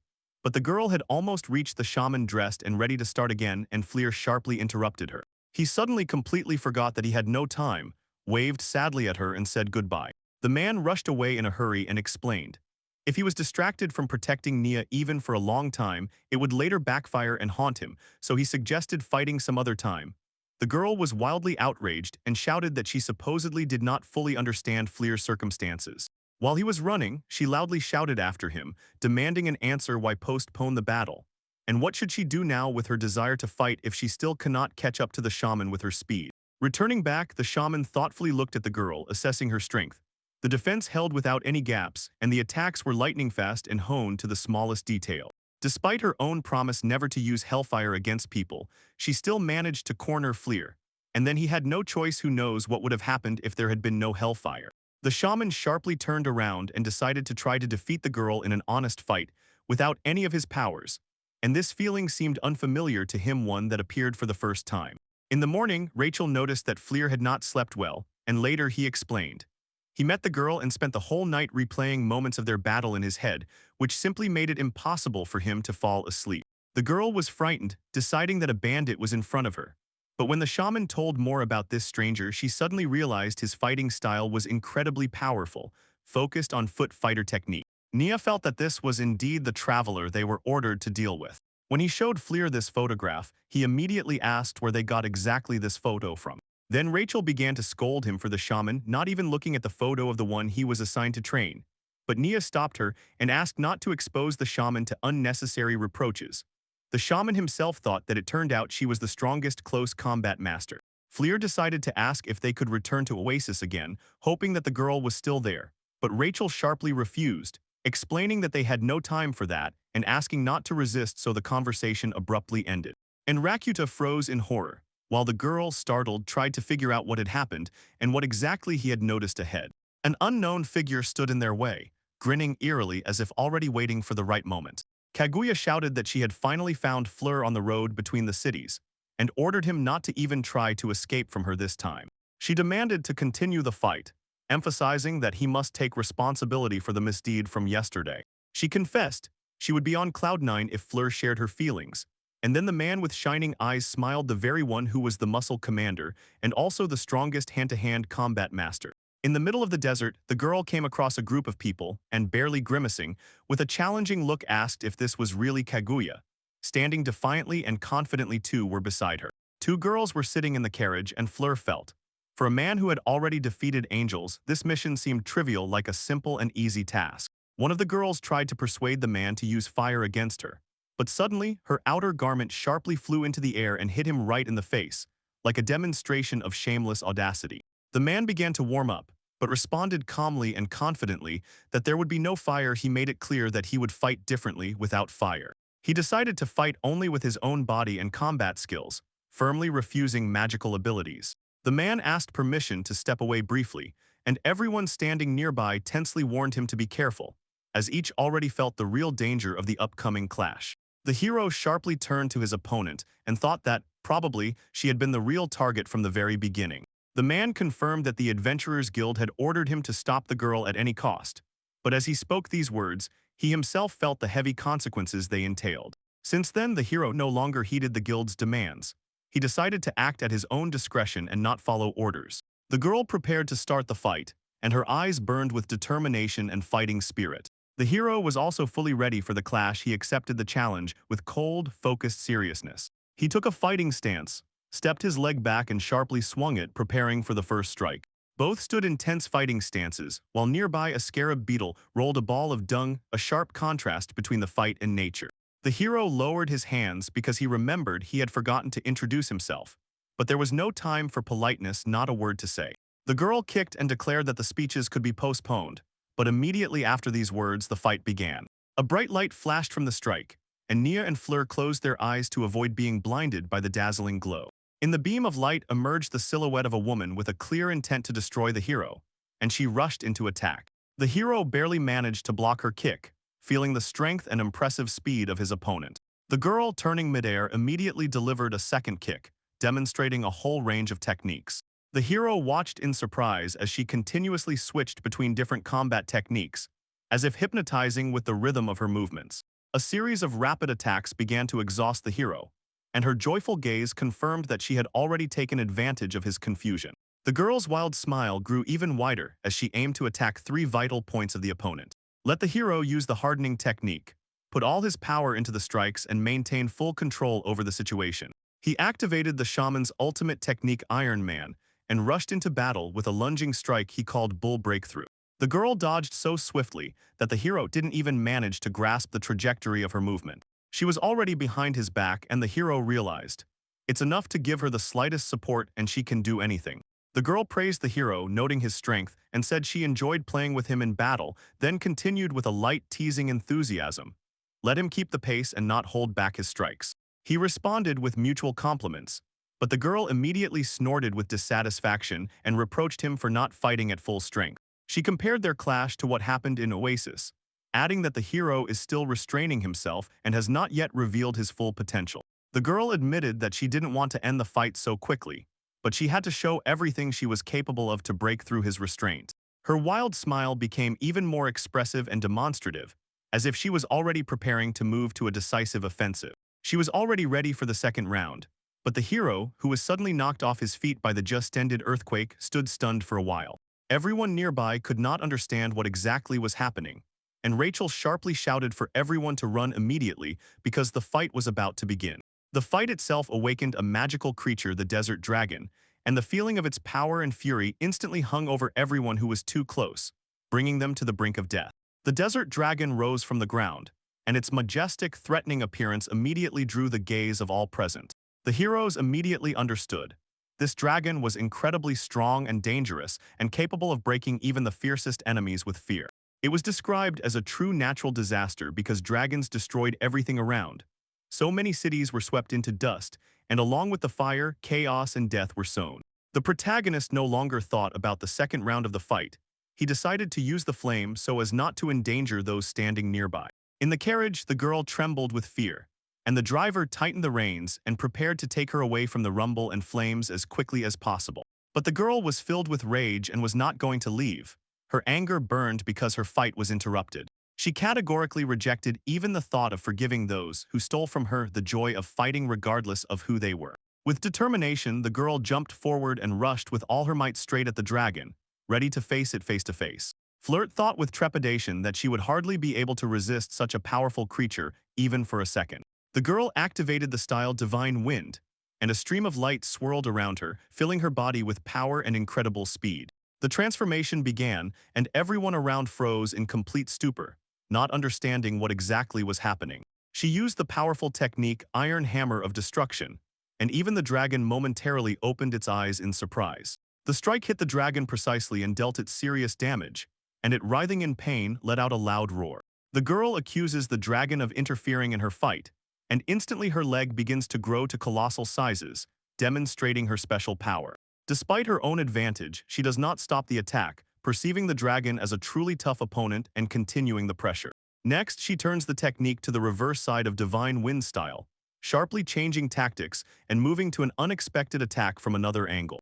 Her next strike hits the dragon right in the chin, and the technique itself was called Thousand Winding Snakes for the fast, wave-like and winding movements. The main hero froze with wide-open eyes, stunned and moved by what he managed to see.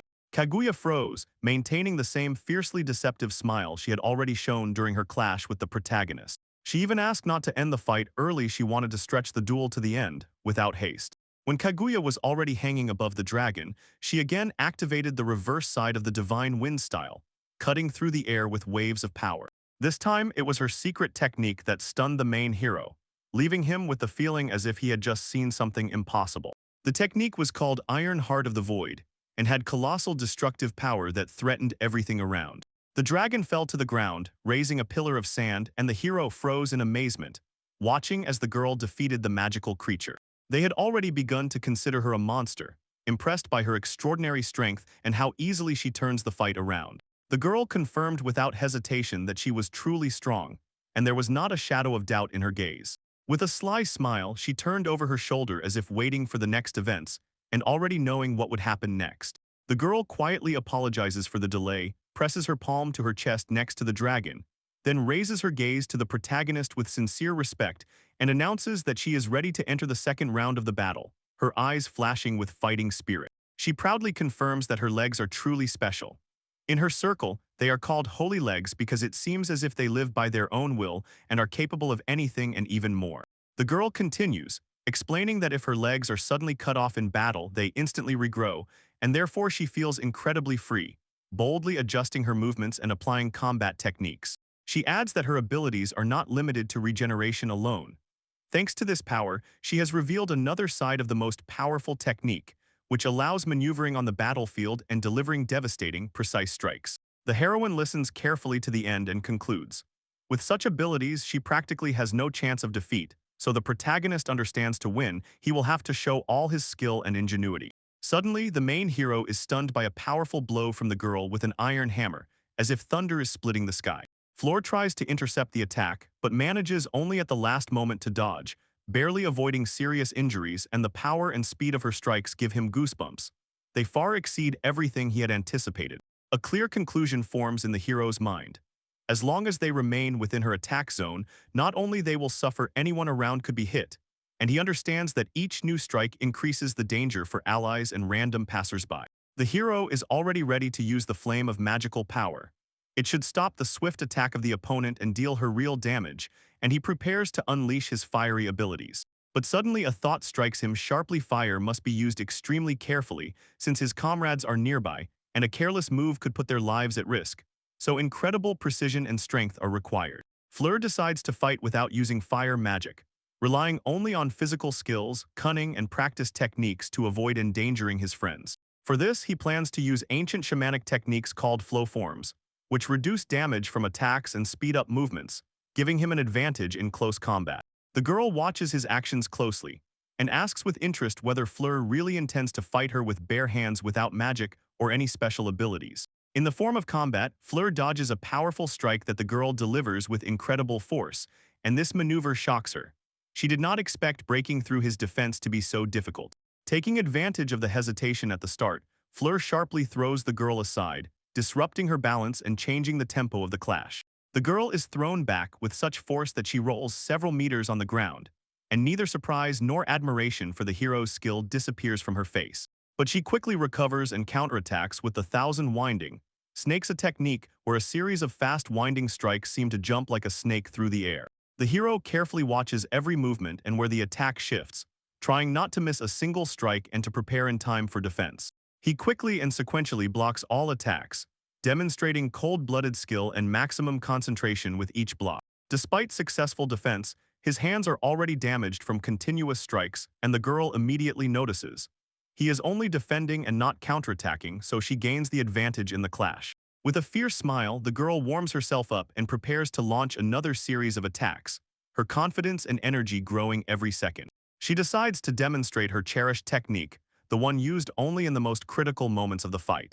Her move relies on stretching the strikes and increasing the power of the movements themselves. The attacks become incredibly powerful but require absolute concentration. Fleur's companions begin to worry as soon as they see him tensing and taking hits, becoming concerned about his condition. At that moment, the girl again switches to a lightning-fast series, Thousand Snakes, attacking with incredible speed and flawless precision. She laughs, confident in a quick victory, but suddenly a sharp pain pierces her body, and her attacks involuntarily slow down. The equipment around begins to fade, and the hero freezes in place, taking a pause to gather strength and prepare for the next move. The girl is still in the air, drenched in sweat, her eyes widening in shock because the sharp pain weakens every impulse. The comrades silently watch in shock as their opponent suddenly changes unexpectedly, unable to comprehend what happened. Even the rival herself cannot fully realize how serious her injuries are, and only later feels the real consequences of the pain. The protagonist smiles at this moment because he finally understands. This episode can become decisive in the battle. The girl cries from pain and realizes that her strength is rapidly depleting, so defeat may come very soon. She holds her stomach and squeezes it with all her might, her face twisted in agony. Her breathing breaks into sharp, disgusting spasms, and attempts to pull herself together are futile as pain does not let go. Fleer casts a destructive spell on her that slowly exhausts the body and corrodes health, not allowing the opponent to recover quickly. This becomes part of his calculated actions in the clash. He explains that he did not use these spells intentionally. Defending himself, he combined magic with close combat techniques, trying to reduce damage while remaining effective in close confrontation. The girl cannot believe her eyes or ears. The combination of magic and combat seems to her like an unfair trick, and she is stunned that the enemy was able to cunningly apply these techniques in the heat of the fight. The hero sincerely apologizes for the pain he caused, but Kaguya remains unshaken, suffers but does not retreat a step, and her fighting spirit does not waver. The protagonist calmly and convincingly explains his tactics and reasons for his actions, and when his female companions quickly run up to support and assess the situation, he remains confident and sincere. The girl refuses to count this fight as a defeat and demands a rematch, because she considers the result unfair. She is ready to fight further and prove that she is truly stronger. Fleer is satisfied with the fight he experienced and realizes that he has encountered a worthy opponent, while the girl, despite all her strength, cannot hold back tears and sobs. Her emotional pressure breaks through with disappointment. Rachel and Nia have already approached the hero closely, trying to find out details and support him after that exhausting, fierce battle, and worry and concern for Kaguya's fate are frozen on their faces. The hero replies that he stopped the enemy and is relieved that everyone remains safe, placing his hands on the girl's shoulder, trying to calm her and give a sense of support. His voice sounds quiet, soft, and encouraging. And suddenly the girl sharply pulls his hand to the side and hits it, showing dissatisfaction and misunderstanding of his actions, as if to make it clear. She has her own feelings and sees the situation differently. The hero quickly justifies himself, explaining that he used ancient shamanic techniques that allow combining protection with magic and not harming others, and tries to convince her that he speaks from the heart. The little girl, who silently observed everything, believes that the enemy was punished too harshly, and loudly expresses her dissatisfaction with the course of events. And in her manner there is compassion and anxiety about the consequences. Kaguya presses her palm to her stomach and with a pleading look asks for the pain to subside faster, but her companions do not relax. Their faces and gestures still show dissatisfaction with the tactics, which thickens the tension in the air and creates a sense of discord. In the Church of the Holy Angel Zerial, the apostle sits over a table covered with scrolls and papers, immersed in his own affairs so deeply as if the noise of the world has receded into the background, and he works without rest, trying to keep up with everything. Apostle Zerial works overtime. He sews documents and reports, straightens stacks and places seals with demonstrative pedantry, and fatigue is visible in his gaze and tense facial features, yet he stubbornly continues to complete the tasks to the end. From exhaustion, his thoughts begin to escape to simple joys like eating to fullness, finally sleeping well, and going to a meeting to break out of the routine, and this is seen in how he barely holds himself together and needs rest, as if someone invisible is squeezing his chest with fatigue. Grabbing this whole pile of papers, Zerial bitterly calls it the most exhausting, most dreadful report of all he has encountered before. In every word there is fatigue and irritation, because the scale of the work presses on him as if the sheets weigh more than his own shoulders. This is a report on Raphael's defeat, a heavy and unpleasant topic that falls on his mood like a symbol of failure and painful difficulties. The apostle hopes that this problem will not turn out to be more serious than he expects, and that there is still time to fix everything and resolve it without leading to disaster. Zerial did not expect to see anyone at this time, but suddenly Raphael jumped out of the dark shadow and it instantly confused him. Zerial did not expect to see anyone at this time, but suddenly Raphael jumped out of the dark shadow and it instantly confused him. Raphael was already sitting on the sofa calmly sipping coffee. Although those events had just happened and he had been demoted, yet his face still showed relaxation and a confident posture. After a series of failures and defeats, Raphael was demoted, and his colleagues and subordinates immediately developed ambiguous, tense emotions. Raphael extends a cup of coffee to Zerial and says he came to apologize, hoping for forgiveness and honest understanding. Raphael admits that he ignored warnings and neglected advice, which led to unpleasant consequences. He sincerely regrets his mistake and asks for forgiveness for the mess in the office, and for his own actions that caused problems. Zerial remembers that he warned Raphael in advance, so now he directly reminds him of this and emphasizes his irresponsibility. But Raphael pretends he heard nothing and pays no attention to the words, which irritates Zerial as if they never concerned him. Despite the tension, he takes the coffee, restraining his voice and trying to maintain calm and a professional tone in the conversation. Suddenly, the hot coffee begins to rise into the air above the porridge, and Raphael is momentarily lost, but a confused excitement flashes in his gaze. The coffee suddenly spills out and drenches his face, burning the skin and causing sharp pain and fright. He sharply recoils backward, feeling shocked by the incident, and the burning pain pierces his whole body, forcing him to involuntarily gasp. He is sure this is Raphael's prank, and behind his back two are brazenly laughing and secretly watching how everything unfolds. He claims that it was not Raphael who played this trick, desperately trying to clear himself of these accusations, and nervously looks away. These silhouettes are very similar to Megagrin and Sandalpin, two twin angels who, due to their audacious nature, often play such pranks. They do not deny their involvement, and explain that they were simply spending time in the church to escape the boredom and monotony of everyday life. Megagrin and Sandalpin tell the hero that they want to hunt the shaman a little, to have fun and test their own strength. But he asks them to wait, explaining that now is not the time for such games and that they need to act carefully. The angelic girls confidently assure that they will not behave like Raphael and will never lose to this man, demonstrating determination in every move. The twin angels talk about their incredible strength. They can only reveal it when united in battle and working as one. They say that during the certification fight, they even managed to wound the Apostle Michael, and this mention directly confirms their training and power. Raphael steps aside, realizing that talking to the angels is pointless because they live in their own world and do not hear doubts. After everything that happened, Raphael laughed ironically and lightly, as if accepting what is happening. The angels do not understand why he is laughing, and are unable to grasp the hidden meaning of his amusement. Raphael admitted that he has extremely poor eyesight, so he did not fully understand either the full weight of the situation or how dangerous his opponents were. He laughs to tears, and this immediately reveals his emotional state and attitude towards the events unfolding around him. He finally realized, angel girls will not be able to defeat the shaman no matter how incredibly strong he is. The angel girls do not accept these words and in a fit of rage, attack Raphael, squeezing the air around him with radiant blows. They are embittered because they believe.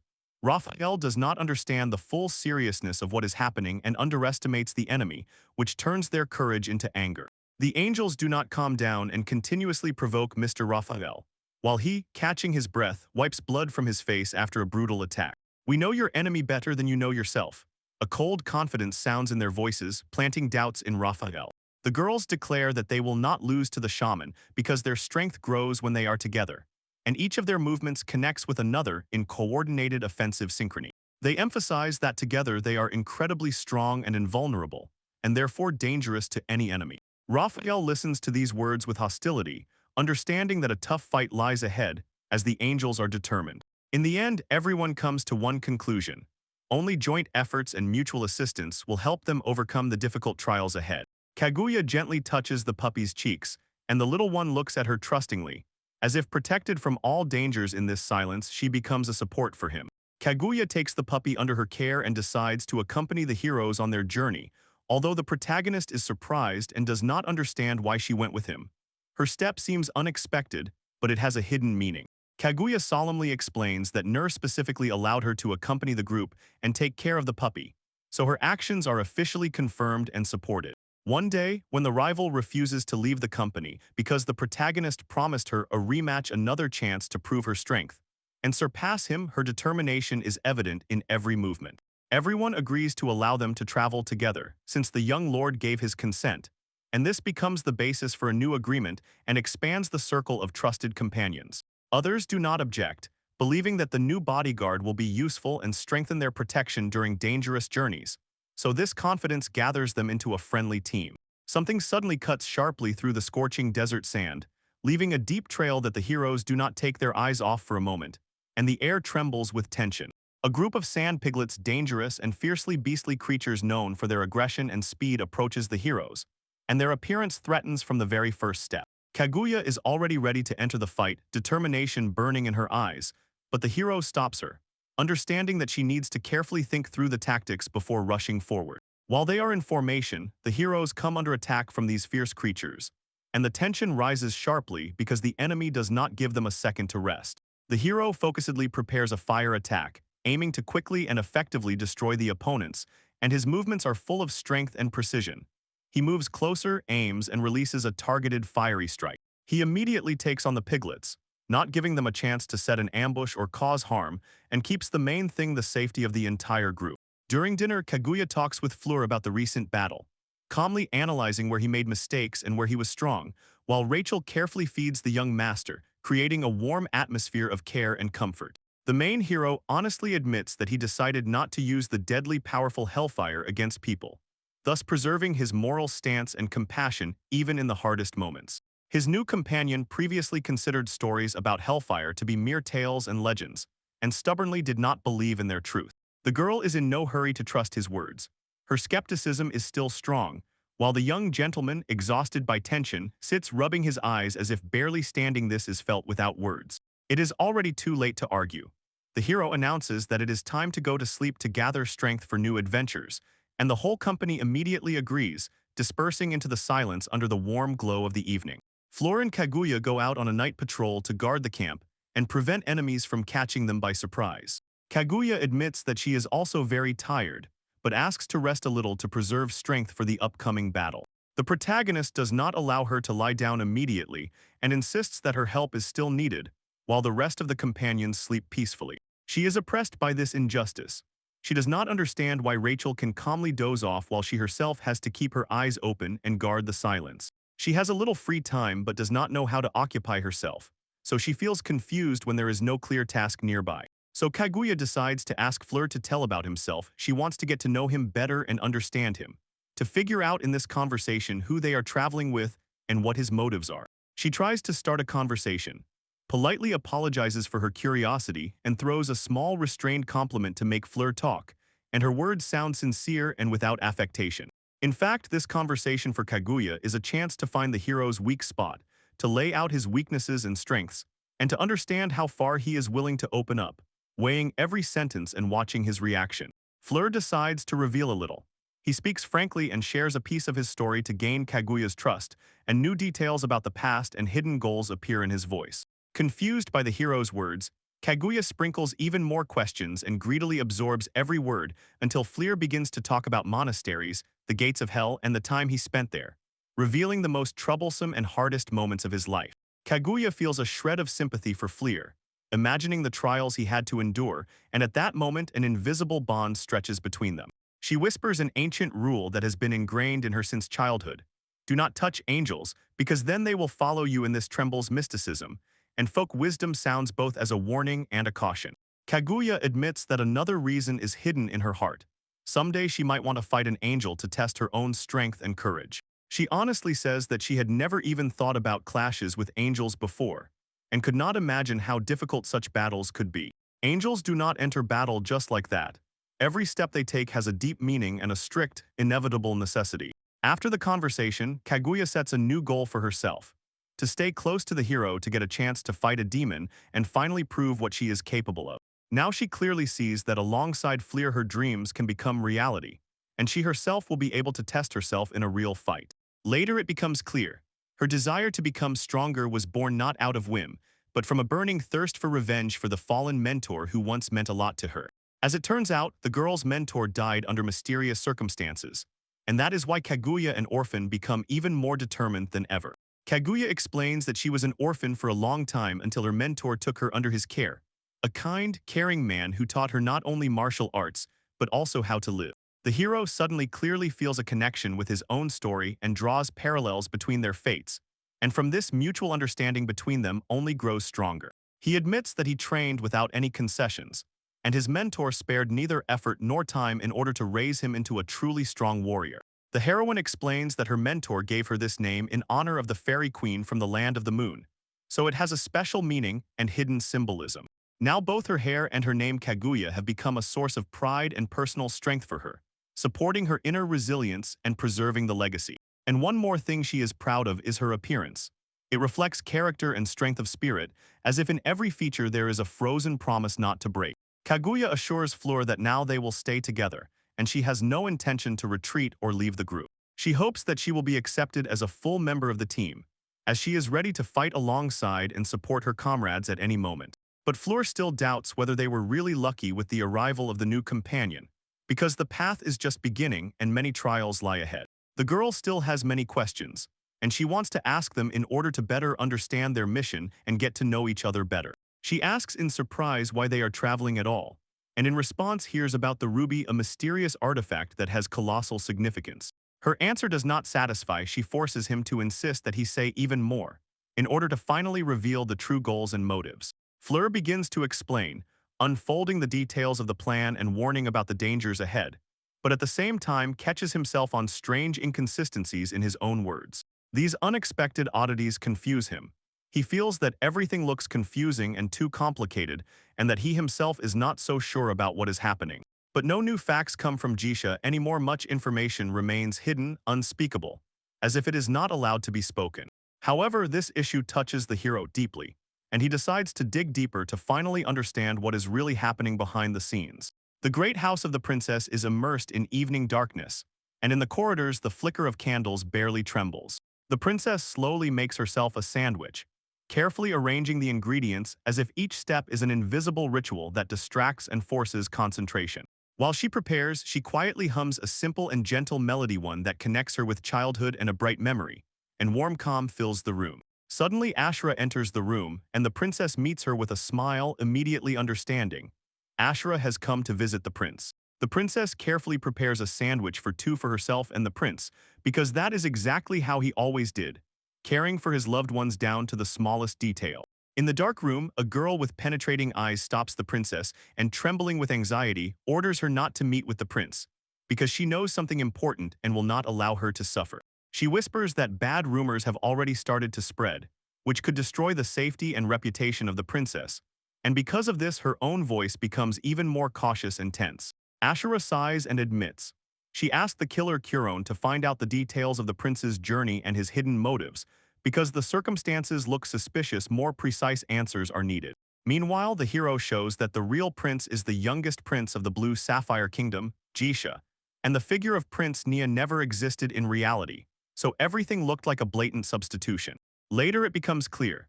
The Jishas formed an alliance among themselves, but it was they who were drawn into a complex and dangerous intrigue capable of turning into serious consequences for all involved.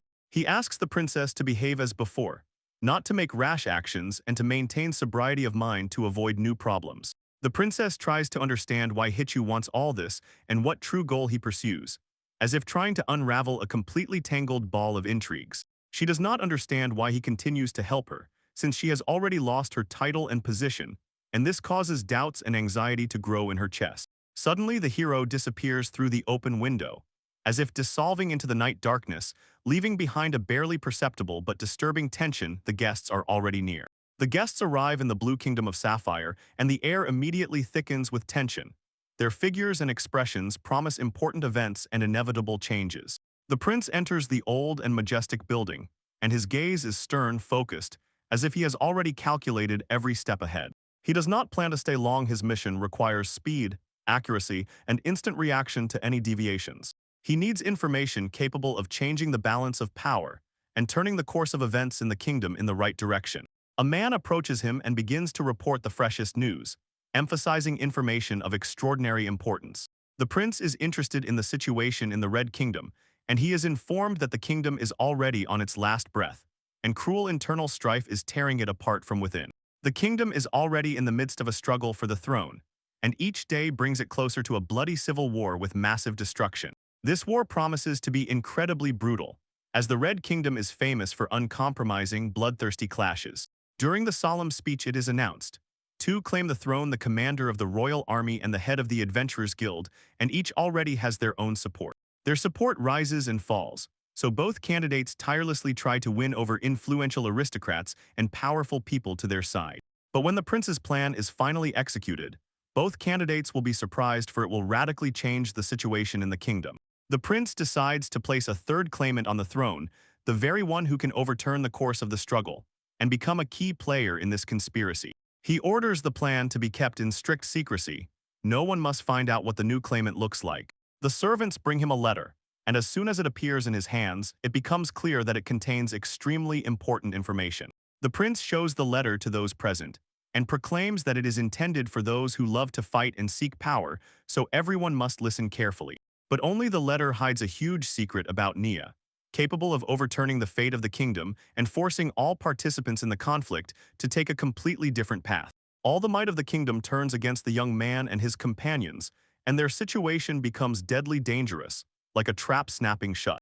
The man in the hood focusedly realizes that he can shift the problem from one country to another, fueling political intrigues and insidious manipulations. The secret nerve of events remains the question of the bodyguards, capable of playing a decisive role in the upcoming clash and changing the course of events. For the prince, this moment suddenly becomes the most important.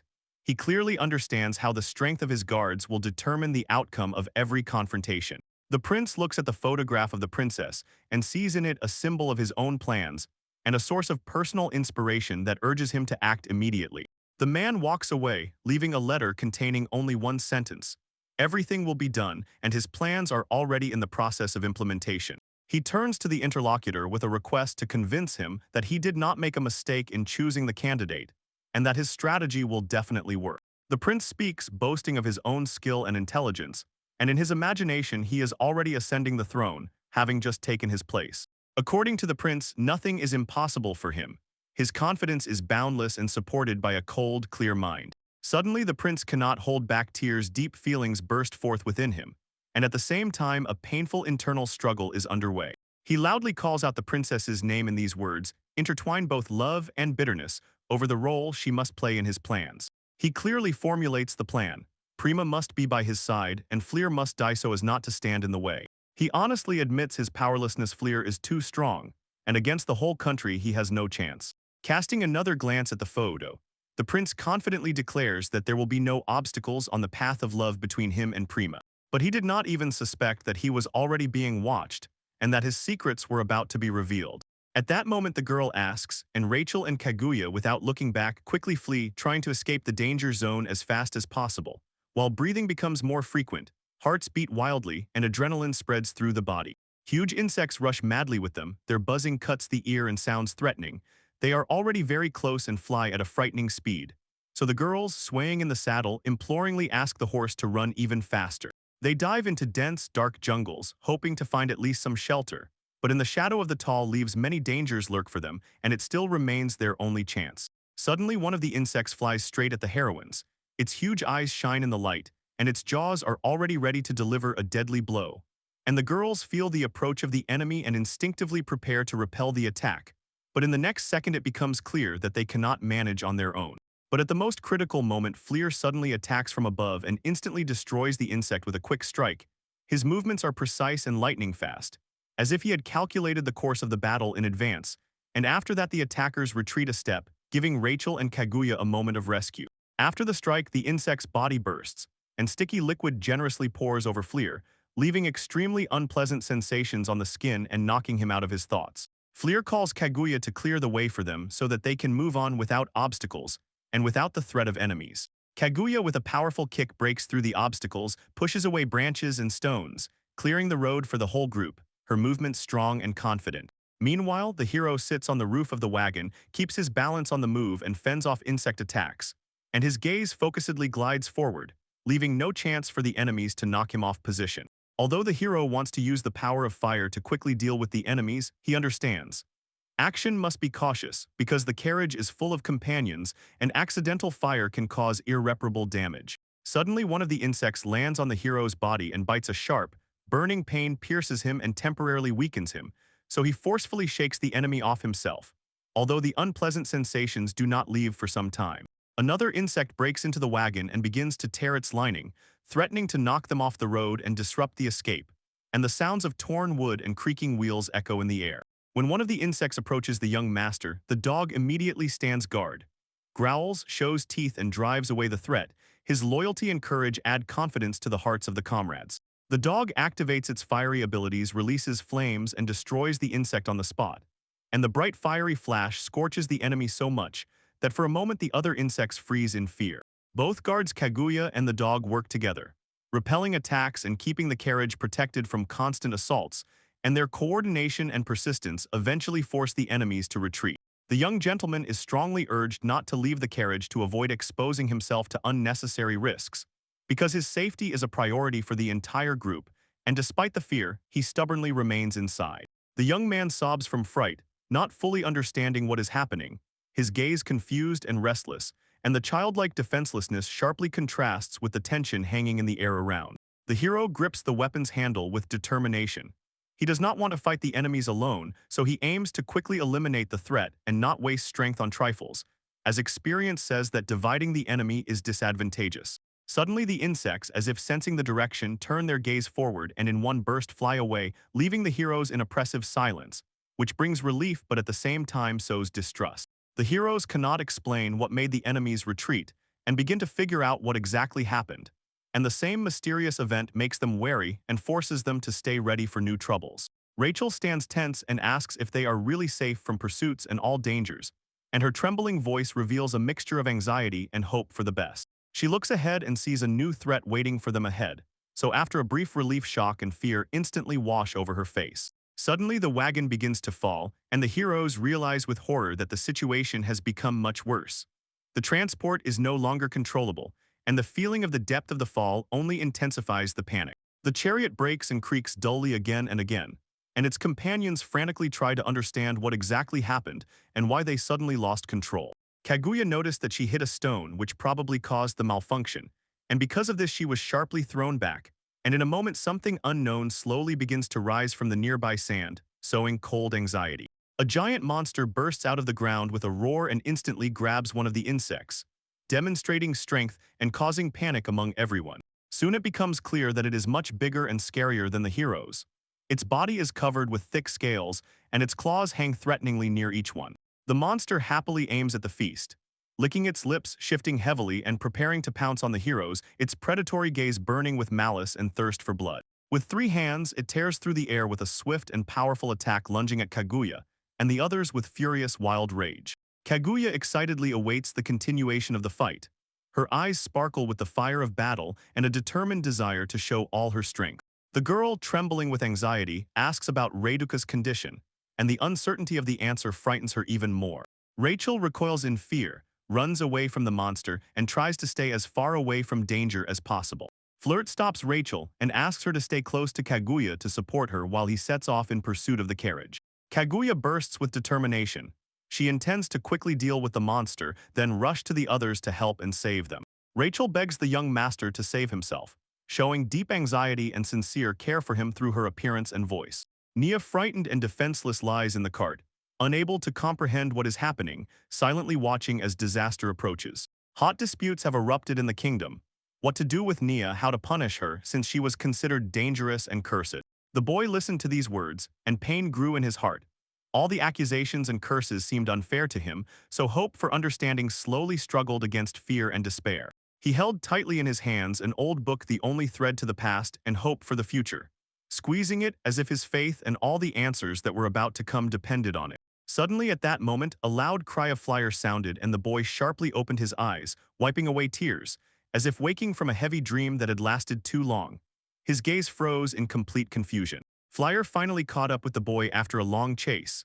He looked exhausted, yet still held himself resolutely, because he no longer intended to let go. Their meeting already felt doomed, one that promised change.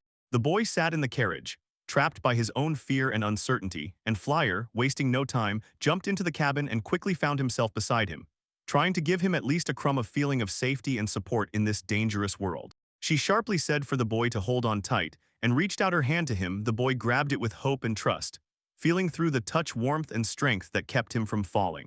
Suddenly the book slipped from his hands, and the boy screamed in horror, trying to catch it. His heart began to beat even faster because it was an important artifact, and losing it meant inviting disaster. The boy jumped out of the carriage without thinking and reached for the book, and Flyer did not manage to grab him, so the moment instantly turned into a real deadly danger, where the boy's life was at risk. The youth quietly fell from the cliff, and Flyer screamed with all his might, rushing to help to prevent a catastrophe. They both fell into the abyss. Branches swirled around, flying so fiercely as if attacking, and death already seemed inevitable, but fate was kind. The fall was not as terrible as it could have been.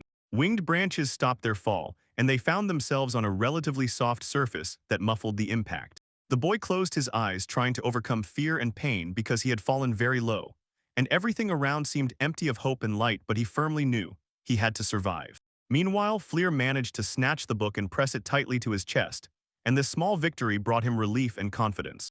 The boy rejoiced with the hero as soon as he opened his eyes and confirmed that the book was unharmed, and his heart was filled with new strength and determination not to give up. He was not surprised at all when his mentor appeared nearby, the only person he fully trusted, and to whom he had become attached through all his trials. The boy began to apologize, admitting that his actions had put everyone in danger, and in every phrase of his there was shame and a sense of guilt for every misfortune that had occurred. At that very moment, Fleer handed the boy the book, a simple but expressive gesture of trust and readiness to support in the hardest times, which left the boy confused and frozen.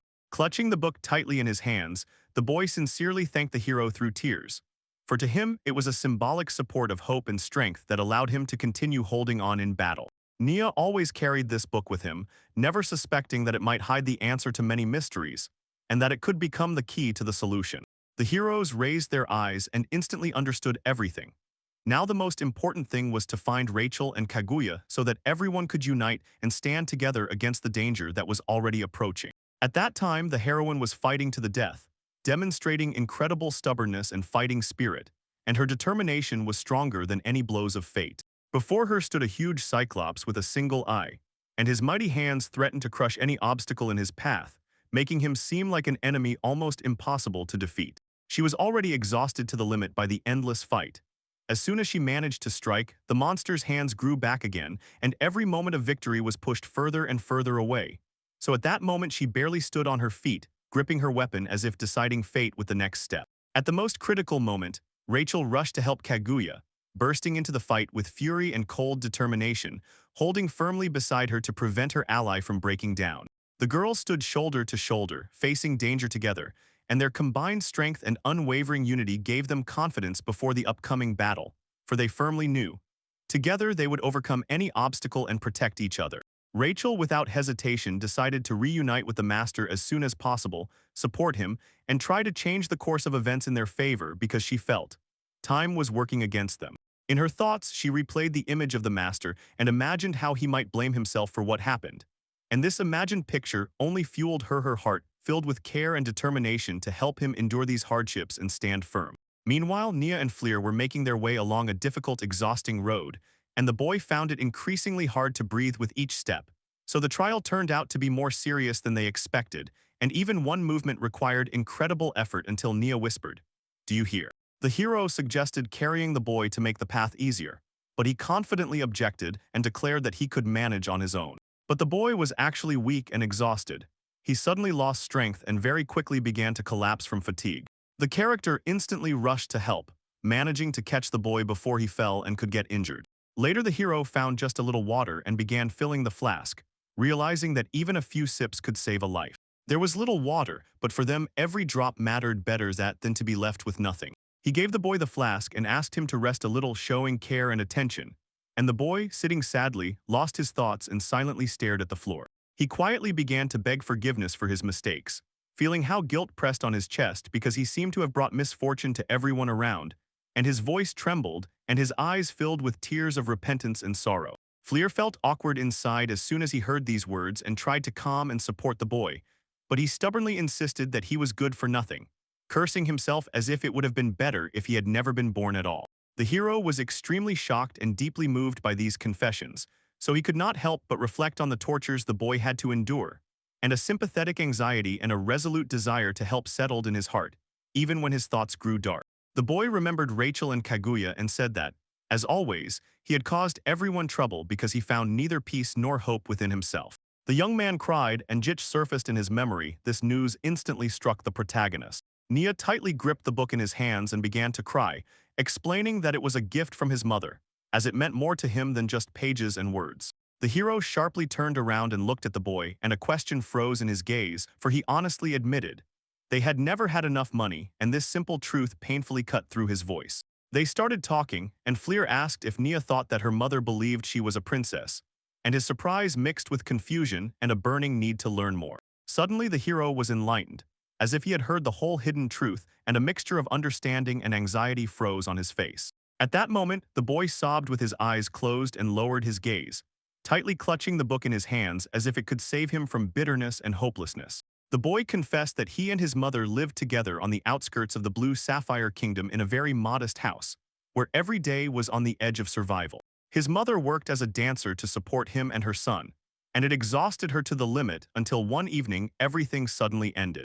Dancing on a pole in front of a crowd of drunken men, she suddenly noticed that her son was standing behind her, and his presence immediately embarrassed and alarmed her. She approached the boy and sternly reminded him that he could not just leave home like that, after which he quietly apologized, realizing his mistake and froze awkwardly. Then she covered her mouth with her hand, trying to hide the unexpected delight, and the boy screamed in panic from fear, not understanding why she was behaving that way. She gently ran her fingers over his cheek and quietly asked him not to worry and to return home.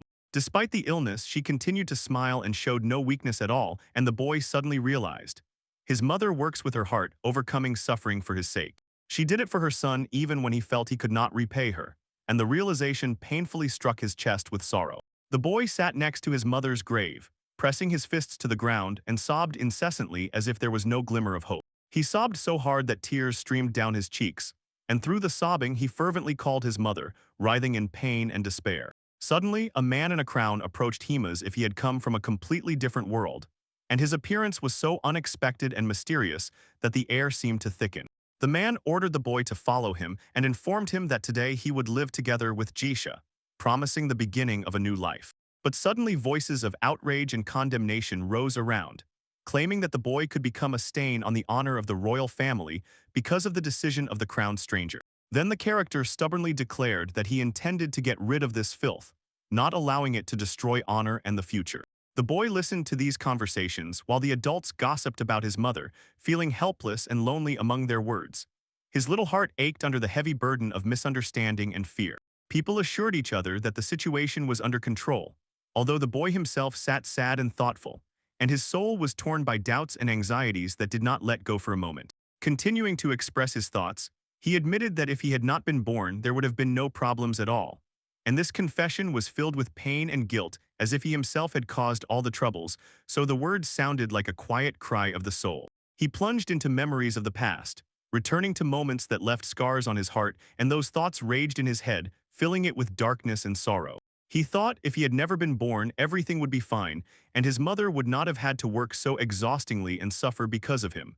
This thought pressed down like a stone on his chest. He cried, deeply convinced that everything happened because of him, and thought that it would be better never to be born, and his tears expressed hopelessness and inner struggle. Suddenly, Filer hit him on the head and sharply said that the story was too long and gloomy, but in his voice there was care and a desire to distract the boy from sadness.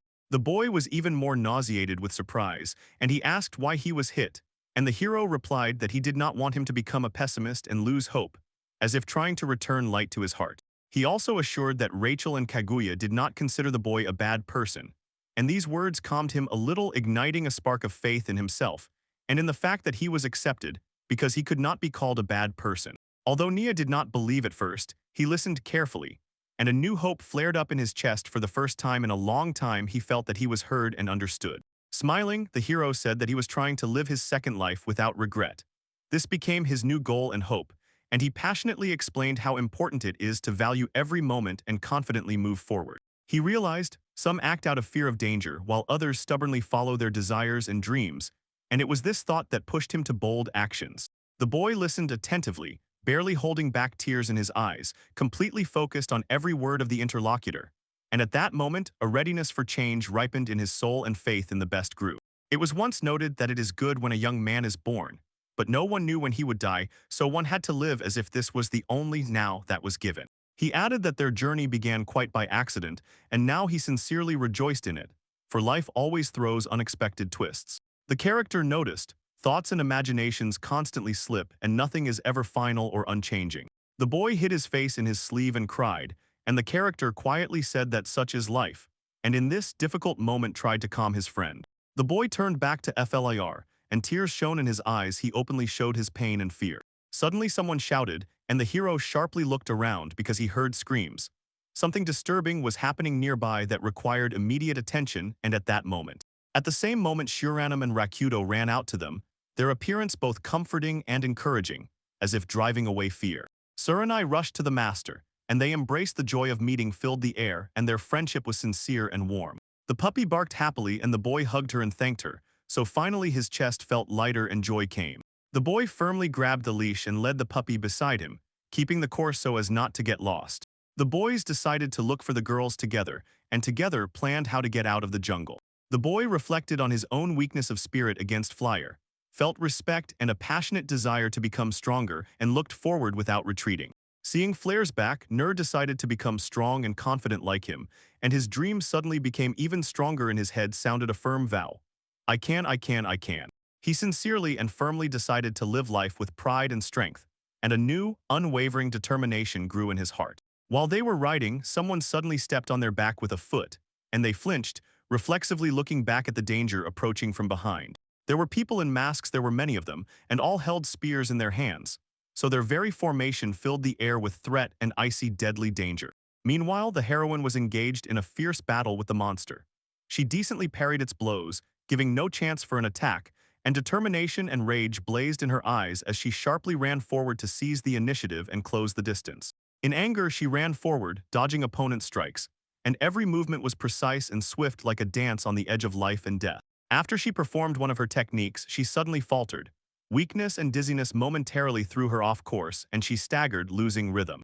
At that moment, Rachel loudly shouted to the heroine, asking if she wanted to finish her off, and Kagura replied that she had warned Rachel about her move in advance. Rachel noted that Kaguya and Fleur were like two sides of the same coin, extremely similar to each other, and a noticeable irritation was barely perceptible in her voice. Rachel looked sadly at her ally and thought about what was happening now, and her heart was filled with anxiety and doubt. The heroine suggested looking around to get the full picture, and this decision was dictated by pure necessity.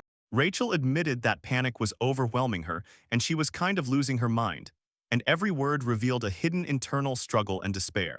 Wiping tears with the back of her hand, she remembered Fleur and the boy who tried to find support and hope in their eyes, so these thoughts kept her on her feet. Naguya confidently stated that the hero would be able to protect the boy, and in her gaze was a firm belief in his strength and real capabilities. As mentioned earlier, Rachel realized, the girl trusts Fleur and hopes for him, and this made her feel a little calmer. For now, the young people busied themselves gathering a pile of mushrooms, planning to roast them over the campfire a little later, and their worries suddenly receded before the simple joy of life. Claire tightly held the mushrooms she had gathered in her hands and was now persistently searching for a water source, as it seemed to her that this should be the next important step. Suddenly, a young man approached Cairo and handed him mushrooms that looked extremely suspicious, so the hero stared at them in surprise, feeling something was wrong. Claire and Cairo immediately explained to the boy that these mushrooms were poisonous, and the young man without hesitation threw them away. The decision was correct and timely. Cairo said that enthusiasm is good, but the boy should not do everything alone. He needs to take care of himself and act wisely, and the young man eventually listened and stopped taking risks. The boy cried out in despair that he really wanted to be useful, and just then a huge snake with an open mouth appeared behind him, and sudden danger overwhelmed him completely. The boy sharply turned around as soon as he saw. Fleur was already flying to his aid to fight the snake, and at that moment the boy's heart was wildly pounding because the rescue was literally a step away. The gentleman firmly held the snake in his hands and quickly asked if the boy was okay. And the boy, trembling, replied that he was alive and safe. These words relaxed both the hero and his companion. Fleur looked at the snake in surprise, feeling it was incomprehensible how such dangerous creatures could exist in these wild jungles at all, and an unpredictable, predatory nature was felt all around. The boy sat in place, frightened and breathing heavily, trying to recover after a moment that could have been fatal, and his heart was still wildly beating both from excitement and fear. The character stepped forward and called the young man to come closer, and he froze with confusion and caution in his eyes. Mutual trust was clearly felt in their conversation. Cairo handed the boy a large pistol, and the youth took it in his hands, freezing with surprise and caution as the weapon seemed heavy and foreign to him. The boy suddenly realized that this was the very pistol once used on the ship, and memories of previous events overwhelmed him like a wave. Lur warned that the pistol was intended only for self-defense, and ordered him to carefully listen to all his instructions, so that the boy would finally understand how serious the situation was. The hero added, even if the boy still does not know how to handle a weapon, it is still better to keep it with him just in case, and this was advice from Y. The boy silently looked at the gentleman and felt a chilling thought in his head. Rachel would hardly be happy to learn about the pistol, and doubts and anxieties overwhelmed his soul like an avalanche. The youth stubbornly stared at the weapon in his hands and tightly gripped it with his fingers, feeling at that moment a new responsibility and the need to be strong. He assured that he would try and promised, Later, he would definitely become useful to Fleer, and his voice sounded resolute and full of hope. Meanwhile, the dog watched everything attentively, as if sensing and transmitting someone's emotions, and her small eyes sparkled with curiosity. Suddenly, Shirano barked loudly and rushed forward, as if wanting to draw attention to himself here and now. At first, the hero did not understand what had happened to the dog, but when everyone around slowly turned their gaze to the animal, the tension immediately increased. They followed the dog, and she led them to a water source, so joy and relief lit up on everyone's face, as if they had finally taken an important step forward. Everyone was on cloud nine upon seeing clean water after a long search, and this find became a true salvation. He checked and confirmed that the water was clean and safe to drink, although he himself looked very dissatisfied. To lighten the mood a bit, he tossed the dog into the air, playing. But at that moment, someone suddenly aimed a bow at them, and it became clear. Danger had already reached their pack and threatened to destroy the fragile peace. From the darkness emerged the same masked men who had been closely watching them, and their arrows were already aimed at the boys near the water source. The masked men spoke sharply and angrily, outraged that someone dared to spoil their source, and their movements showed determination and aggression. They declared that such people deserved a death sentence, and released a hail of arrows toward the boys, instantly making the situation critical. Seizing the moment, the hero without hesitation caught the flying arrows with his own hand, demonstrating accuracy, skill, and cold courage. The masked men were stunned by the unexpected help from the young man, and their plans were completely disrupted. Fleur ordered the boy not to stay near Shurn while he was holding the arrows, and the boy was confused, not understanding why this was necessary. Fleur looked carefully at the arrows and immediately realized, even in this wild thicket there is civilization, so the tension instantly became even sharper. Soon a group of people in masks with spears appeared before him, and Filer felt ill intent. Their gazes were cold and dangerous, and they began quietly closing the circle around him. The masked men stared ominously at Fleur, hiding nothing of their hostility, and their silence along with sharp gestures only intensified the feeling of deadly danger. At that very moment, the dog behind growled, warning of the approaching threat, behaving fiercely and cautiously, as if ready to pounce on the enemy. One of the forest dwellers knelt before the people from the sand and addressed them with deep respect, speaking as if every word carried weight and consequences. The people began to tell that on this land there exists a sacred well, which means more to their tribe than any customs, a place guarded and considered holy. The replaced man declared that those who defiled this land could not expect forgiveness, and his stern words sounded like a verdict without the possibility of change. Suddenly, the entire crowd of people attacked the boisty wanted to kill the uninvited guests, and instantly a fierce, swift fight broke out. Shurnui growled loudly, and the protagonist ordered the dog to fight alongside them. So the dog responded piercingly to the call and engaged in the fight. On the street, people were shouting and running away, cursing the invaders and wishing them death.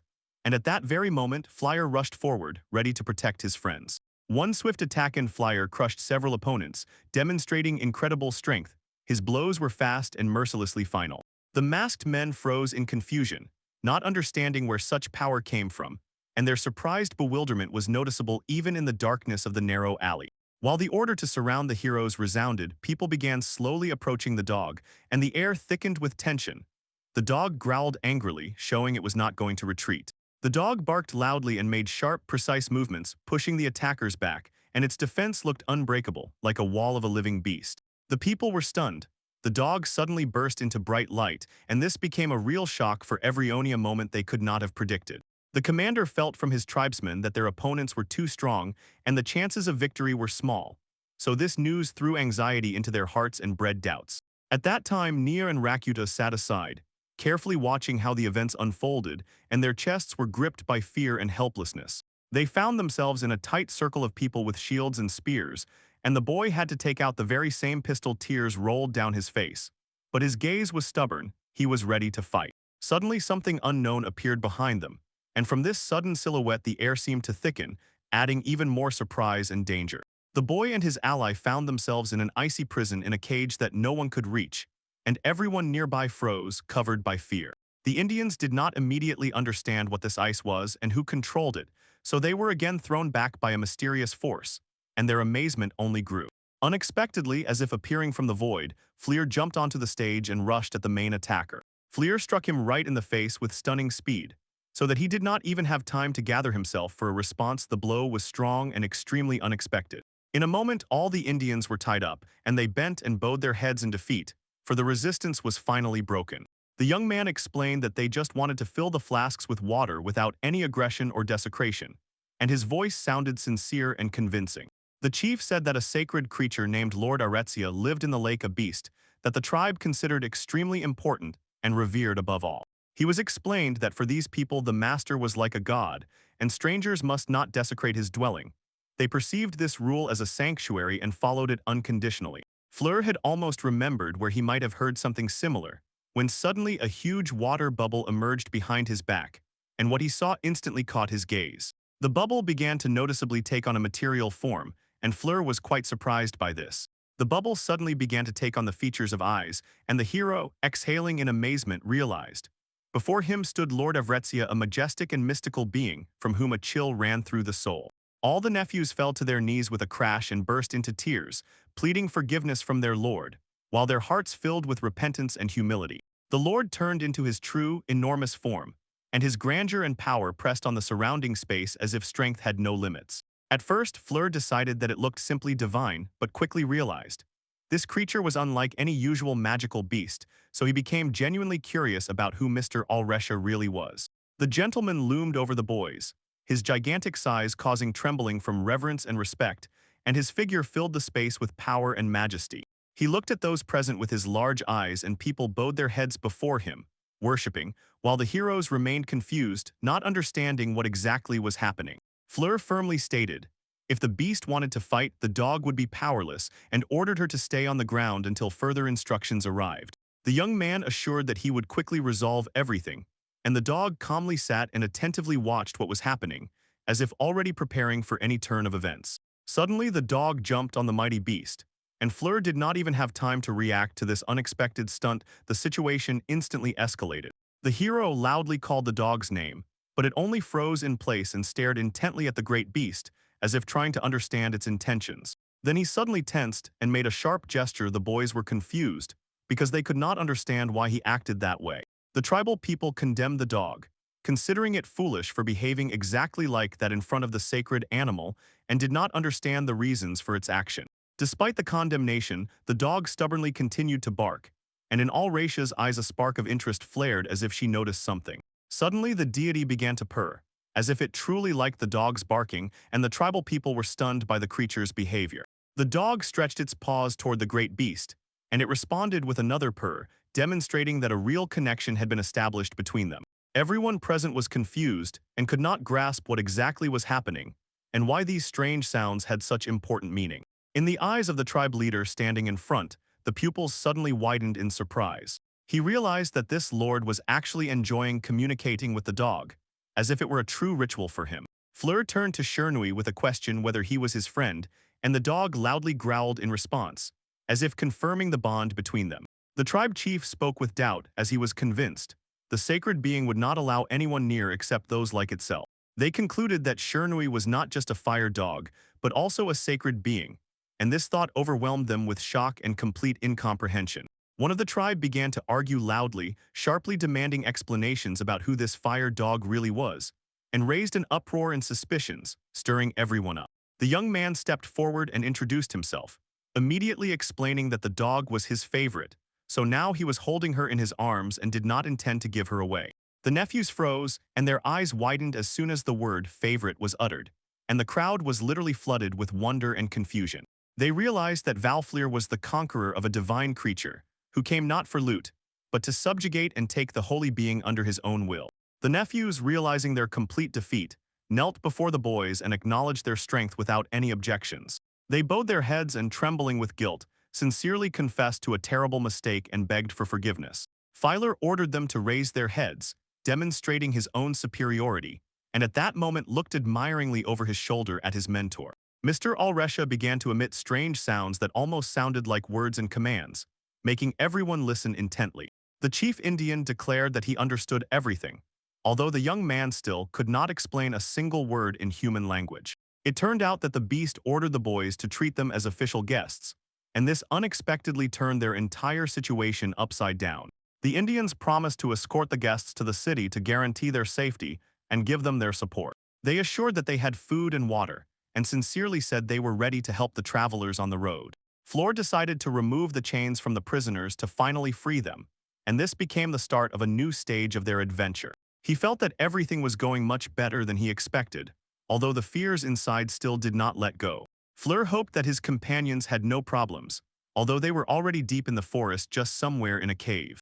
Between the stone walls and skulls stood two heroines boldly determined, ready for a clash, and their resolve and fury could be felt by touch.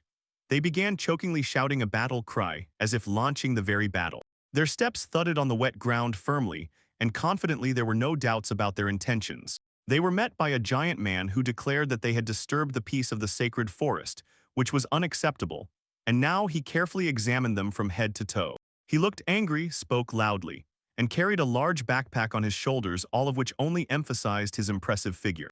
The man in dark glasses asked if the girls were looking for exactly that color, and his voice sounded stern and wary. The girls stared at him in surprise, and Kaguya immediately realized. This person had neither any strength nor a noticeable presence, so she warned that if he took even a step toward them, she would strike so hard that he would die. Rachel and Kaguya walked through the dark cave, carefully looking around for water, and their steps echoed over the stones. They plunged deeper into the cave but suddenly stopped, noticing something unusual ahead, and with each second the surroundings became increasingly eerie and mysterious, as if a premonition had frozen their bodies. Before them opened a space resembling an abandoned mine.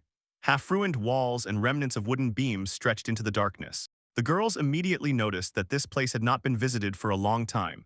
Kaguya managed to see how the decor had sagged, faded, and looked extremely old and neglected, and Rachel only confirmed her conclusion with a gloomy look. Suddenly their gaze fell upon a human skull lying next to the ground, as if accidentally chosen by fate itself, and this unexpected find instantly raised alarm and made them freeze. The girls wondered where so many human bones had come from here, and each guess sounded like a warning.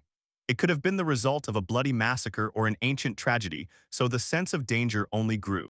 The question of what exactly had happened in these places remained unanswered, forcing their brains to work intensely and attentively like students afraid to miss the slightest sign of danger. Suddenly behind them appeared a man with a large backpack who calmly said that once there had been a battle for territory between the Sand People and the Jalahandra people, and his balanced voice added tangible weight to every word. She immediately asked who these girls were, and in Rachel and Kaguya this instantly raised alarm. They sharply turned to the stranger and prepared for any possible threat. Rachel did not hide her distrust and even threatened the man, making it clear that she was ready to fight if circumstances turned against them. The stranger looked at them attentively, without blinking and showing not the slightest fear. So the girl decided that he was an experienced fighter, possibly a true master of martial arts.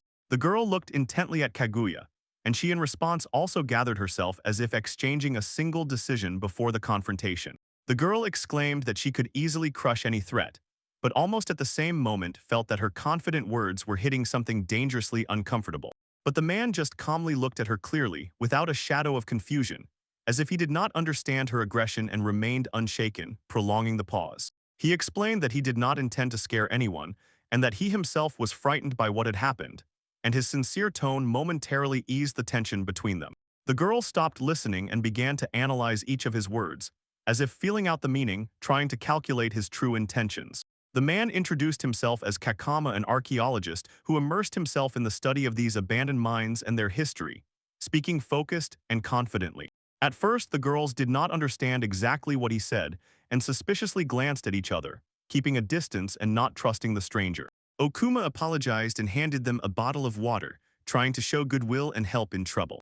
The girls looked cautiously at the water and, not trusting the man, did not accept it immediately. He explained that as soon as the local tribes learn that he is Sandman, they will destroy him without any mercy, and that is why his mission was deadly dangerous. The girl sat on a stone and listened attentively to the archaeologist, absorbing every detail of his story, mysterious, important, and such that made her fingers tense tightly.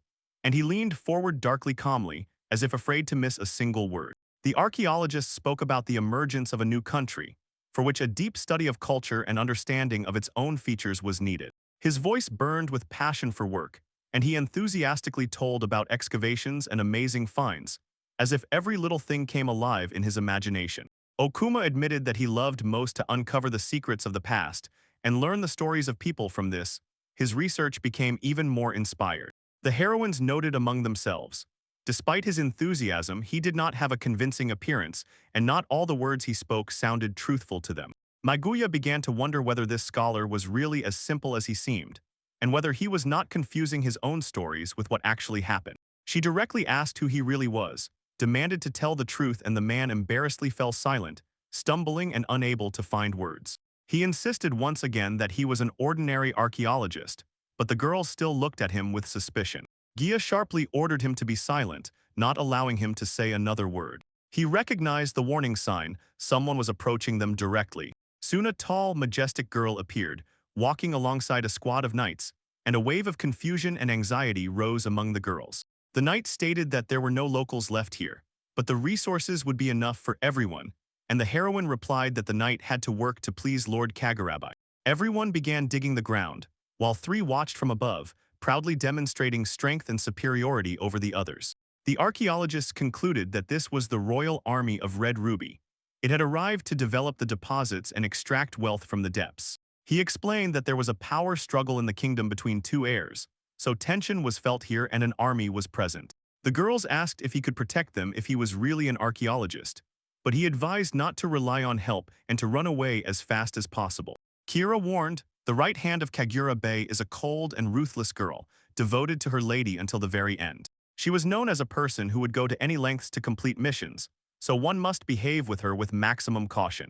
Aguya suggested, if she is really that strong, maybe it is worth testing it in practice and comparing her own strength with her own capabilities. The archaeologist replied that no one had yet come close to uncovering the power of Marshala, and Kaguya was unlikely to match her at that moment. Tensions suddenly tightened in the air. At that moment, Kaguya sharply turned around, her eyes blazing with rage, and cut him off with the question, "What did you just say?" She clenched her fists and declared firmly that she would destroy this girl with no compromises, as seriously as possible. Kaguya wildly lunged at the knight and struck the ground with her fist so hard that it seemed the earth beneath her feet trembled, and her fury and determination were obvious. She was not going to back down.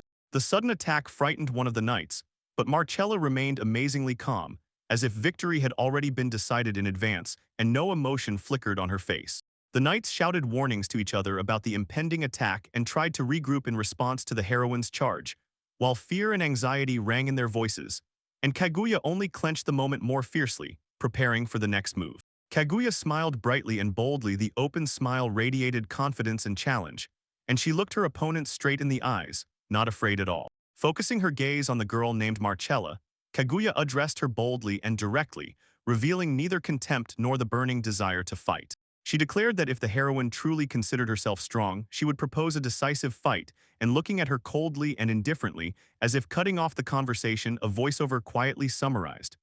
On that note, I think I'll end this video. Thank you very much for watching. See you next time.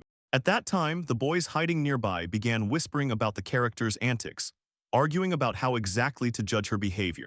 The archaeologist sharply warned, now is the best moment to run and avoid clashes, because the situation had become truly dangerous. Rachel admitted that even though Kaguya behaved wrongly, she was still her comrade, so Rachel did not want to abandon her in trouble. Meanwhile, Marcella approached the girl and mockingly said that she looked like a fragile doll, as if incapable of serious resistance. She twirled the hoop in her hands, voicing a compliment to the girl's beauty, her hair, eyes, and figure, and smiled boldly, as if deliberately provoking her rival. These words in such a manner only made the heroine tighten up more collectedly and firmly in her resolve, so she wanted to prove the opposite. She stood motionless, not averting her gaze from Marcella, smiling defiantly, and at any moment was ready to launch an attack and show all her strength. Suddenly she dashed forward, trying to catch Marcella by surprise and break through her defense with a sharp hoop strike. But Marcella effortlessly and confidently intercepted the attack, deflecting the blow so cleanly that it was clear.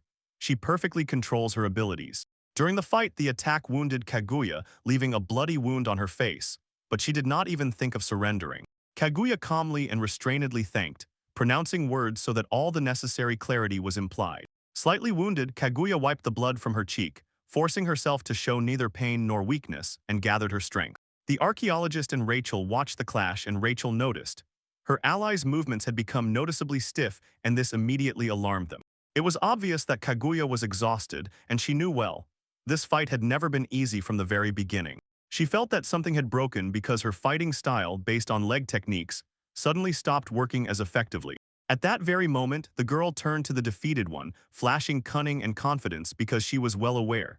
She had incredible strength and a special gift. Her gaze was full of slyness, for she saw, deep down there was a fear of losing this power and fainting. She was on the edge, she was trembling, with sweat, blood slowly trickled down her body.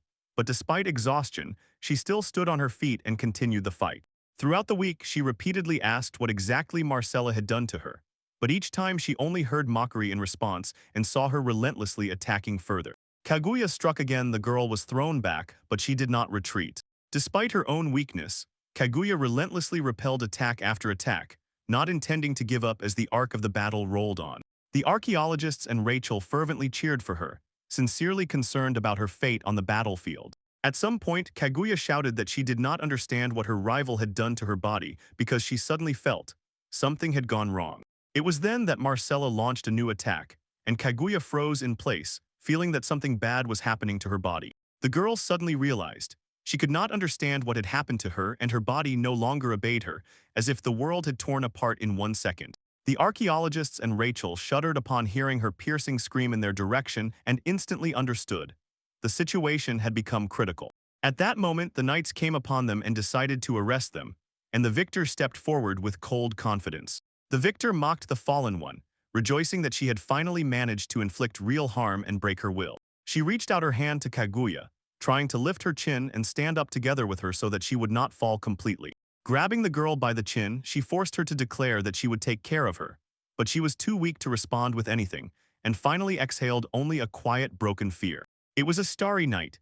The inhabitants of the settlement gathered around the bonfires and burned something, forming a circle and throwing into the flames the brought items, from which acrid smoke rose in the darkness. They shouted loudly in their language, pouring out emotions as if calling spirits or gods, and their cries merged with the crackling of the fire so that it became both eerie and enchanted at the same time.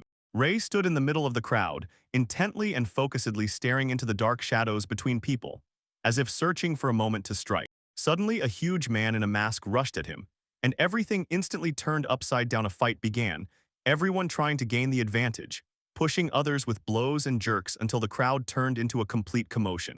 It started fighting in close combat, and strong blows one after another and confident movements immediately showed. Both fighters were experienced warriors, ready to prove their strength and skill without losing control even in a dangerous clash. Despite the giant size of the opponent, the young man next to him looked quite small, but this did not shake his confidence. He held a well-thought-out strategy in his mind, waiting for the moment for a decisive move. In the next moment, the hero sharply did a somersault. With incredible agility, caught the moment and threw the enemy over himself, turning the chance into an accurate strike. The opponent flew above the ground and passed several steps, and in the air his scream mixed with surprise and pain from untimely defense. Toru was declared the winner, and the crowd exploded with cries of joy and loud applause, celebrating his impressive victory. Everyone was happy for him, and he walked through the crowd with a broad smile, feeling pride. He had managed to defeat a great warrior and earn true respect. Changing clothes after the battle, the hero noticed that Jalahandra was a funny and unusual place, full of surprises. Just then Nia called him. The hero turned around, and Nia was already starting to say something.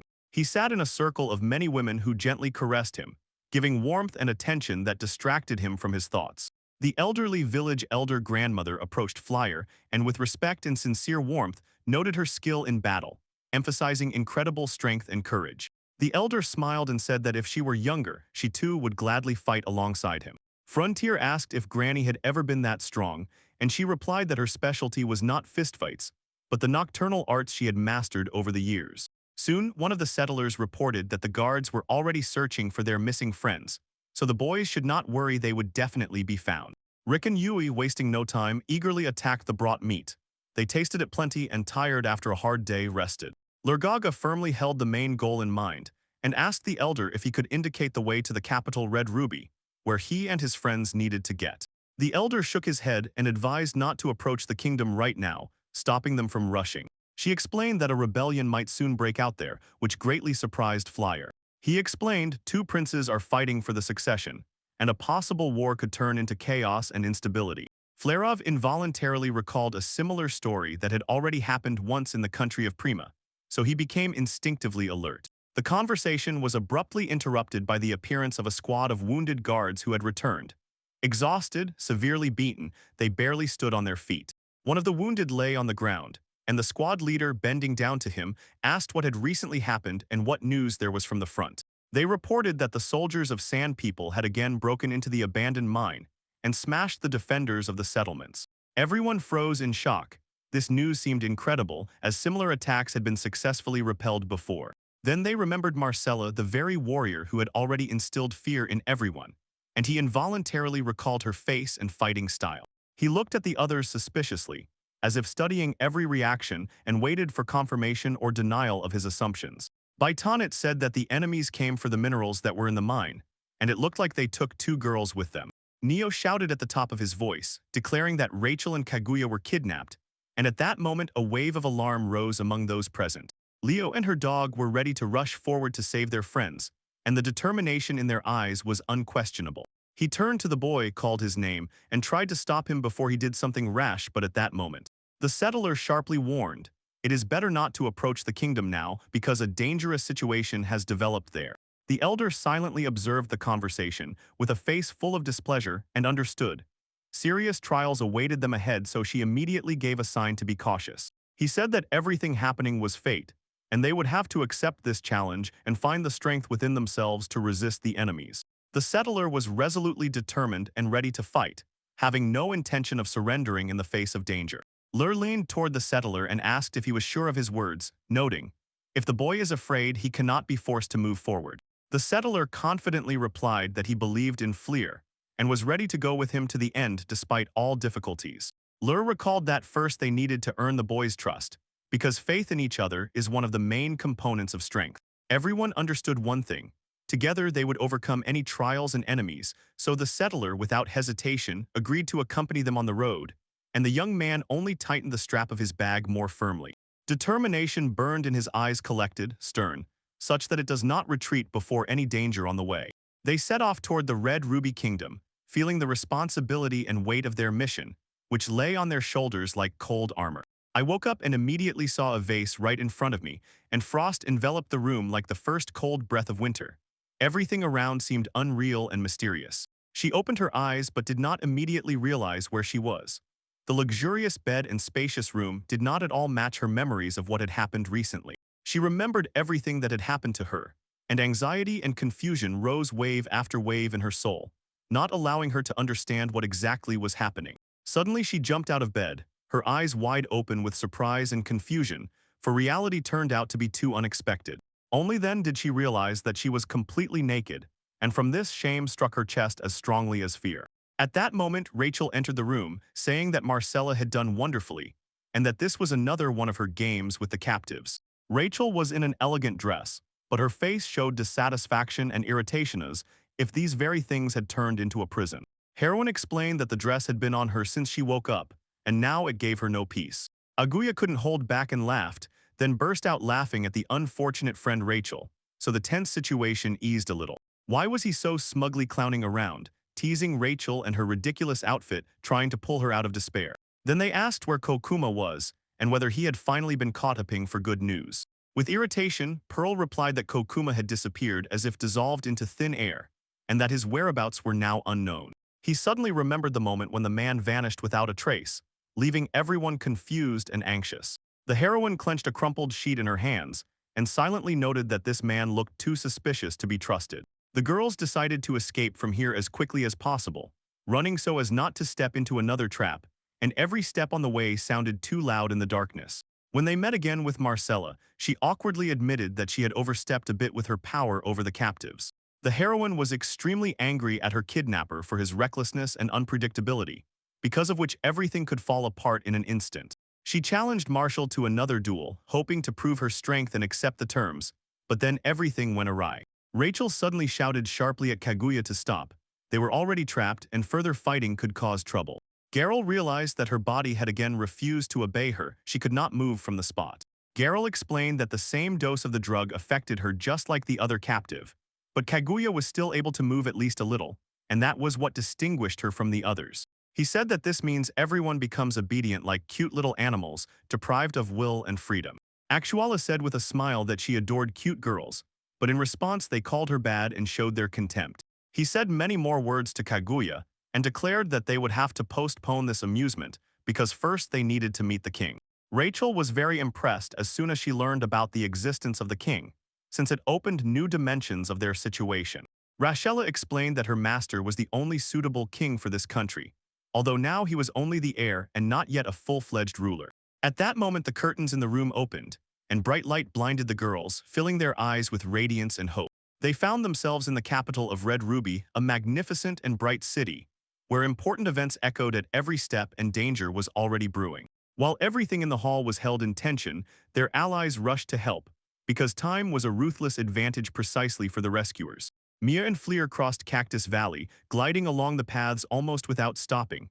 The journey went quickly and confidently, and they were very close, stubbornly striving to rescue their friends from trouble. Three girls walked along the carpeted path to the throne, and there, in the shadow, sat an indistinct figure praising his subordinate Archella for bringing home a good catch from the sacred forest. Parchella addressed the Lord as His Majesty, leading two other girls on long leashes, and they could neither resist nor break free, because her ability completely subdued them.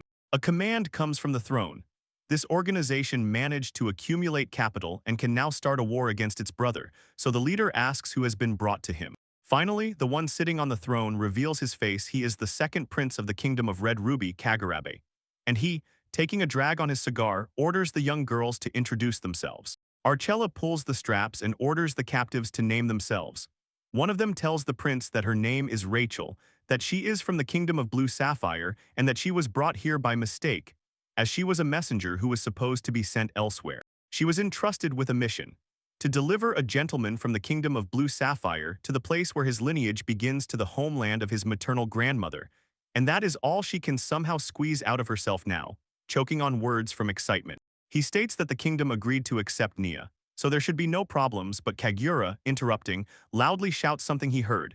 And for the prince this is just an irritating trifle. He dismisses it with a cold gesture and orders to move on. And now he reveals a terrible secret.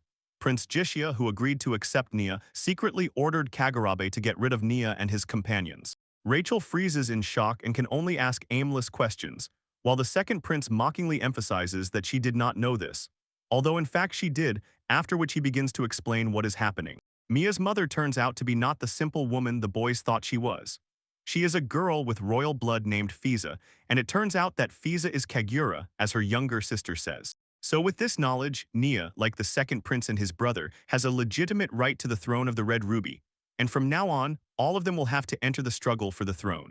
That is why the existence of the boy became only an annoying trifle for both princes, and Prince Jisha did not say a word about it to lure the travelers into a trap. In Kagurabe, this is already clear. Nia himself is not a threat, but the trouble is in his position at court, and the prince's elder brother thinks the same. According to the logic of rivalry between the brothers, the second prince decides to capture Nia first and immediately finish him off, while the leader's army is already prowling in search of the boy, and sooner or later he will be found, and the girls will see his body. Looking through all this, the second prince of Kagurabe not only acts cruelly, he is convinced that the heavens themselves have blessed his actions. So he has grounds to say and think so. At least that is how he explains it during his speeches and steps. As soon as they heard this, both girls froze from incredible impression. And in the next moment, two winged characters appeared and ordered Kagurabe to work diligently and bring the shaman as soon as possible, to which he, trembling with haste, apologized and assured that everything would be done very soon. These children, who at first glance look innocent, actually turn out to be apostle gentlemen. Their names are Metatron and Sandalpin, and the angels look at the newcomers with haughty coldness and without much interest, and the girls feel a creeping fear running down their spines from this indifferent superiority. The girls cannot believe their own eyes. They see angels, and one immediately says that they are just ragged hens, but Marcella quickly corrects her. It turns out the angels are looking for someone here called the shaman. But according to their words, the country where the shaman is hiding is so huge that they became too lazy to look for him themselves. So they decided to simplify this process and tried to use the power called Kagura. Sagarabhai enters the game. He offers the apostles his help in the search, unconditionally does everything the angels ask, and therefore they see in him only a servant, although in reality these are powerful patrons. The second prince is inspired by the fact that the power of the angels guarantees him victory in the war against the elder brother. And after he deals with him, he will become king and have all the power he so desires. Rachel is devastated and confused. Now against them is the entire army of a whole country and the apostles, And although she does not understand how everything turned out this way, she knows only one thing: they cannot cope with such force. After all, even the apostles themselves are a threat that appears once every 100 years. They have administrative resources and other capabilities, so they are hunting together for the young master for whom the girl is responsible. She had no idea that Prince Jishi might have evil intentions, and she brought the young lord here with her own hands, and in her thoughts apologized to Nia, feeling guilty, until the situation began to change sharply. At that moment, another girl flies into the conversation and loudly declares that Kagurabai is simply an idiot, and she is 100% sure of this, and ready to explain and prove her words carefully. All present are wildly impressed and do not know how to react, and this gives Kagura a few sips of time to convey her opinion to the grateful audience. Kagura says that they are all idiots, relying on others or on the heavens, a bunch of naive people, and no matter how many of them gather together, they are unable to defeat a strong opponent, and asks if people even know who is now next to Nia. Archella comes to her senses, pulls the captive by the belt and orders her to lie down, but she remains motionless, and this shocks even Archella. She trembles and says she has advice from the strongest martial arts master, that is, from herself, and if they underestimate Fleer, the consequences will be terrible for everyone who seeks to harm her. Then she adds with absolute confidence that no one will defeat Fleer. She knows this boy, has seen him in battle, knows what he is capable of, and how much strength he already has. Finally, she demands that Rachel not give up, even though the situation promises nothing good, because they are already cornered and there is nothing left, since they themselves cannot change the course of events. Still, both need to believe in Fleer as a bodyguard, and therefore they have at least a shred of hope. Choking back tears, the captive turns to Kaguya to say something important, but she is exhausted by the situation itself. Together with Nia, the boy, overcoming all obstacles, finally reaches the destination. He is sitting on a riding bird, and behind him a boy is holding on. Now the hero peers into the city from a short distance, the capital of the Kingdom of the Red Crystal, and prepares to enter through the gate, while nearby the citadel itself rises steeply, above which towers a huge castle on the mountain peak. The boy shouts encouragingly that they need to hurry to save Rachel and Kagura, and their dog confirms his words, while the hero also nods. They still don't know exactly where the girls are, but they suspect the castle. Nearby, a sphere of dark energy suddenly condenses, twisting into a spiral with many arms, an amazing, eerie sight which they immediately understand. This is someone's evil magic. Inside this darkness, two glowing eyes immediately appear, and a loud sound thunders as if someone is already there, watching them and looking straight into their souls, clearly showing destructive intentions with their eyes. Finally, a giant centipede jumps out from underground. It hisses loudly, immediately lunges at them and attacks without hesitation, rushing forward, snapping its jaws and eager to truly maim their integrity. They freeze in shock. This is a sudden attack they did not expect, especially since a real centipede was lurking inside the black hole, and such a huge one at that. They barely manage to avoid collision when the hero blocks the monster's attack with his own hand, and the massive insect head stops instantly. The boy hoarsely says he has never seen creatures of this type. Jokingly apologizing for being in a hurry and not having time to fight, he simultaneously prepares a strike. He scorches his palm with the first flame of hell to neutralize the enemy with power. A fiery explosion is heard, and it immediately hits the centipede's heart directly, so it is completely engulfed in flames, and the boy confidently thinks the monster will be destroyed immediately. But this is not enough to stop it. The monster falls like a stone and strikes the heroes with its head, but they barely manage to dodge, feeling the air whistle past their faces. Lur swiftly picks them all up along with the bird in his arms, and without wasting a second, orders to get out of here as far as possible. He has reason to worry. The Hellfire had no effect on the monster, and this is incredibly unusual because, as the hero who saw it with his own eyes said, its flames always finished off any opponent, so now even another attack promises nothing good. Take off your watches while the centipede thrashes and trembles in spasms, transforming and gradually acquiring a more human-like appearance. From the insect's mouth emerges a very human torso with long arms and thin, almost unnaturally flexible fingers, and the head is covered with something like a brain and looks significantly enlarged, as if the body cannot fit into its form. The boy's eyes open wide. He sticks out a long tongue and shouts loudly, as if embodying pure excitement before the clash. That boy thinks only about how to fly out of the monster's jaws, so he furiously swears while the monster rushes at him with a scream. He is sure that this time he will definitely catch the monster with his strike, so he hits it with a firearm created from the first flame of hell. But to his surprise, the monster breaks through this fiery obstacle and lunges straight at him without stopping for a moment. Fleur dodges the blow without taking his eyes off the monster, and it is clear that he is not like all the other magical beasts Fleur has encountered, because an incredible murderous will emanates from him. The hero wants to set off as soon as possible to save Rachel and Kagura, but until he deals with this monster, he will not move an inch. Fleur thinks about what to do next, because this time he will not be able to defeat the enemy with his abilities alone. From afar, someone else watches their clash, hovering high above the ground, and mutters aloud that the hero will have a hard time dealing with a single black bug, so he calls the monster. He warns that if everything continues the same way, he might accidentally kill the hero Evan if that is not his goal, and asks the hero to try harder, calling him the shaman of the gates of hell. The man strikes the monster and summons the second flame of the gates of hell, very much wishing the enemy would freeze, but he cannot make it succumb to the cold, so with each push the effort becomes futile. He creates a frosty whirlwind to hold back the opponent. He was shackled with ice and in an awkward pose, so he cannot attack the hero. Fleur manages to take a moment to rest. He falls heavily to the ground near the giant to gather himself and decide what to do next, because a difficult task lies ahead that cannot be solved here and now. But the pause turns out to be false. The beast suddenly bursts into an attack, breaking the icy lattice shackles with force, and the icy power shatters helplessly from his movements, unable to hold the enemy. The hero bounces off the blow again, jumps aside, and cannot understand why even this maneuver did not work, although he is sure he put so much effort into it and expected to win right here. He understands the reason. The air over the red ruby is extremely dry, there is almost no water vapor, so his second Hellfire almost has no effect, and at this level there is no way to stop the monster, so only the next move remains. Then he uses the technique he considers the most powerful under these circumstances. He calls the first flames of hell and ignites them to full power.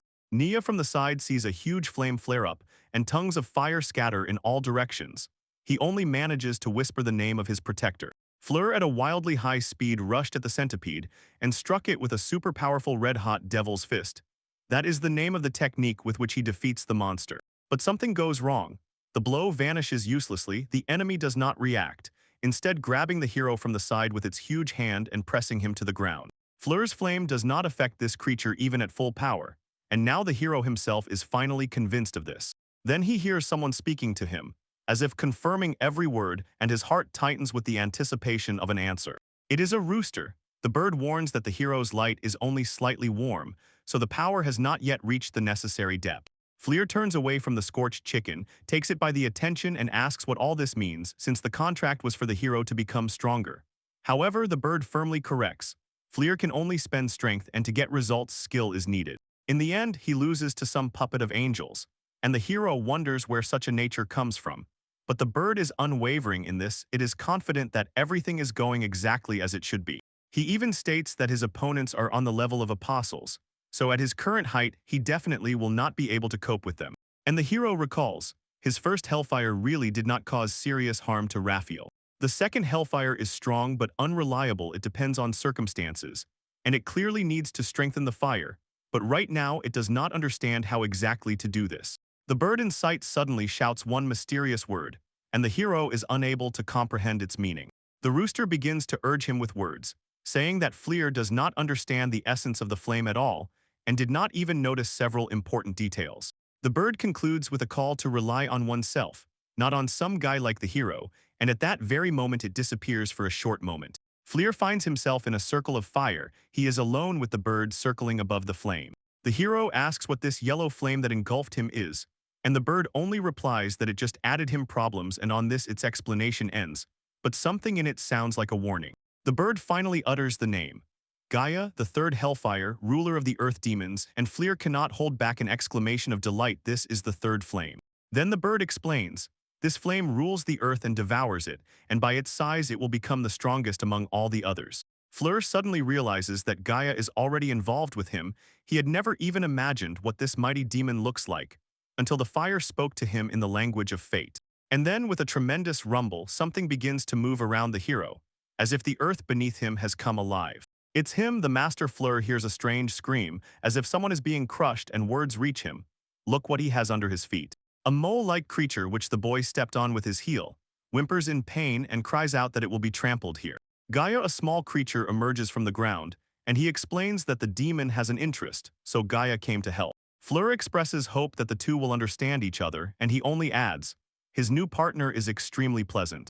Gaia talks about herself and admits that she has been watching the boy since he fought demonic beasts in Jalandhara. She recalls how the hero tried not to harm anyone in the wild. So Fleer, she says, is truly good, while the demon tells his story and the boy gently strokes Gaia.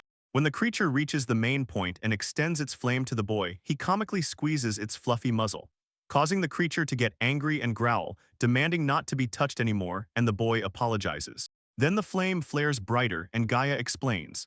The true nature of fire depends on what the vessel is capable of and whether it is ready to kill. The spirit wished the boy luck in battle, and at that moment he came to his senses right in the heat of the fight.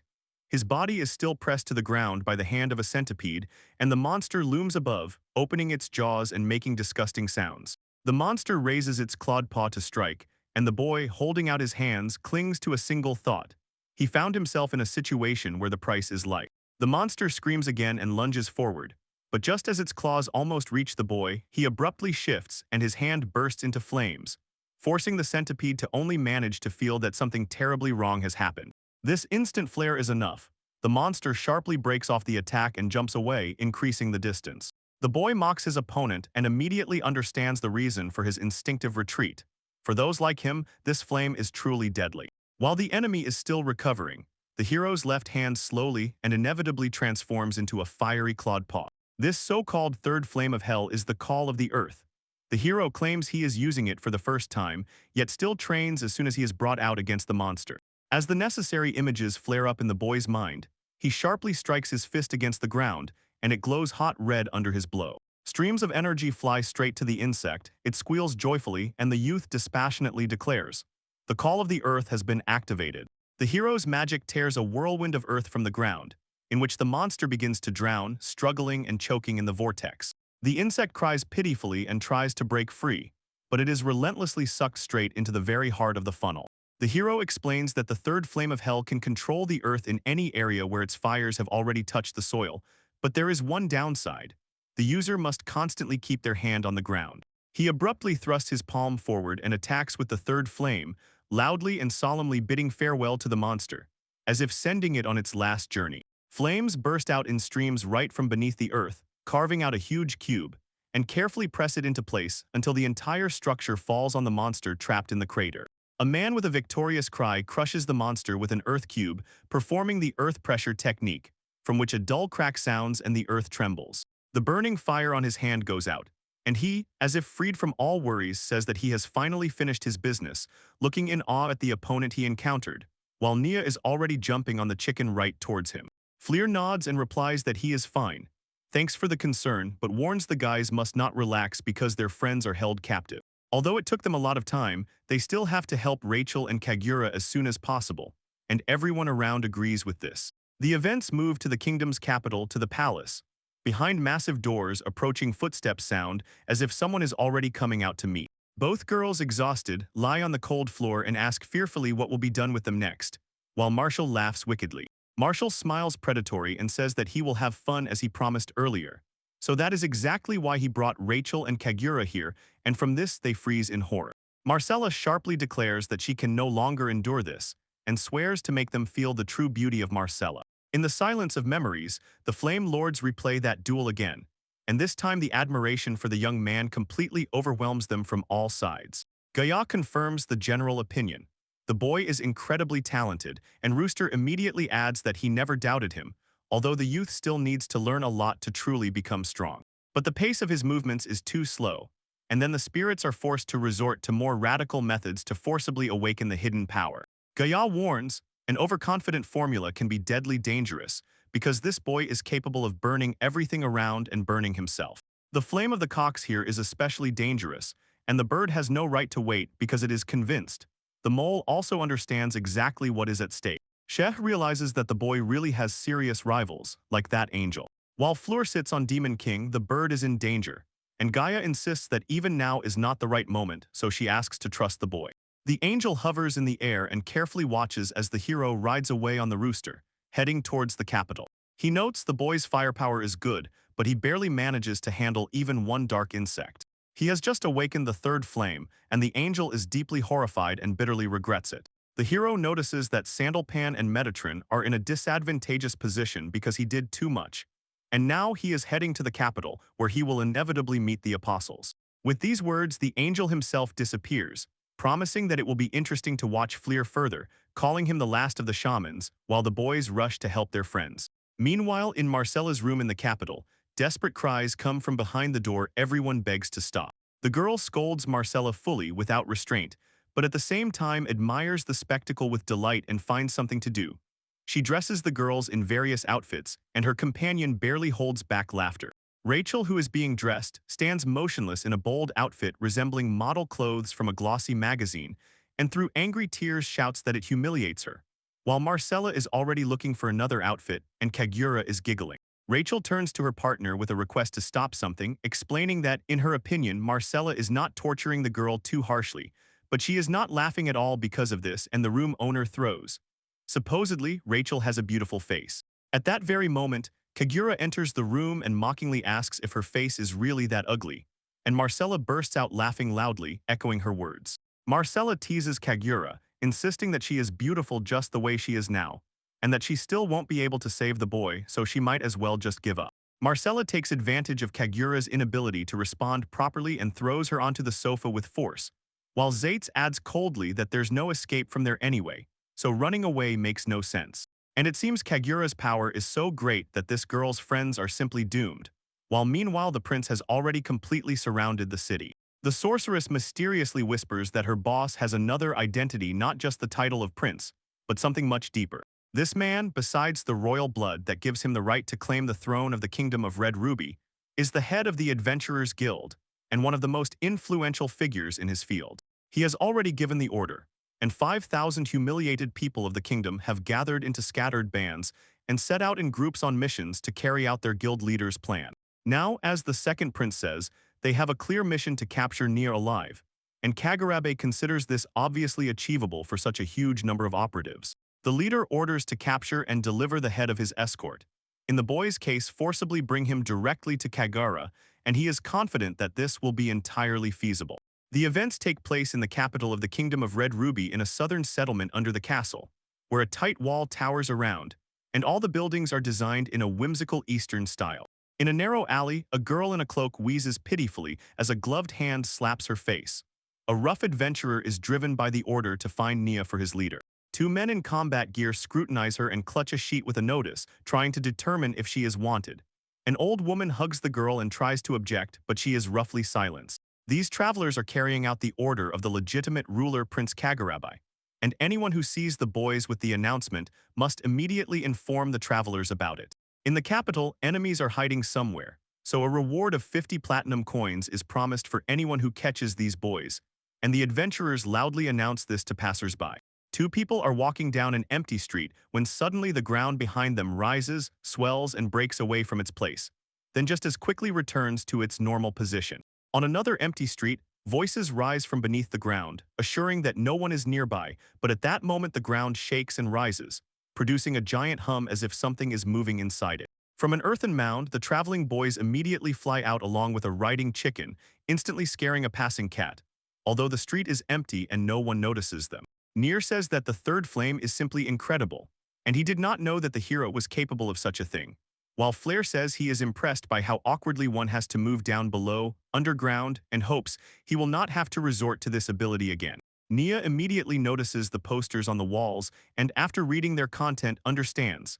They are being sought everywhere, so she puzzles over how it happened that the adventurers have already started hunting specifically for them. During the conversation, someone gigantic approaches from behind. His steps seem to muffle the air, crackle with force, and carry a sense of direct threat. A tall, hairy man asks what happened and if the boys are lost, and they sharply turn around in surprise. They did not expect anyone to actually come and ask questions, and this chills them in the chest. The man notices that they are not from the Red Ruby Kingdom, and Nia is already about to explain something, but he reaches out to him and cuts him off mid-sentence. He simply places his hand on the shoulder and says that villains are looking for people like him, so this place is dangerous, and from these words the anxiety becomes completely real. It would be better for them to settle in the city to the north, so that is where they should go if they are looking for a place to live. The boy thanks the stranger and he smiles in response, as if calming him with just a glance. He turns around and walks away, shouting to the boys to be careful, and Nia exhales with relief and whispers that the stranger looks scary, but he is actually a good person, then turns back to the silent snorter. However, the stranger does not respond and does not take his eyes off the back of the walker.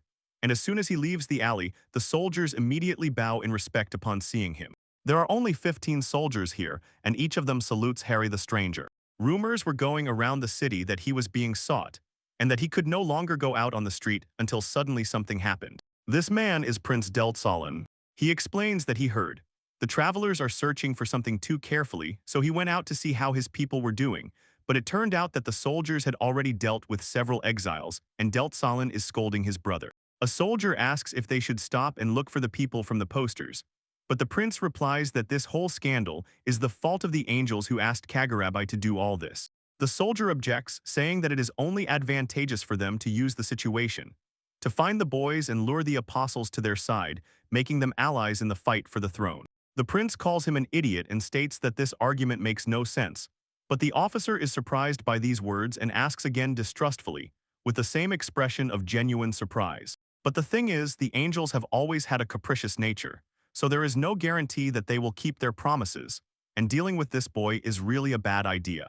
Excited, he exclaims that he will focus on the war for the throne, and will not allow outsiders to get involved in this matter in the battle with Kagurabi for the throne of the kingdom of the Crimson Gem. The soldiers hear clearly. Everything depends on each of them, and the angels are forbidden to interfere and decide the fate of the country as a whole. And the people will decide, so concludes his speech the prince, leaving a lingering, tense silence in the air before the decisive step. In that case, Prince Darzalan only hopes that he can count on all of them on the soldiers, and they respond. Ready, and the action moves to the northern city, to the hotel where someone lies down on the bed, puts hands under the head and quietly says, "This place. This is Filer." He leans back on the pillows, verbally praises the hotel they found, even admires the bathroom, and at that moment the dog jumps on that guy. Nia looks out the window and immediately becomes alert, and Fleur asks what happened, but he tries to restrain his anxiety and lets go of his alertness. He felt as if someone was watching them, and this feeling was not in vain, because they were indeed being watched. The guys suddenly hear some strange sound and, exchanging glances, ask each other what is happening. Filer shouts to Nia to fall to the ground exactly at the moment when the wall explodes, and arrows pierce the breach. They whisper to each other in panic. What the hell is going on, since the room is blown to pieces and there is a huge hole in the wall? A man rushes forward into the frame and shouts, not believing what he heard. Some damn bastard now the target, and for this he will get a reward, so killing him is 2 birds with 1 shot. 3 warriors freeze in the passage, shoulder to shoulder, ready to immediately rush into battle. The man in the middle says maliciously that he missed this damned bastard and addresses Filer with these words. The hero does not understand who his opponent is and why he suddenly attacks. After all, this is Gil, an adventurer of the 4th class of the Red Guild. Nia whispers to the boy that this is one of those adventurers they met on the road, and the boy is really surprised, while Gil completely loses control to the point of total neglect of his own safety. Suddenly someone attacks the boys from behind. A giant with a hammer strikes Fleur from the rear, but he manages to sharply dodge. Gil shouts from under his visor that the boys must be caught. Nia taken alive, and Fleur, it doesn't matter how, the main thing is to catch him. The hero swears that everything happened exactly when he was resting after a bath and decides the travelers will pay for this, while nearby the boy who is pulling someone with him asks Fleur, "Look down." Rising in clouds of smoke, they immediately understand. The streets are filled with adventurers who, with a hungry gleam in their eyes, eagerly thirst for their blood. Bandits tear their throats out, insisting that they saw the hero and that boy, for whom a reward has already been announced. Confused, the attackers also mutter that Gil's squad tried to steal their reward, those 50 platinum coins. Gil stands on the roof, looks at the crowd, then instantly lands nearby and dryly says that they have nowhere to run. And indeed, adventurers from all over the country have gathered here, at least 5,000 of them, and the crowd is restless, like a black sea of evil intentions. There are plenty of travelers of all kinds here. Among them are real veterans who have already managed to survive the worst traps and fights more than once. Gil rhetorically asks if the heroes even understand what situation they are in, and Nia impressively denies that this could be, after all, too much attention is focused on them. Fleur says that today he wants to rest, but nothing works out. There is only fighting left, and Nia asks the heroes to return because several enemies are already flying at them to strike harder. Bandits look down at the barely visible fight on the roof and doubt whether they will still manage to join the capture, or if everything is already over and they will have to scatter. But suddenly the attackers fall from the height to the ground terribly beaten, and everyone around freezes in shock. At that moment Fleury finishes off Gil, Her blows tear his armor to pieces and the hero declares that the fight is over, but then he just freezes mid-sentence. He throws Gil from the roof right into the crowd of bandits, forcing the crowd to scatter from the impact. In response, they ask if it is really Gil because he is both beaten and sick. And the hero, trying to extract information, hesitated with the final decision, but eventually stopped and decided not to intervene, which caused everyone to freeze in shock. The young man declares that they are all in his way. He must reach the royal palace and he cannot be distracted. He coldly advises the bandits to prepare to suffer, as if already seeing their defeat in advance. It turns out that in the Kingdom of Red Ruby there are 4 strongest people, known as top-class travelers who act as guild leaders. In the world of travelers, they are famous as living legends, whispered about by campfires on distant roads. Their names Millets, Gorgons, and Kagachi sound as a warning and a challenge to anyone who dares to stand in their way. At this moment, the hero without hesitation throws his hand forward and punches a person right in the heart of the clash. He strikes and the force cleaves the crowd with such a wave that many are instantly thrown across the street, like the echo of a muffled thunder. Legendary travelers who were just mentioned lie helplessly before him, while the hero, unharmed, calls the next enemy just as confidently as he just defeated the previous one. Shouts break out in the crowd. Everyone insists that the hero just defeated 3 of the 4 strongest men in the kingdom and knocked out more than 30 fighters. People whisper and ask each other if the guy, who was previously considered a troublemaker, is actually a monster, because now they are sure of his strength. Travelers pounding their palms on wounded spots and squeezing their wounds, whimper and groan, telling with their eyes how much it hurts now and how unbearably the body aches. Someone shouts anxiously that they need to be careful. Supposedly, Fleur uses unusual techniques, and at that moment the boy hanging on the hero's back looks completely healthy and protected in full safety. The hero apologizes embarrassedly for the inconvenience and asks to endure just a little longer, while he himself absent-mindedly thinks under his own tense gaze they are being overwhelmed by a gang of bandits. The boy stubbornly thinks that he is not afraid at all, even when a huge crowd of terrifying people rushes at them from all sides. While Flare releases dozens of attacking marginals, Nia concludes, the hero's back is the safest place in the world. Finally, Flyer delivers the last blow, and immediately a wave of travelers rises around. Scattering in different directions, all who remained alive are knocked down. They watch Flora get back on his feet and realize he is too strong for them. They are already sure that the job has failed, and no one will manage even for 50 platinum coins, and Flyer says that the defeat of the bandits is decided in advance, so it's time to put an end to all this. The guys want to get to the royal palace as soon as possible, and the hero, stopping them with a look, promises, if they get off the road and do not interfere, he will not touch the adventurers, but suddenly someone from afar hits him with a special technique. A stream of energy rushes like a whirlwind straight at the hero, but the bandits jump aside at the last moment, barely allowing the strike to touch them. He sharply dodges the attack, and even so it is difficult, but at that moment he realizes, there is a force here capable not just of hitting, but of controlling this entire destructive trajectory. The hero sees how even the earth parts in the path of the strike, and then someone passes by the fallen travelers to him, and addressing him as a stranger, says that he never thought he would have to fight a hero. He replies that they will be drawn to each other, and Flare freezes in amazement, unable to hide his shock. Both the hero and the boy immediately recognize this man. He turns out to be the true boss of the Red Guild, and the 4th strongest living legend. Mr. Muscle, also known as Desert Scourge, is an extremely strong warrior with a bull tattoo who clenches a rapier in battle. He says he hopes the hero will not succumb to his power, but neither will Flare, after which he asks Nur to step back a little. After loudly announcing the start of the duel with the hero, Desert Scourge immediately orders everyone not to interfere, points his blade at the boy, and challenges him to a duel. He warns that if even one of the bandits tries to do anything to Nur, who is already in the crosshairs, Desert Scourge will personally kill everyone present. Flare says he is sorry that his friend is forced to do all this, then comforts him with words. Jalo need not worry because he has already done everything, for which he is sincerely and very grateful to Flare.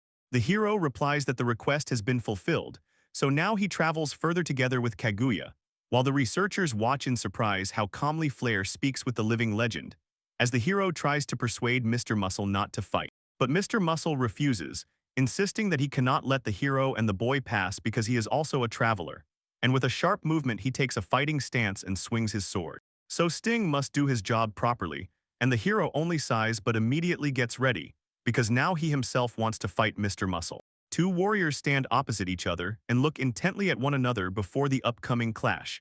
and Muscle in his thoughts enjoys feeling how pleasant it is to challenge someone as strong as Flare. Finally, he strikes with the rapier, using the sand harpoon technique, and Flare quickly and easily dodges, barely grazing his blade. But the same strike does not stop. Its inertia destroys an entire building, punches a hole in the tower, and then swiftly rushes into the far distance, sweeping up dust and debris. The adventurers are stunned by the character's strength, especially his muscles.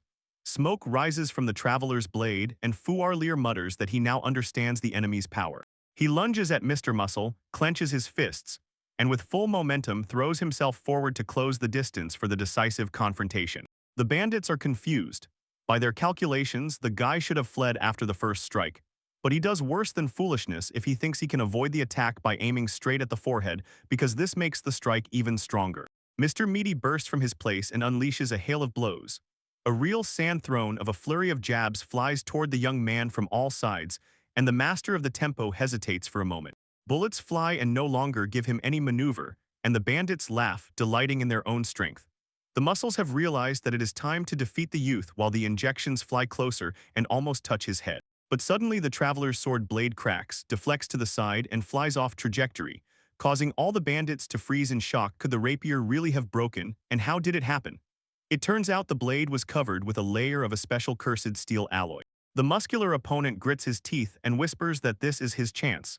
He has not yet exhausted all his moves and can turn the fight with one precise motion. The secret is that his art is not only about the sword. He even turns his own body into a weapon capable of splitting iron bullets and large axes. But the hero makes a decisive strike to the liver so fiercely that it breaks through the muscular armor. It turns out that even Mr. Meat is no less fragile than the integrity of Flare's fists. He cannot be stopped by a strike. Sand Sting falls face down into the sand right at the feet of the young man, then mutters that Muscle was good and had extraordinary sword speed. But he stubbornly insists that the traveler is too weak to compete with him, so more training is needed supposedly. He will not match this young man in any case. It turns out to be a complete defeat of the Red Guild leader. As soon as he is finished off, the travelers have nothing left to do. The boy Nia in his jacket runs swiftly to Flare.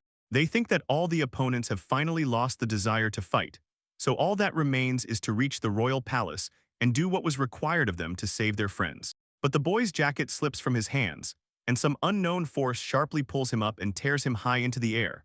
While another attacker immediately rushes forward, he had his own reasons to fight. Nia freezes stunned by this turn of events, and the rest do too, while the hero manages to shout, trying to attract attention with a focused hand.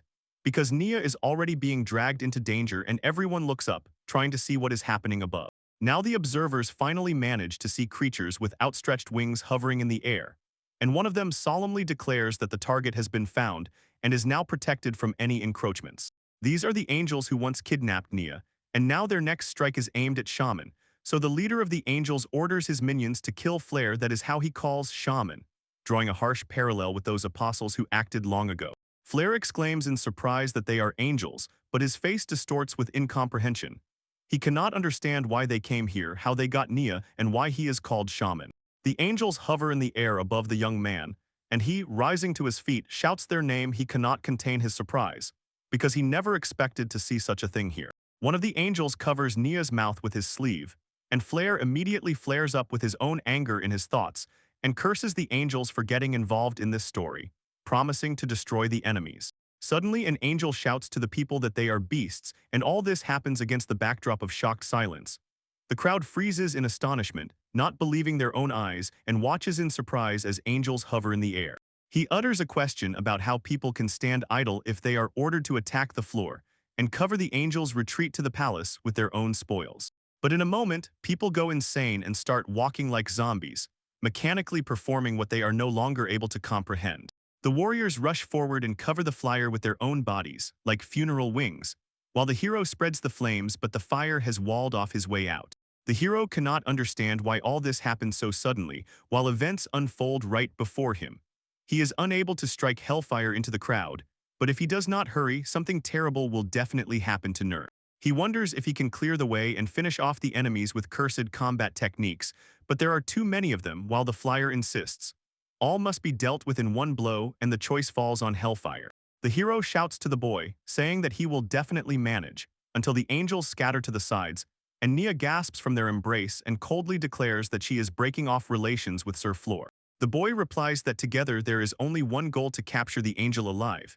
He is needed alive now, and nothing will happen to him soon, so he will try to buy time while the hero solves the problem. Nia shouts to Fleur to come and save the boy, and the boy himself smiles, getting up from under the bodies of the buried that had piled on him. Fleur understands the child and says that she gives him her word, asking him to trust, since the angels are already heading to the palace and she is also going there, so they will definitely meet. The hero switches on cold determination and begins methodically scattering the enemies, pushing them back blow by blow until the path is cleared. He unleashes a successive hail of attacks on the attackers, and each of them scatters in different directions, losing order in the dark turmoil of battle. He is going to save the boy, and simultaneously the action shifts to the palace, to the place where he had long planned to walk to his room, because all this time the girls were hidden there. Kagura lies naked on the bed and asks Rachel, who is sitting nearby in her strange costume, if she can do anything at all, but she turns out to be completely immobilized. She can't even move a finger. Marcella is somewhere far away, but her magical scent fills the room so densely that escaping is simply impossible. And just then from the street, right under the window, a dull knock sounds, making them look there. The window shatters in all directions, and a shadow bursts inside with a crash, falling to the floor, then rising, shaking off bruises, painfully gasping for air and swallowing a scream, as if it had fallen from a very small height. This is their acquaintance Kokumu, and he immediately greets Rachel and Kagura and says he is very glad to see them safe. And in fact, they are all right. But as soon as he notices that the girls are naked, he hides his face in his palms, turns away, and cautiously asks how this happened. And they, with eyes wide in surprise, see Kokumu here together with them. When the broken window sucks the perfume out of the room, the girls finally gather their clothes and dress, and Kokumu awkwardly remarks that he didn't know about such unusual preferences, but Rachel rudely interrupts him. They need answers, how he ended up here and how he managed to get into the royal palace, but he only presses his lips and says that now is not the time to talk about it. He hands them posters of Nira and Flare, explaining that they were scattered all over the capital, as if adventurers are hunting the boys, and Kagura asks in surprise what these letters are. He continues that when he was coming here, he saw angels carrying Nira to the royal palace, and flying through the very sky as if leading him along. Rachel grabs the boy by the collar and tries to find out where he is in the palace, if that even makes sense, but he insists he knows nothing except what he has already said, and just then they notice that Kagura is heading somewhere. With all her might, she strikes the wall with her heel, and the building collapses with one blow, so everyone is dizzy with amazement at her strength, and the debris flies in all directions. Even the soldiers far below perceive it as the explosion of one of the palace towers, and Kagura asks why Fleer has not reached them yet, while simultaneously saying that she wants to regain his trust and is glad that Nia is already in the palace. She hurries so that the guys quickly find that boy and pushes Rachel to go with her. Kagura also wants to take revenge on that cursed Marcella, although she had already defeated her before, and the boy only wonders. It turns out life teaches the girl nothing. The action shifts to the highest tower of the palace, the throne room, where angels throw a small boy onto the floor, and he instinctively covers his face with his hands to avoid hitting it. Marcella stands behind Kagurabe while he clarifies whether the young lord before her is the same who was once Nia, and at the same time asks where the artifact that was supposed to be with the boy and his mother is now. The second prince leans forward and says he is looking for the royal ruby, and the boy looks up at him in surprise and helplessly covers himself with his hand, as if not understanding what is being talked about. The boy offendedly says he does not understand Kagurabe's words, but peeks from under his palm and emphasizes, is he not pretending to be a fool, since he should know where this item is, and the boy's belongings lie nearby: a book, a backpack, and candies. The second prince notices, the artifact is not among the boy's belongings, although according to Jish's words it should have been here, and the boy exclaims in confusion how this could happen, then looks stunned directly at the enemy. Kagurabe is troubled by why the boy mentioned brother Jisha, because it might not be Jisha but someone else secretly using the same story. The book lies on the cold floor, as if it just fell and now waits for someone brave enough to open it. Nia was impressed. He declared that his mother was from the royal family, and if he is her son, he has the right to the throne of the kingdom of the Red Ruby, which allegedly does not bode well for him. Kagura shouts that the boy is stalling so that the rescuers have time to run up, and at the same time he is sure Fleer will be tortured to death by thousands of adventurers, and boldly places his boot on the boy's book. He exclaims that the prince needs to pull his leg out of the book, because it is an expensive thing given to him by his mother, mockingly twists the phrase a second time, and at that very moment he is struck by an epiphany. He grabs the book and immediately understands. There is a hiding place ahead, so he has just enough time to grab and tear the book in half right in front of the frightened little boy. The book actually breaks in half because it is made of thin paper, and its pages tear right under his hands. Nia froze in horror, looking at the torn book as if someone's life depended on what had happened. He remembers childhood when his mother read this book to him, and now it is destroyed, and this is the last memory of his mother. So a pendant that Kagurabe was looking for flies out of his open book. He picks up the pendant by the chain, raises the shining talisman to the light, and says that this is the royal ruby finally found. Because as soon as the ruby appears, all the noble classes and those who rule will support the second prince. And then this country will belong to him. Kagurabe turns around, looks at the boy who is sobbing. He had already held the ruby in his hands, so all that remained was to get rid of the little one, when suddenly the door slammed so hard that everyone flinched. The door bursts open, and Kagurabe's older brother steps outside and orders the distant one to stop immediately, then enters the room through the newly opened passage. Those present in the room are shocked by the sudden appearance of the first prince. The second prince explains that he was late because they had already found the royal ruby, and delves all in objects and insists that he needs Nia to be freed. Mario laughs and asks himself what to do next, since a fierce struggle is ongoing near the throne, and even his brothers, sisters, and other relatives have already become enemies. The first prince says that Kagurabe looks pathetic, and Mario replies. His brother is generous but too fixated on the little things flashing before his eyes, and they recall some insignificant event. The second prince, confident that he has finally defeated the first, snaps his fingers, and Delzolin immediately asks what just happened. He replies that it was only a signal, and very soon the room will be filled with adventurers from all over the capital. And then they will finish off the boy and his brother, putting the final touches where only fear remains. The door jingles right behind Darzolin's back, and he freezes in shock, expecting the adventurers to burst inside and start finishing off the boy first, and then him. Darzolin's brother lights a cigar and keeps control in his voice, stating that when there are more people, the man does not lose, while Nur reproaches himself for not having bought more time. Fleur emerges from the ajar door, and behind him on the floor lie scattered and fallen soldiers, so everyone freezes in shock. They did not expect to see a hero in him, only a bandit who came at Kagurabe's call. Fleur smiles and waves his hand broadly, and Nur, recognizing him, exclaims with incredible joy that his friend has finally arrived, while Morchula frowns warily, confusedly wondering why Fleur looks exactly like that and not otherwise. Kagura whispers, choking on sacred horror. The hero should already be dead, and the travelers disappeared somewhere unknown, and he cannot understand where exactly they went. Night falls outside, and the streets darken, while the beaten bandits lie scattered along the road like trash after a clash. Under the cold moonlight, a mountain of bodies is visible, a terrible memory of the massacre the hero committed, leaving behind a silent trace. Taking a step forward, the hero with Fleur to save Nia and his arrival immediately becomes clear to everyone present. The boy heads to the prince brothers, clenching his fists so tightly that tension plays in his joints, and with loud determination declares that he came specifically for Nia. Kagura casts a brief glance at him and looks away, but Nia, springing up, rushes to Paul, shouting his name. The first prince wonders why this young man even made it here, having gone through so much. Here Fleur instantly recognizes him, the same man from the northern city he once met. Then he clicks his tongue, and the angels, as if responding to the call, descend to him. The apostles bow and praise his strength, rejoicing that he managed to get here against all odds. They introduced themselves, stating their names, and it became clear that these beings occupy very high ranks in the hierarchy of angels. Fleur loudly proclaims that if the apostles are involved, then angels must be here too, and Kagura decides to confirm this by summoning the angels. But the angels ignore him and speak only with Fleur. They say the hero is an enemy of the Church of the Holy Angel, so he must be sealed, and Fleur forces Nier to retreat from them again, while he clenches his fists in rage but does not dare to approach. Fleur declares that the apostles were supposed to come for him personally, but the angels respond, "That's too boring and they will do it differently," adding a bit of gamification. So instead of a traditional summoning, they will immediately involve the princes.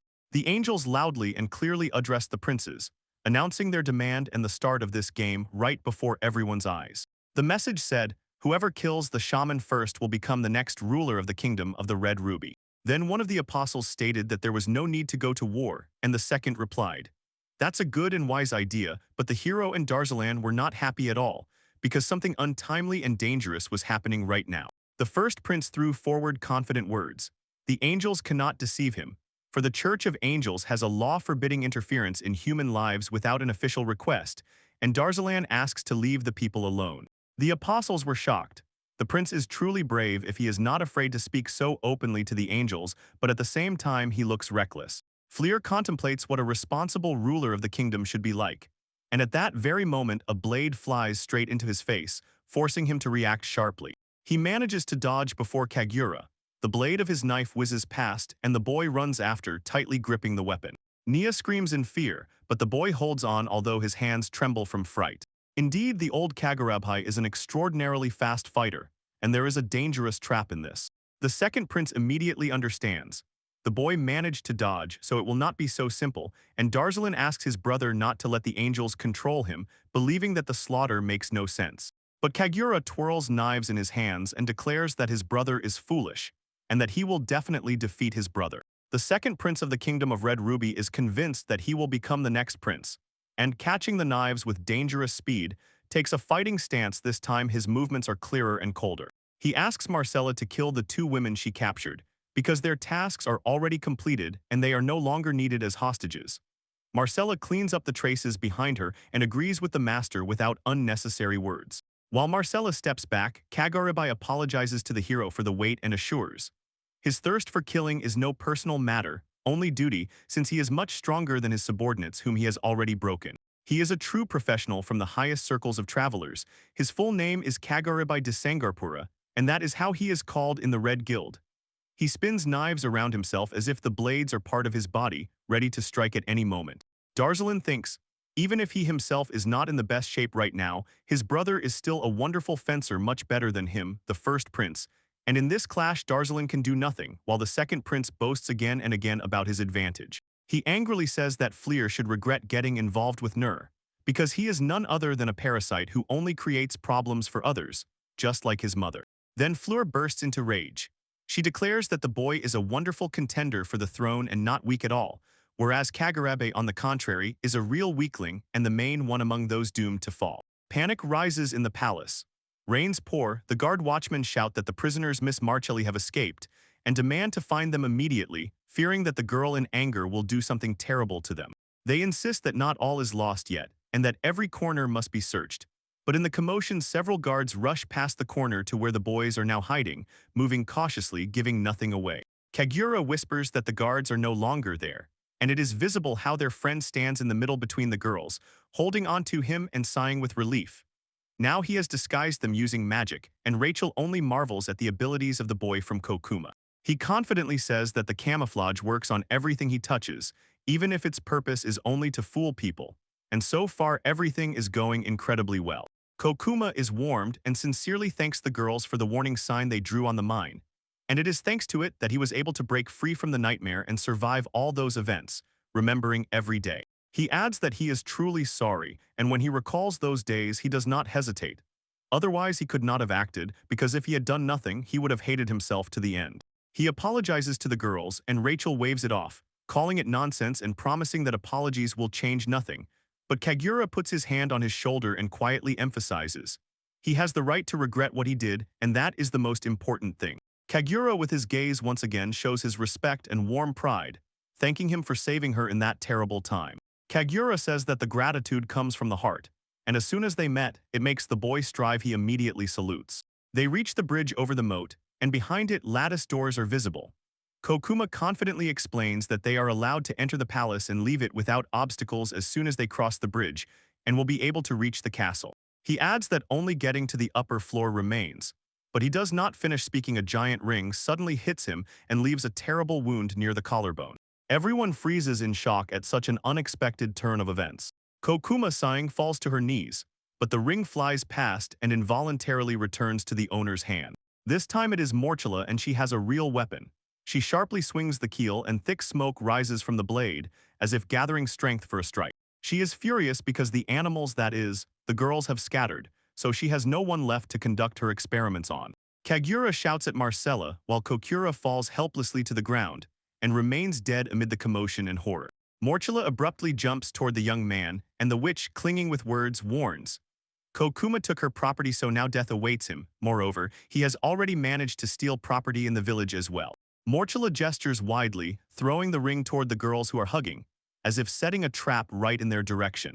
Kagura raises her foot and hooks the ring with her boot, firmly catching it as if preparing for a decisive move. She stamps the ring into the floor, fiercely pushing the stone slabs and breaking them through, so the castle floor cracks and collapses.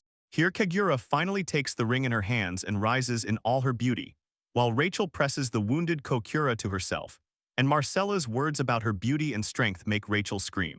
Marcella realizes the heroine was still her dog, and now she is sure she understands everything in the world, so her thought sounds like a verdict. Good. Kagura replies that she thought the opposite. The woman is strong, but when she does not hesitate even for a moment and kills the wounded, things are going badly for Morchula. Now the warrior woman will find out who is weak here, and who is better off not showing themselves before her. She asks the witch if she wants to get out of the boy's way once and for all, and then puts on the fighter's gloves. Flare and Kegir stand before their enraged opponents, and behind them are those they protect. Nia next to Flare and Rachel looming over the fallen boy near Kegir. The boys look ahead, clenching the last of their endurance before the strike. Their enemies go mad with rage because they were called weak, and such people do not tolerate that, so they already imagine the upcoming fight and are ready to show all their strength and defeat anyone who stands in their way. Kagorubai is Flare's opponent. He twists knives in his hands so that the blades are impossible to see, and declares that he belongs to the princes of this country and that he intends to kill the hero in order to finally become king. Marcella is Kagura's rival. Mockingly asking, she throws out, could it be that she recently defeated that girl? And besides, Marcella commands an entire army, and her words sound especially convincing because behind her is a force that supports every what if it doesn't work. Both enemies activate their special abilities and boldly declare that even if the heroes are skilled fighters, this time their opponent cannot be defeated.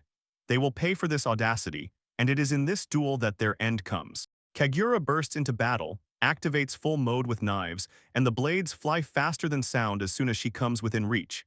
She rushes at the heroine at maximum speed and immediately unleashes the first attack. Her technique is called Superfast Wild Dance.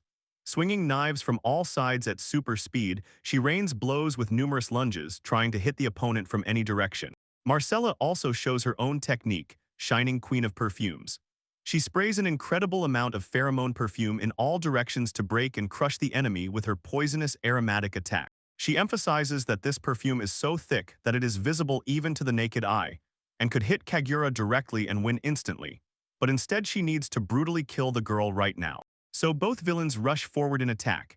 They approach the boys and unleash the strongest blows, confident that victory is already theirs, so Kagura and Floor are about to fall. Kagura's blade almost touches the collar of the hero, who stands motionless. The strike is aimed directly at the neck, while Marcella meanwhile reaches out to the cheek of the calmly seated Kagura, whose touch smells of poisonous fragrance. And now in a moment, both knives of the second prince are already in the young man's hands.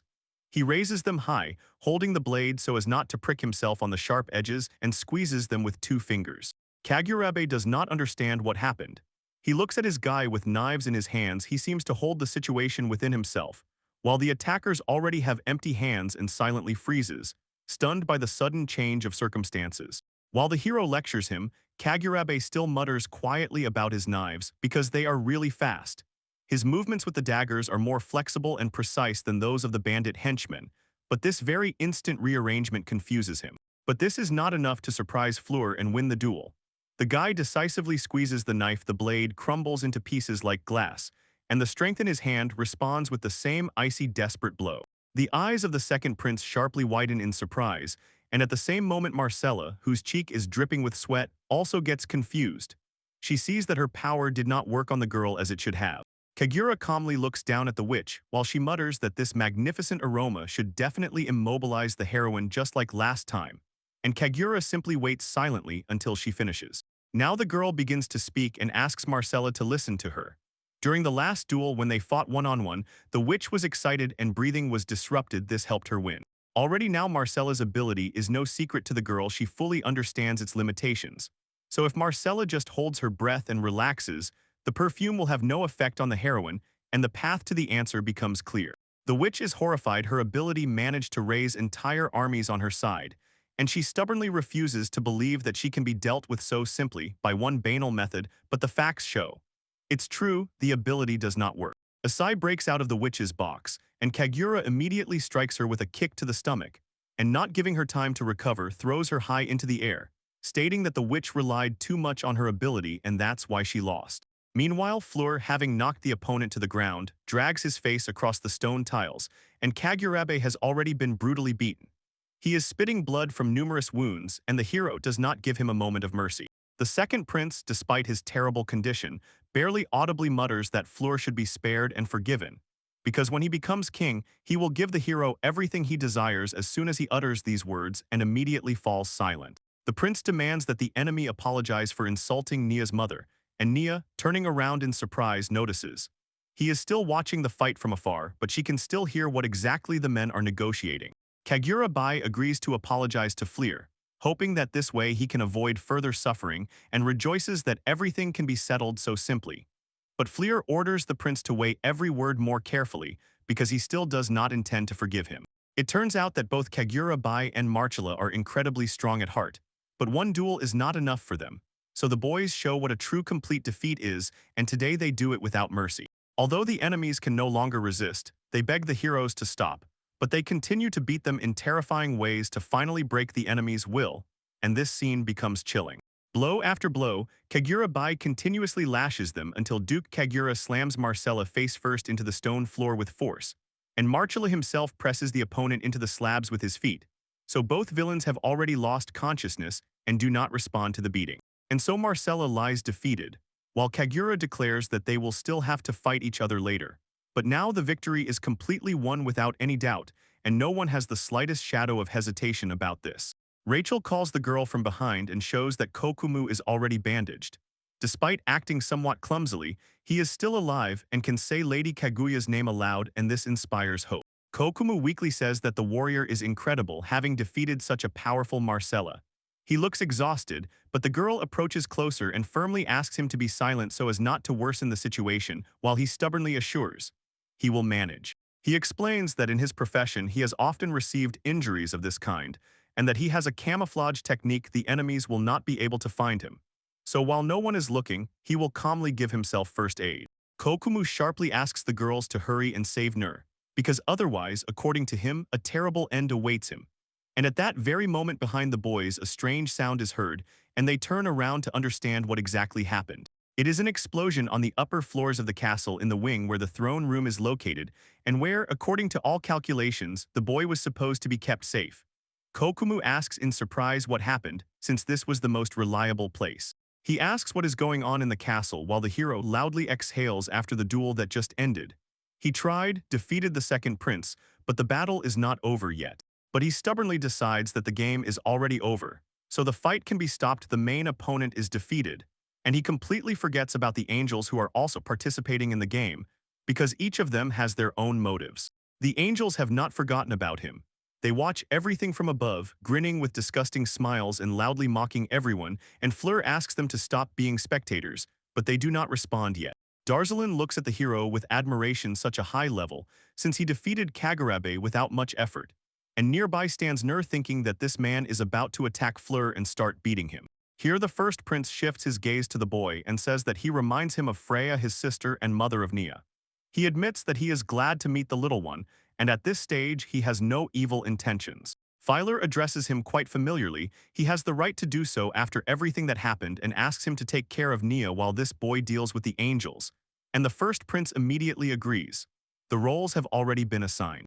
The hero burns with fire, and a loud call to the bad angel sounds, after which he goes into a direct attack, takes a fighting stance, and this time is stubbornly confident in his own strength. The boy declares that he will make the angels burn in the fires of hell, and they silently hang above him like small helpless figures, so no one dares to answer the one standing right under them on the tiled floor. One angel takes another by the hand and squeezes it, saying that the demon before them looks exactly like another man they once met, and the second angel agrees. This boy is downright creepy, a demon. The very demon they are talking about is the so-called cursed god. Despite his own weakness, he challenged the angels every time until his very death, and because of him the angels exterminated shamans for decades. For the angels and rulers of the world, what happened then became a nightmare. As soon as they remember, they tremble and their eyes widen with sacred horror, because those memories do not let go. The one and only man managed to scare his entire organization, although the angels had great magical powers, and then he killed many, so since then the angels are still afraid even to pronounce his name. The cursed god was named Taku, and even after 1,000 years they still remember Taku. The hero knows this name and feels as if foreign fragments of memories are flashing in his head, and the young man again asks himself, did they really say Taku? He remembers his childhood training with a muscular man who taught him various techniques step by step, and now vivid scenes flash before his eyes as if he recalls everything in detail. The fiery tongues of hellish flames blaze around him, but he has already immersed himself in his own memory and does not notice what is happening nearby. Only memories whirl before him, hot and inevitable. He was also familiar with Haku's face. He remembered having seen him before. Majini's Taku flares up, roaring as if the sound could tear the throat. As it turned out, for the angels Taku was the last of the shamans, and for the young man Taku a teacher. So Taku immerses himself in the memory of the great war against the shamans. The angels called it a massacre of the evil, and claimed that their plan involved destroying the world with hellfire, so everything had to be stopped. And there was the stench of burning and screams drowned in the roar of battle. There was a night battle destined to be recorded in history for the next 1,000 years. A confused angel in glasses declares that they will exterminate the shamans for the sake of peace, watching as clouds of smoke rise over the forest, and that was the very moment etched into memory. This is a rookie one of the 12 apostles.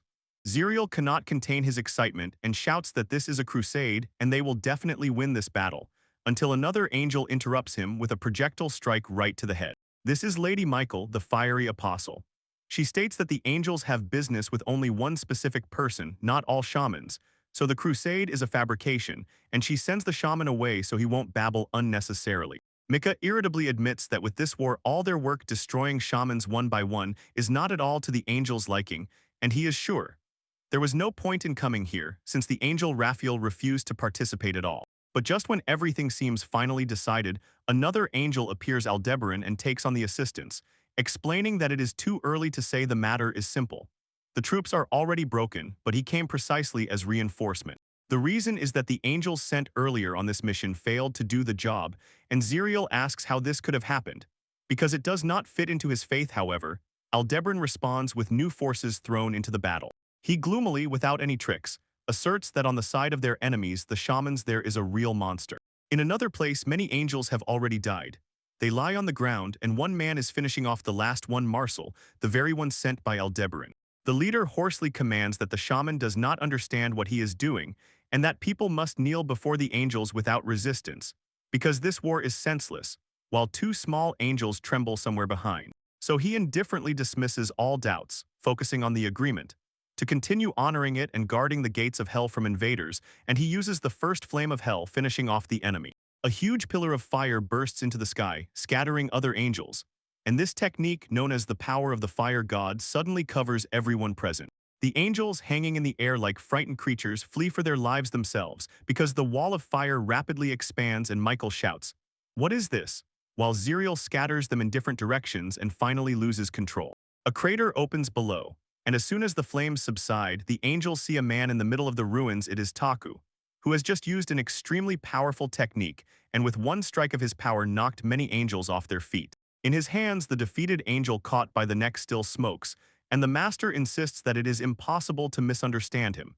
It was the angels who started this war, and he is only responding to an external threat, turning to the next danger. He turns away from the falling angel and puts his hands in his pockets, and the small angels, frozen with horror, only greedily watch him as he coldly explains that he finds it hard to deal with children, and this time he did not intend to touch them, hissing through his teeth. He simply forces the children to stop moving and disappears into the darkness, because he is against senseless killings and does not intend to take on the sin of killing children, especially when they cannot resist. In the throne hall of the Red Ruby Kingdom, both minor angels swore that in furious rage they would burn Master Taku, but he died of old age, never waiting for the day when the debt should finally be repaid. So they rejoice that Fleer is a shaman.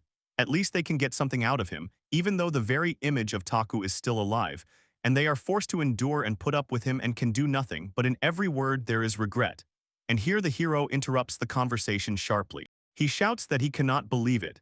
His teacher was a bearer of the Hellfire, because he thought it was sealed inside the gates of hell, and the apostles are literally shocked by these words. They did not expect the boy to be so closely connected to Taku.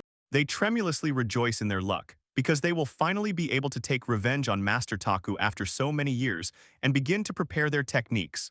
The boy raises his wand, and the girl throws molten metal. She releases a stream of metal towards the lifeless Kagurabi, and this liquid sticks to him and changes the body, reshaping the form, while Fleer is surprised.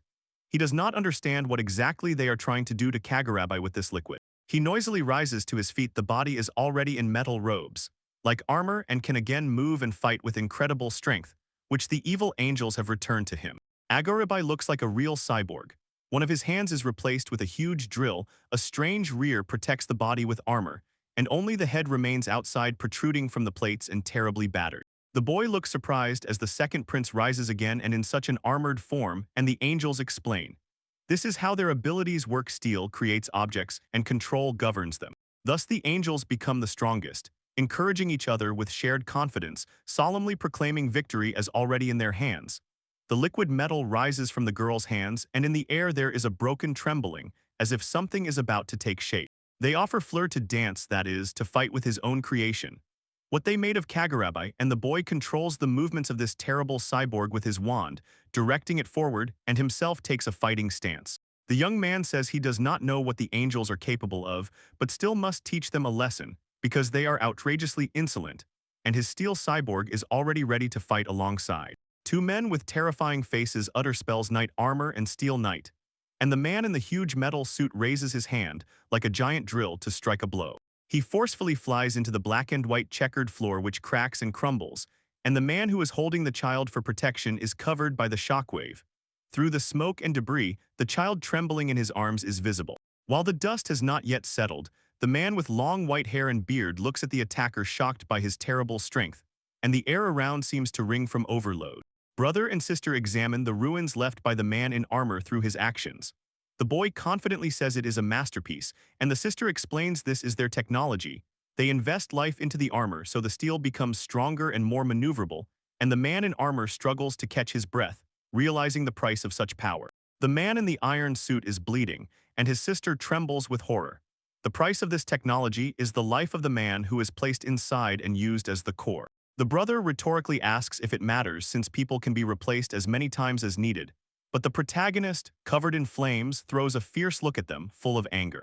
He bursts into bright flames and stands before the suffering armored warrior, as if ready to burn the very indifference of the enemies. Under the pressure of his fire, the iron hands and part of the armor begin to melt, emitting a fierce crackling and a smoky stench. The enemies watch this in surprise, and the hero solemnly declares that he will not stop repeating this again and again until they finally stop. He stands in a dent from the armor's blow and burning, quietly repeating that people should not be treated like toys. People shout for them to fight, and the boy sharply throws his hand forward, clenching flames in his palm and swiftly launching into an attack. He forces the opponents to fight themselves. His mighty fiery attack breaks through armor, melts the armors, and tears them apart with fiery waves. The attack is so large and strong that it hits the dome of the building and destroys it, and the man gasps for some air but his body still burns. A huge hole opens in the dome. Through it the starry sky is visible, and burning debris of the building falls down, and one of the twins thinks with surprise that he managed to melt that steel and flies down with the falling ruins. Lying among the ruins on his wings, the brother says that maybe the hero is even stronger than Raphael claimed, and the sister adds that on this scale she is not amused at all. His flames are not as strong as Takis's, and the brother freezes in surprise. Calming the flame, the hero approaches, sits opposite the man who has already freed himself from the armor and lies unconscious, leaning on a stone, and the man, barely gathering strength, notes. The wounds are severe but not fatal. The twins ask if this is Kagorubai, and surprisingly find out that he did not burn along with the armor. The sister asks why the hero saved him if he was the one called, and the boy irritably replies that this does not mean at all that he has to take a life, adding, his flame will not kill people. Standing up to his full height, he says that he does not care about such things, nodding at the man behind who still holds the child in his arms, and concludes, it is best to leave these questions to those whom they concern. The sister contemptuously says she does not understand him because these brothers tried to kill each other for the throne, and the brother grumbles, saying he cannot understand human logic at all. Gloomily looking at them, the hero replies that he himself cannot understand the logic of angels, and turning to the boy and the gray-haired man, examines their trouble. The boy, calling the gray-haired man grandfather, asks for help with this bad old man, as he calls the wounded one, and the man immediately agrees. The man in white hooked robes silently thanks the hero in his thoughts, and to the child in his arms says that she will have to run away, calling her Nia, and she agrees. The angels conspiratorially and darkly whisper that the boy is just afraid and does not want to get his hands dirty, and one of them points a wand at him and solemnly declares that he will do it for him.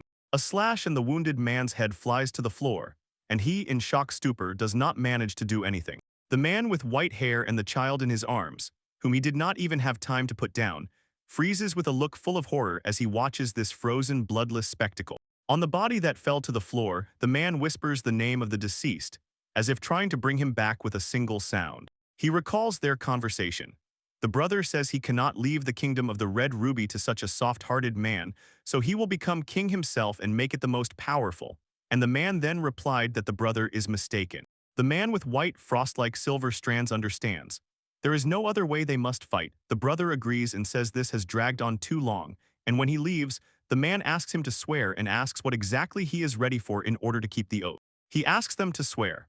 Whoever wins will lead the kingdom to eternal prosperity, which means they will definitely protect it, and the brother immediately agrees, saying that this is their main goal. Barbara alternately returns and circles him, smiling crookedly and promising that whoever wins, they will not hold grudges against each other. After that he adds that there will be no mercy, and addressing him as the elder brother says this directly, and the man with white hair smiles and asks, "Let him try." He recalls thinking he would just wait for his time, but now he sees his dead brother before him, and the angels laugh loudly, after which he falls as if losing the ground beneath his feet. He kneels before his brother's body, and the angels proclaim that the time has come. They call him Darsorn and assert that from now on he is the ruler of the kingdom of Red Ruby, from which the dazzling light becomes terrifying as if fate itself presses on the chest. The light spreads around, they are illuminated and smile, asking him if he is happy. A barely noticeable moment passes and a mighty pillar of fire flies at them. They manage to dodge, but the flame only barely touches them and they swing their weapons, repelling the attack. They shake ash and remnants of flame from their clothes and disdainfully reproach the hero, calling him a shaman for rudeness, saying that they did his work. The boy only grimly clenches his fist. He is engulfed in flames, and he is fully ready for further battle. The angels ask if he has thanks to give, and he grimly replies that after everything they have no other way left. He adds, now they only have to perish in the flames. His armor on his arm looks like claws, and fire burns in his palm. The flame around the hero grows and becomes stronger. The angels disdainfully say that he will not be able to do this because his flame will never reach them. The girl clenches a handful of steel in her hands, and the boy, Darsorn, holds a magic wand. Zorn pulls a piece of fabric left from his brother, and Nia looks at him with pity and asks if he is okay, to which he replies that he is holding on. He tells the child not to worry, he was already prepared for this, explains that he and his brother were destined to start the war, and then, staring at the bundle in his hands, admits that he cannot get rid of this feeling. They are thrown by the wind from the shockwave, raising thick dust, and both look towards the battle, and Darsorn apologizes, saying that when it is all over he will be filled with regrets. The man orders them to get out of this battle, and at that moment the hero directs his armored hands at the enemies and fires large fiery balls in a volley, shouting the battle phrase, "Car fires." The angels combine their powers. The girl casts a spell called Full Metal Alchemy, and the boy waves his wand and shouts Control Flow, and an unknown creature is born in the air between them. A huge metal bull with 4 horns and arms, each equipped with a sickle, stands against the backdrop of a glowing portal, and above it an angel maintains its appearance. The angels snicker maliciously, and the boy on the ground realizes that his fiery attacks from a distance are useless. Instead, twins with cute faces reach out their hands as if to say, now it's their turn. The bull's 3 eyes flicker threateningly, and the winged monster spreads its wings, enhancing the feeling of an inevitable attack. The beast rushes forward, weapons already ready, and behind it from the portal extends a long tail that writhes as it flies into the assault. It swings the sickle, aiming at the hero, who manages to jump back, and the sickle crashes into the floor with a roar, splitting it, while the hero remarks that the angels are too annoying. They sit in the sky, and the guy is already losing his temper at words. The start of a response is brewing. The man runs along the tail, raises his head to the height, and shouts at the angels to come down to earth, and the girl disdainfully asks why the hero needed to climb so high. The narration proclaims that with the second flame of hell that man defeated Raphael, and then again waves the magic wand. The steel tail under the hero's feet breaks and throws him into the air.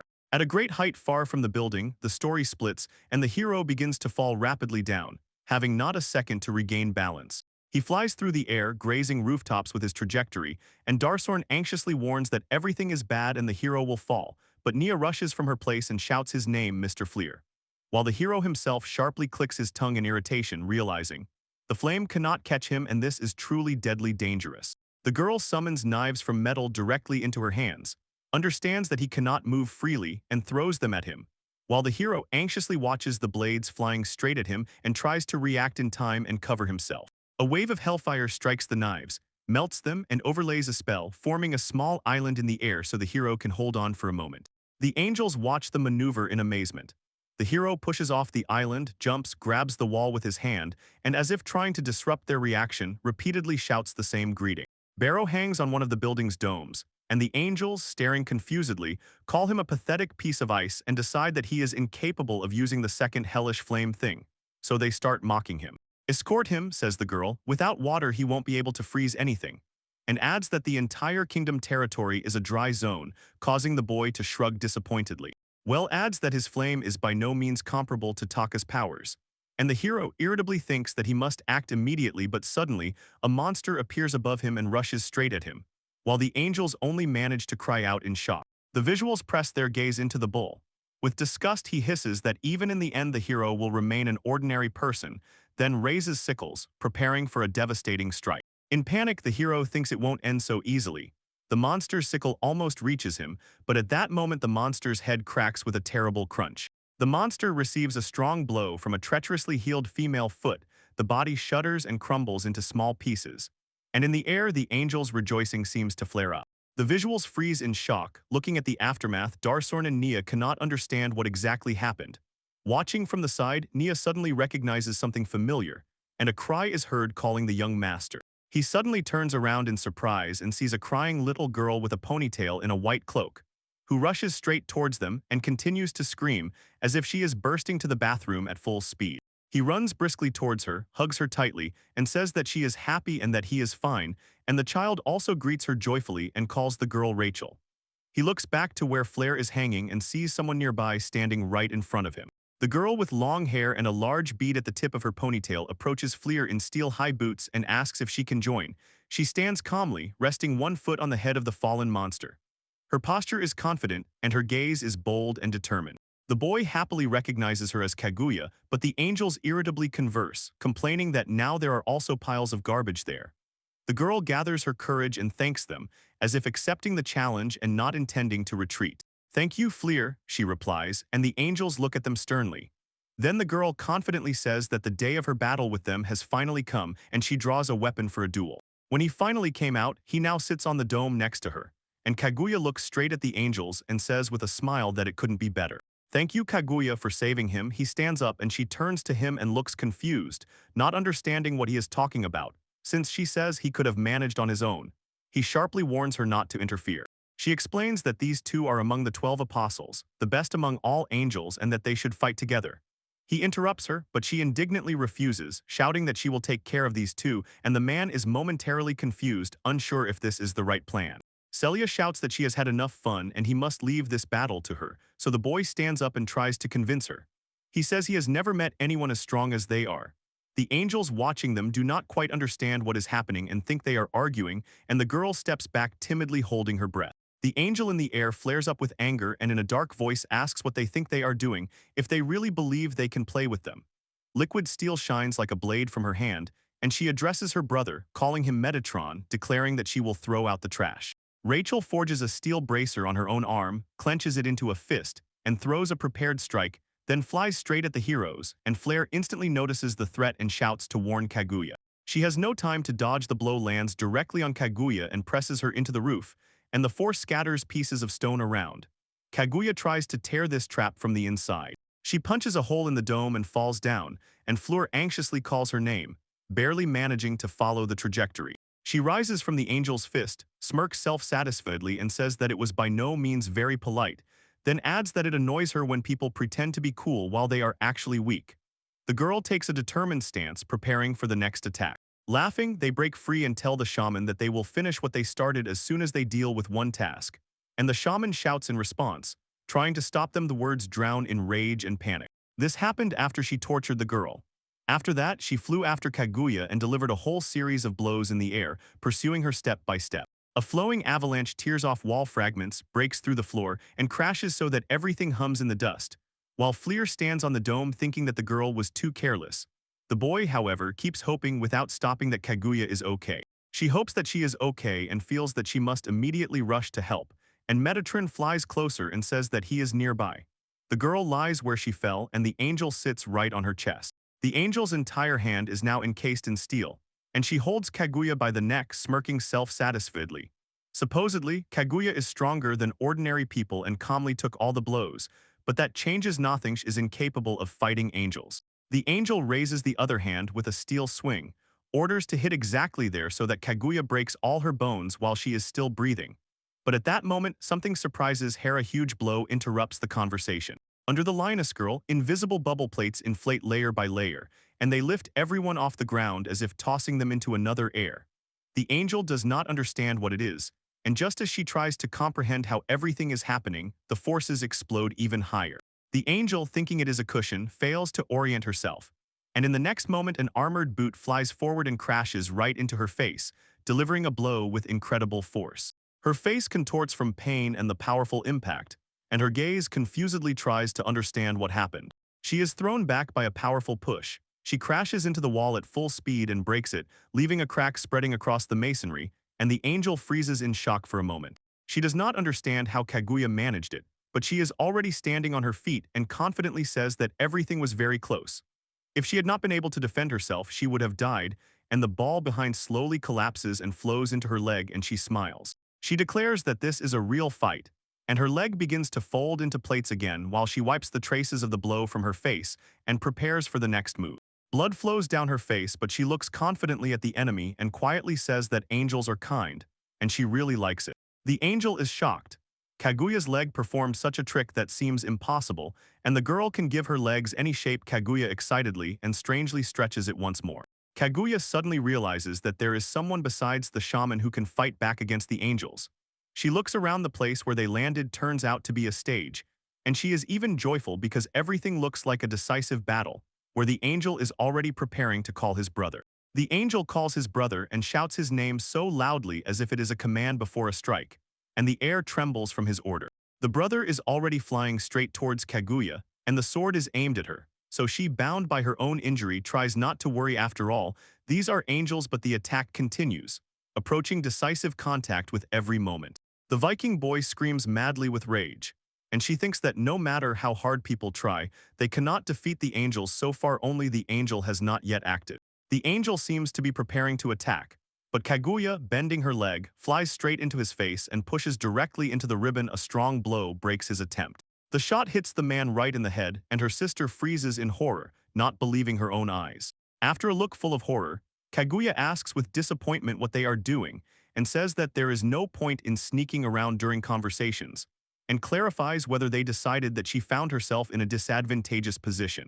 Bound by the angel's gazes, he and his companion look at her with surprise. After all, she will give her all, because without that there will be no pleasure. She takes a fighting stance, gestures to call the angels to attack, smiles and asks how they are, then asks to be surprised by something truly interesting, casting a watchful glance at Fleer. Watching more closely what is happening, she runs through one thought in her head: the battle could, any moment now, flare up fully. The angels rush to attack again, each holding a sword and an axe, while the hero looks shocked at the girl's abilities that make the situation bend to her will. Kaguya. She doesn't even give them a chance to do a somersault and strike with incredible force. Smiling cheerfully, she intercepts the initiative with one move. And as if in passing, she says that it is incredibly exciting to attack two angels at once. Barely recovering from the blows, she tries to say a word, but the attacker does not stop for a moment. She continues to attack wildly, screaming with delight and shouting questions about how a person can fight on par with the best angels, after which she strikes the target again with renewed fury. The sisters make a move immediately after one harsh slap with a foot to the side, their faces contorted with pain and bruises, while the heroine still looks mesmerized, as if she does not believe how the fight is unfolding, and sends them forward. Her attack and the sisters fly straight into the wall, crashing into it with terrible force, while Kaguya calmly stands on the ground motionless, as if watching the inevitable. Triumphantly stepping over the fallen brother and sister who seem unconscious, she looks at them indifferently and aloud expresses surprise. This is their borderline state. She shifts her gaze to the hero, who is watching their fight from afar, and tells him that he was the one who dared to stand aside. He says his name and joyfully declares that he knew, Staying close is the right and good idea, while the girl jumps up and down, repeating that she feels simply wonderful, as the boy marvels at her excitement and waves to her. And at that moment the angels, who seem to have been finally defeated, launch another attack and she sharply turns around. She explains that Kaguya earned her recognition, and Metatron adds, "So because of this the games end right now, and the angels swear with hatred that they will no longer approach her composing hymns." Very large wings rise in the air, and he shouts at her to crawl on the ground like a miserable wingless creature to which she belongs. It is made of blades and FLIR notes. There are too many of them, and the angels, avoiding danger, attack from afar, making it incredibly difficult to finish them off. He thinks that he and Kaguya have similar fighting styles, ones that do not combine well with long-range strikes, so he says that from now on he will help. Kaguya stops him with a smile, joyfully, and firmly ordering him not to interfere. The angels direct blades at them, trying to destroy them, and this causes amazement to wash over them. But Kaguya sharply takes a combat stance, tenses, and prepares to lunge to respond immediately. She pushes off the ground, confidently runs on the flying blades, and uses them as trampolines to bounce again at the right moment, knocking the angels off their planned trajectory. The angels and even FLIR cannot believe their own eyes. The hero, focused on the edge of the attack, takes the next step, and the air seems to explode with tension from what is about to happen. He thinks about how she uses the blades as small supports to move freely, and recalls their battle, realizing that he is already one step behind her plans. He forgot what Kaguya's true power is, and the girl soared to the level of angels with a glow in her eyes, declaring the awakening of her true might. She announces that she has returned and asks not to be told, as if without any tricks raises her leg to strike, shouts that then it is all over, and the angel slyly smiles. A sea of new threats flares around. The last defense, smiling ominously, shouts insults at her just before she swings for the decisive blow. Before she strikes, a steel bullet with huge needles appears, slipping through the air like a doomed shot in advance. Amazed, almost reverently, she looks at him. Around them, angels seem to freeze, holding their breath. The angel smiles and freezes in confidence, believing he can forge the strongest steel and that their spears will no longer be able to resist it. He declares that the power of his own blows will make her break, and then begins to swing and attack. The point is that the girl has to crush her legs, but she abruptly stops as soon as she sees how Kaguya transformed one of her legs, made it 10 times bigger than their bullet, and added long spikes, preparing to continue. As soon as it becomes clear what is happening, they shift their gaze to Kaguya in complete stupor, as if they do not believe their own eyes. She first smiles and sobs, and the thousand-formed snake from wave after wave unfolds into different faces until the last one manages when Kaguya delivers the final blow with her leg with all her might. The warrior stands on the ground with blades stuck around him, and he is in shock, intently watching the moment the battle ends, and uncertainly asks the void if this is already the end. The brother and sister fall unconscious, losing control of their bodies and helplessly sinking to the ground as if they were switched off from the fight. All this time Kaguya lay face down, but at the right moment successfully lands on the ground and, without getting up, quietly thanks the angels for the wonderful opportunity.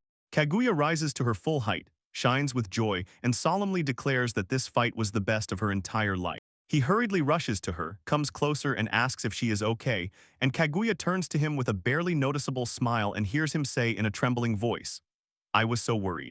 She smiles, says that after all this she is still inspired, and adds that he could not even imagine how she would be able to defeat one of the 12 apostles. She smiles brightly and praises that everything is done wonderfully, looks with shining eyes, and then strikes with incredible force without pauses. Rams with fists hit his side, supporting with agreement, while others still stand in the completely destroyed dome and all eyes are fixed on one place. With a vigilant gaze, Rachel reaches toward the battle site and anxiously notes that they are too far to see how it will end, so Nia only tries to believe that he is okay. Thorn turns and looks that way, says everything is fine, and admits he did not expect to defeat such strong opponents, and Rachel asks in surprise if he sees them. He turns around and orders them to leave immediately because he cannot guarantee that the castle will not collapse at any moment, and the girl agrees. Nia extends her hand to him and promises to protect better than this time, but the boy takes her hand. Then something suddenly catches his attention and he lets go. He walks away and tells Rachel to wait, and she calls him out of fear, frightened and worried. Then he notices a pistol in a holster lying right among the debris. Kazorn walks, thinking about how the residents will be surprised to see the state of the royal palace, and about how he will have to explain what happened to his brother and subordinates, although the damage is indeed considerable, and the boy carefully moves the edge of the holster from the rubble. At that moment he lifts the holster, and Darsorn thinks that with this the crisis will finally end. The building begins to shake and everyone loses balance, so the man barely stays on his feet. The man raises his gaze, trying to figure out the source of the trembling. But Kaguya shouts that she does not understand why everything is shaking and orders Flora to turn around and he obeys. Maria manages to grab the man and where he just stood, a huge dark hand emerges from the ground. The man does not immediately understand where this happened from until he notices. The hand looks like metal and he realizes that it is steel, and behind him a new danger is already forming. The second hand appears next and forcefully slams into the floor, shattering it. And above the place where the creature's body should have been, two glowing spheres hang in the air like an angel. Angels, reduced to floating heads, insist that the trash must be gotten rid of, and that they never thought they would have to do something like this, looking straight ahead. Their creatures resemble bizarre skull heads with crazy smiles, whispering. If he is called, they will no longer be able to separate from each other and the air begins to seemingly mix. Bringing everything to one point, they promise. Two souls will begin to dissolve and then merge with each other to become one, and Kaguya and Fleur do not look away, amazed to the edge. The monster's head slowly becomes like a skeleton, and the angels dissolve and turn into its brain, and they insistently say that it will destroy everything. Kaguya sees this, not believing her own eyes. Julia, stunned, asks Fleur if it is dangerous, and he confidently replies, yes, because the monster is already on the verge of awakening and is preparing to turn everything to ruins. The monster takes shape. It roars at full lungs and horns grow on its head. Fleur tells Kaguya to get out of there and shouts for her to run faster, otherwise she will die, but his voice is drowned out by the monster's voice, which calls its own name. The creature's body grows, pure destruction flies out in all directions from it, wings grow behind its back, and a huge scythe appears in its hand. It majestically declares that it calls itself the Crushing Giant. Gathering all its power over the city, the monster opens its jaws and shows 3 rows of sharp teeth, and fiery eyes flare up, while something resembling a quadrangular star shines on its forehead. It has 6 arms, each holding a sickle and 6 more wings behind its back. Ordinary people watching the royal palace do not understand what is happening. They see that the palace has been blown up, some assume that the battle of the princes has already begun. But when the monster appears before them, they ask each other in horror what it is, trying to figure out if it is a demon. It is a demon. From above, she flies down, and Nia holds her in her arms, screaming through panic that all this is really very bad. The monsters are already here. Dexter's appearance destroyed the castle, and the Tower of Heroes began to collapse.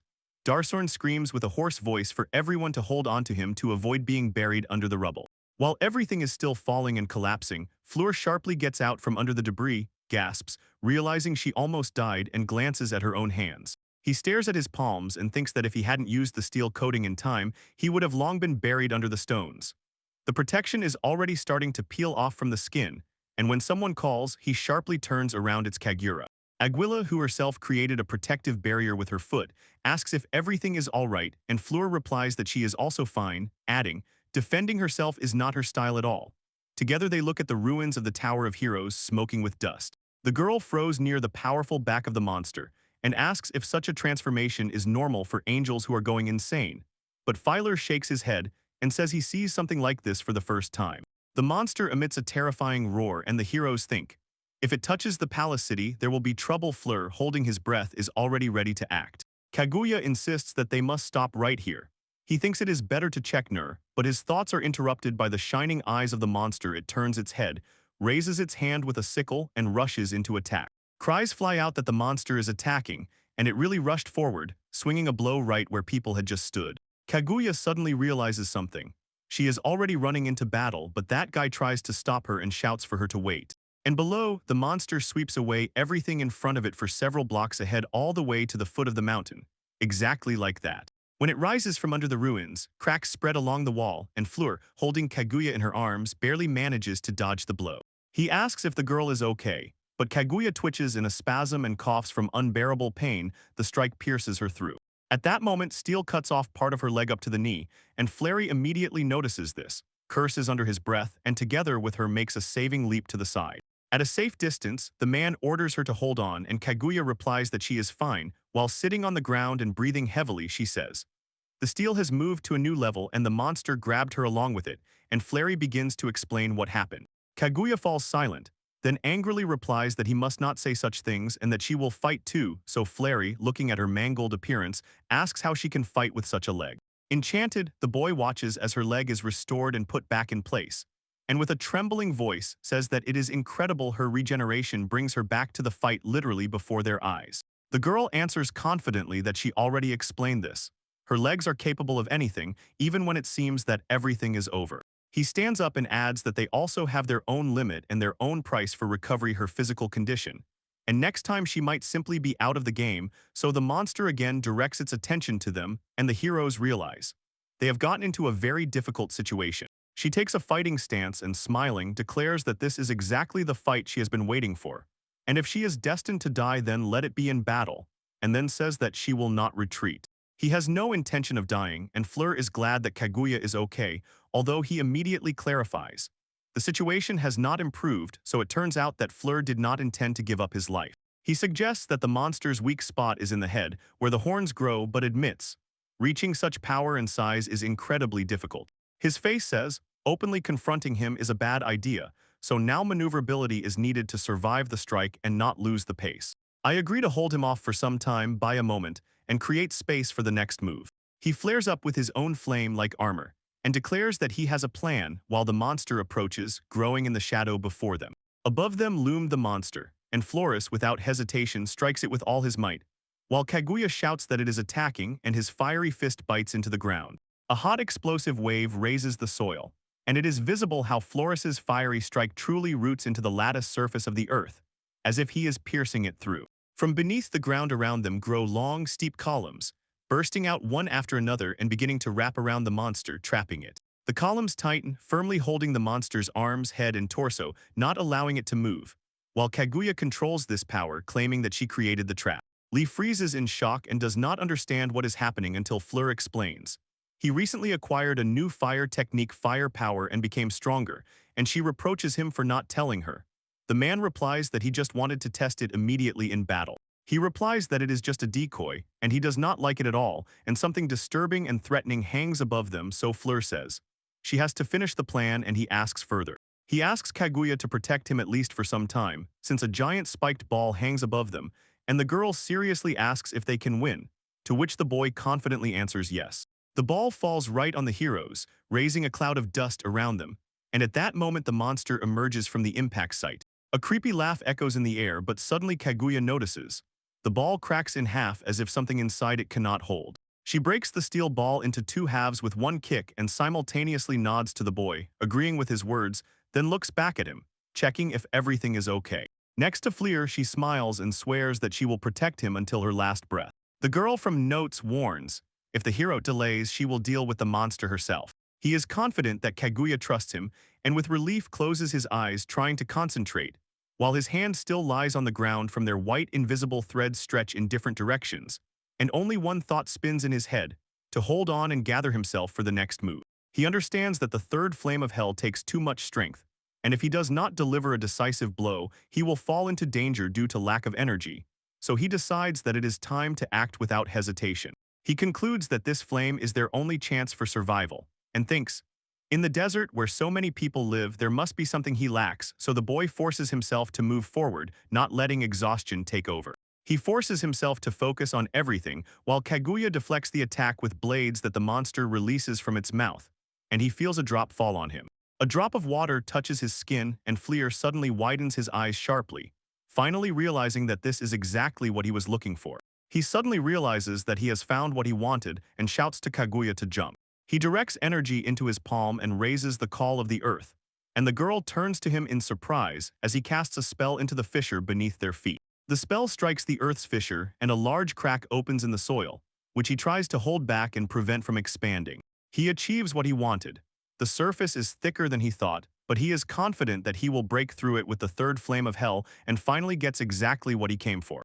Jumping back with a leap, he caused a real fountain of water to burst from beneath the ground, and the girl immediately realized it. Suddenly he understands. All this time that man was searching for underground springs, while the monster watches the event in complete confusion, whereas Fleur planted the idea for this attempt. He tears a huge icy block with spikes out of the water and drives it into the monster. After that, he apologizes to Kaguya for the delay and says that now she no longer needs to hold back, because the ice strike has opened a chance for revenge. Flames break out and lick his body. He slides down the path he made for himself, smiles and says, "Now is their time to attack, and the city guards are already ready to join the fight." The guards try to lead people away from danger. They ask not to come closer because the hammock is about to fall, so everyone needs to evacuate immediately, and one of them, without taking his eyes off the destruction, recalls. Darsorno said that they would stay outside, because he had to deal with Kagura once and for all, and in an emergency situation they would take care of the residents' safety. In the crowd retreating from danger, someone points upward. Something is flying from the sky, and in a moment of anxious silence, Darsorno lands. Near the guards, Darsorno suddenly stops and asks if everything is all right, but one of his hands tightly holds someone nearby. The one who was saved thanks him for the rescue, and in the other hand, Darsorno holds Rachel, who feels unwell, and he immediately apologizes for having to jump. They recognize him and rejoice that he is alive and well, and the man also smiles with relief seeing them in good condition, and hurries to quickly explain the situation. The angels have gone mad. Kagurabai died at their hands, and their next target is the whole country, so everyone already feels the approach of trouble. This news shocks everyone, and the residents begin to guess what exactly they could have done to anger the heavens. Somewhere words about doom are heard, and Nia looks completely worried, as if sensing trouble in advance. Praying to the angels for forgiveness at that moment, the boy touches the holster and shouts that everything will be fine, and his voice trembles with tension but resists with determination. He says confidently that Kaguya and Fleur are now fighting for their own well-being. After his passionate speech, Darsorn and Rachel look at the people in surprise, who neither understand who he is nor what he is talking about, and one of the residents throws out that they are already in the midst of a crisis right at this moment. Suddenly, a tall column of water rises from behind the wall, as if pushed by FLIR, and the townspeople freeze, not believing their own eyes. People search for an explanation in confusion until someone shouts that it is water. Darsorn recoils in shock. There are no water sources in these lands. Rachel does not believe what she sees, but Nia calmly understands everything immediately and confidently points out where the disaster comes from. Fleur rushes forward to intervene. Nia rushed into battle with full faith that her next move would bring them victory. Engulfed in icy flames, Fleur strikes the monster right in the head with an attack of cherry blossoms, delivering blow after blow until its sides begin to tremble under the barrage of frost attacks. From his face rises another dimension and even more steam escaping after the boy's strikes. Fleur prepares for the next attack, paving the way with ice, covering its bottom with spikes, and strikes the monster. The monster jerks as if hit by a giant sharp whip. It throws itself back with a terrible roar, and the boy says this is only the beginning. But that's not all. Kaguya rushes along the same path, not taking her eyes off the tracks, and suggests that another, more dangerous truth is hidden behind them. They say this is the very useful and very powerful second plasma of hell, which Fleur told her about. But Kaguya is not sure if it is even flame because the monster there does not look like fire. Kaguya reaches out to grab the boy, but he does not give up so easily. She feels that he has changed and become much more experienced, but at the same time he has neither grown as a person nor fully awakened, so Kaguya thinks he is free. He broke free because there was no one nearby, no one to interfere and cover him. So Fleur delivers a powerful blow to the monster right in the face, cutting through space with a wave of icy flame, and the monster's head cracks while Kaguya watches. Now the floor is completely soaked in the fight, and he is incredibly powerful. Kaguya smiles at her find and confidently prepares for her next move. He is convinced that he masterfully controls the technique and prepares a hidden kamikaze-style attack, although the monster's head is already half destroyed. Meanwhile, Kaguya intercepts control over the distance and prepares a kick. Kaguya creates a giant hammer from her own leg, drives the monster into the ground and pins it there. Then, turning to the man with a provocative smile, asks if he really treats her that way. The man smiles and admits that he has already forgotten about her, saying, "Entertainment should be shared with others." After that, he looks her straight in the eyes with the same smile and asks if she really thinks so. The water barely rises to his hands, and his body immediately cracks. He tries to say something, but only raises his gaze to the heroes flying side by side. Next to each other, they have already fully tuned their own attacks, preparing to execute them together, synchronously and without hesitation. The monster looks at the two people and mentally rereads the words he once heard from Lord God, realizing that he said something incredibly wrong. He had believed all his life that angels are higher than humans, and humans are fragile losers whom angels must lead. But now the monster is attacked by two heroes' blows, and their attacks have already merged into one deadly strike. The hero's consciousness crashes into the monster's forehead, right into the forehead, and the skull shatters into tiny fragments, revealing to him a terrible truth. Everything he heard from God was complete nonsense. Kaguya argues heatedly about who caused more damage, and the monster, still not recovered from the fight, thinks that humans are incredibly strong. The monster cannot recover after the blow, and Kaguya complains that the floor uses different flames. Some freeze, others burn, so she wants to do the same. The hero replies that it is difficult, and the monster, in a fit of rage, shouts that this is unacceptable and rushes into attack. With annoyance, he sees that the monster is still standing, raises his leg and forcefully strikes the outstretched hand, putting all his energy into the blow to disrupt the attack's momentum. The outstretched hand bursts into flames, and a powerful stream of icy fire bursts from it, freezing the monster up to its head, where its clenched scream turns to glass. He only manages to think about this. He thinks that it is unfair, and Fleur gives an order to Kaguya, sharply pushing the fight to the next decisive step.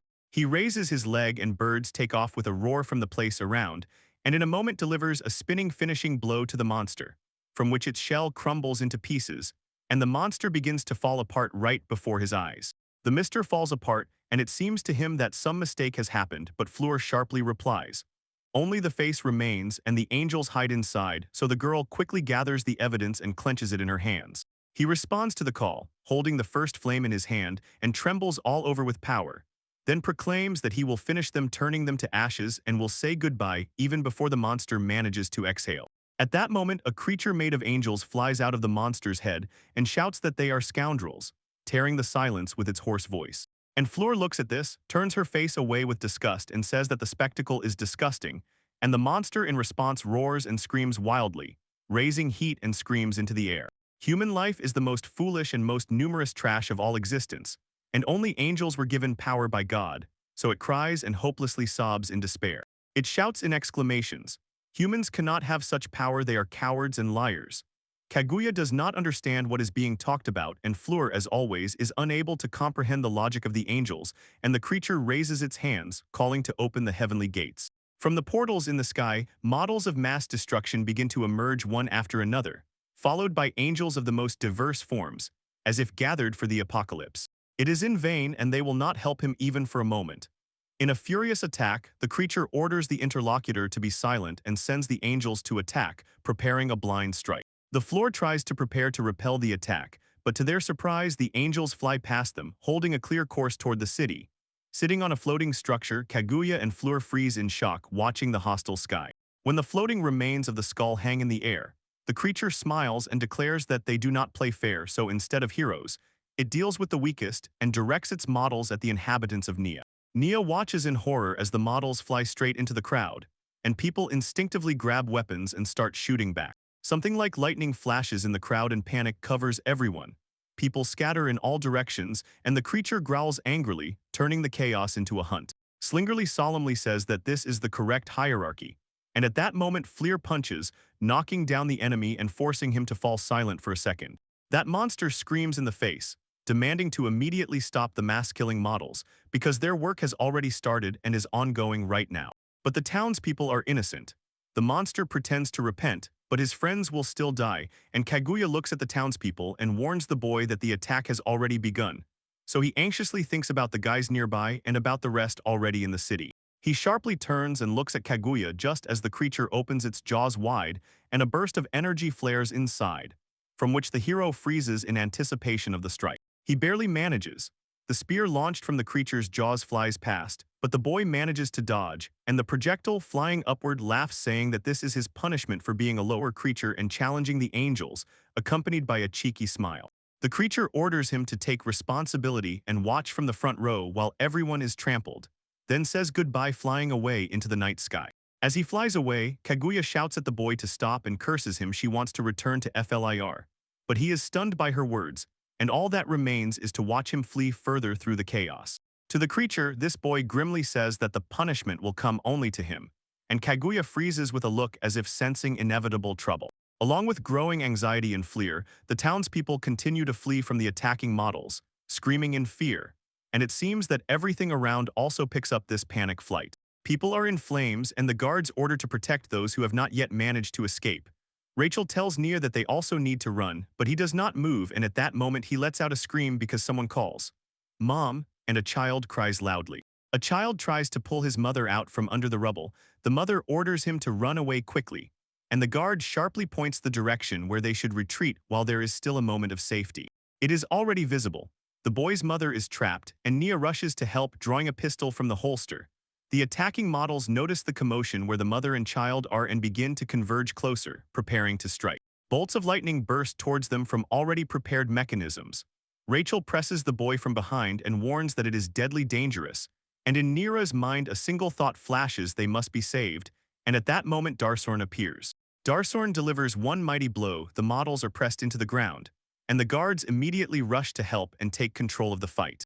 Darsorn orders to free the child's mother, and the man stands before them, shielding her from the threat and promising to buy them time. All the models are already on the move, there are too many of them. Darsorn throws a cold glance at them and orders the guards, all without exception, must remain alive. So one of the guards steps forward but stops under his firm control. To dissuade him, the man directly says that Darsorn will not overcome them, there are too many of them. And if they lose, the country will disappear, so the man takes the fight upon himself, not retreating a step. In a combat stance, he replies, "The duty of the people is to survive, and the king's is to protect them," and fiercely looking ahead, he emphasizes that the ruler must hold the shield of his country. As soon as he casts a glance at them, he immediately declares to the angel models, he is their enemy, while Nia and the guards stand through tears, as the models confidently and swiftly take off straight into the sky. The creature lunges right at the man's face, and he without hesitation gets ready, covering himself and deflecting future attacks. The vile force only approaches closer. It laughs loudly, not averting its gaze from the suffering of others, as if savoring the torment every second. After the blows, a cruel idea is implanted into consciousness that this is how it should be. The world of humans is weak and imperfect, and it is doomed to be broken. Eager to come to their aid, it says that they use the people who remained in this country as a warning, and he barely smiles, as if accepting it without surprise. His thought is that those people constantly talk about the church, and at the same time insist, it would be good if this country disappeared, and he adds that they themselves desire its downfall.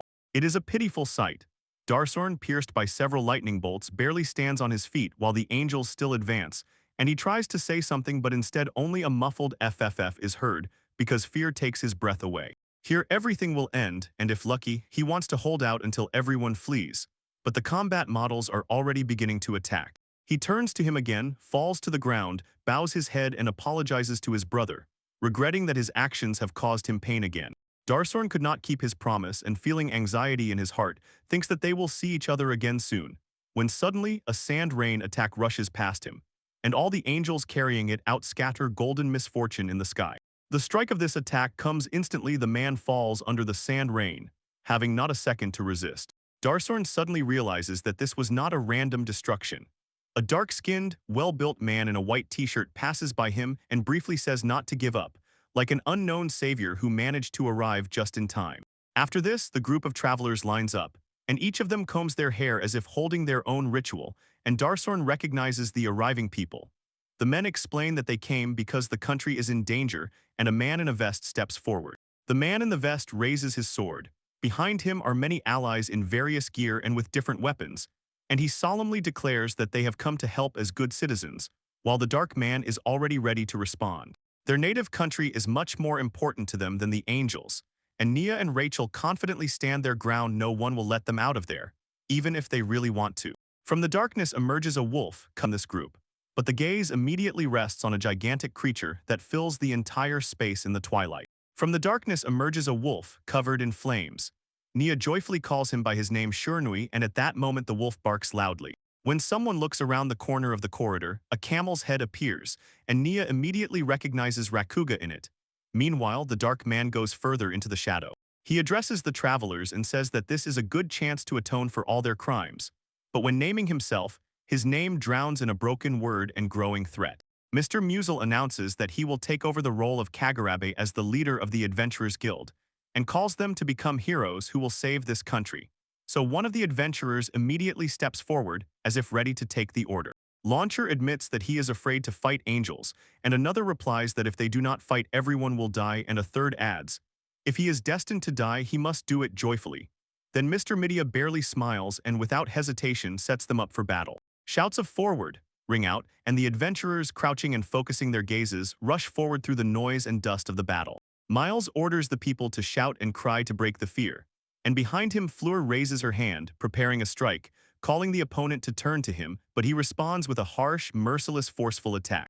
The blow comes with full force with icy flames that hiss and burn with cold, and Fleur says something confident, casting aside a moment of doubt and preparing to continue the fight despite the frosty pressure. Everyone is silent, but the only one who cries is the one who crushes giants. His tears run down his cheeks and the creature's face crumbles into pieces. It cannot understand how something like that survived nearby. It finally understands how the boy ended up next to it, and thinks that it all happened because of ice, but still does not believe that such a thing is even possible. Having moved away from the source, the boy is no longer able to unleash the second element fire, because there is nothing to freeze and sweat hangs as a transparent drop right before his eyes, while the monster tries to pull itself together. I do not understand where these water balls came from. From the side, someone with a cane stands and watches, saying that Flyer is the one to whom Alresha directs his power, and that this is an old shaman. The shaman stands at the front, and behind her even more people from the tribe. They stand in a column with spears, wearing masks, and she proclaims that they will pave the way for Fleer, the sacred being. The monster that controls water hovers near the tribe and creates water spheres, and the tribesmen praise it. One of them says that those spheres will descend to help the Sand People, because Fleer's enemies are enemies of Jullander. The boy mentally thanks them all, but the creature does not understand who these people are, and at that moment Kaguya makes a throw. When Kaguya's attack hits the creature, she kicks it in the head and, smiling, shows the result of her advantage. She advises him to look at what is right in front of him, and the creature begins to stagger and lose its footing. As it falls, Fleer calls it a vain angel, and adds that the creature has gone too far in its own arrogance. The creature can only be proud by humiliating people, and calls it a disgusting, pathetic spectacle. The boy explains exactly that. This is why he lost. The creature, enraged, sharply opens its eyes and sees the people. The people, travelers, and the tribe, who continue to fight actively and confidently against their created models, drive the creature to despair. Its scream, as if directed at a thermal imager, suddenly cuts off. It freezes, about to do something, then calls for an attack again. The giant monster screams piercingly that angels are beings higher than all. Here he has called that giant again, and the boy immediately understands. The monster was deliberately brought over the city itself, and the body is only holding on for a moment. The monster's body begins to fall. Fleer urgently rushes forward to prevent the worst, but it still slips and hits the ground. With a terrible roar, the creature bursts out, breaking the silence with a dull thud and dust rising into the air. Disgustedly laughing as if this sinister scream comes from the very head, the giant rises, stretching upward after the fall.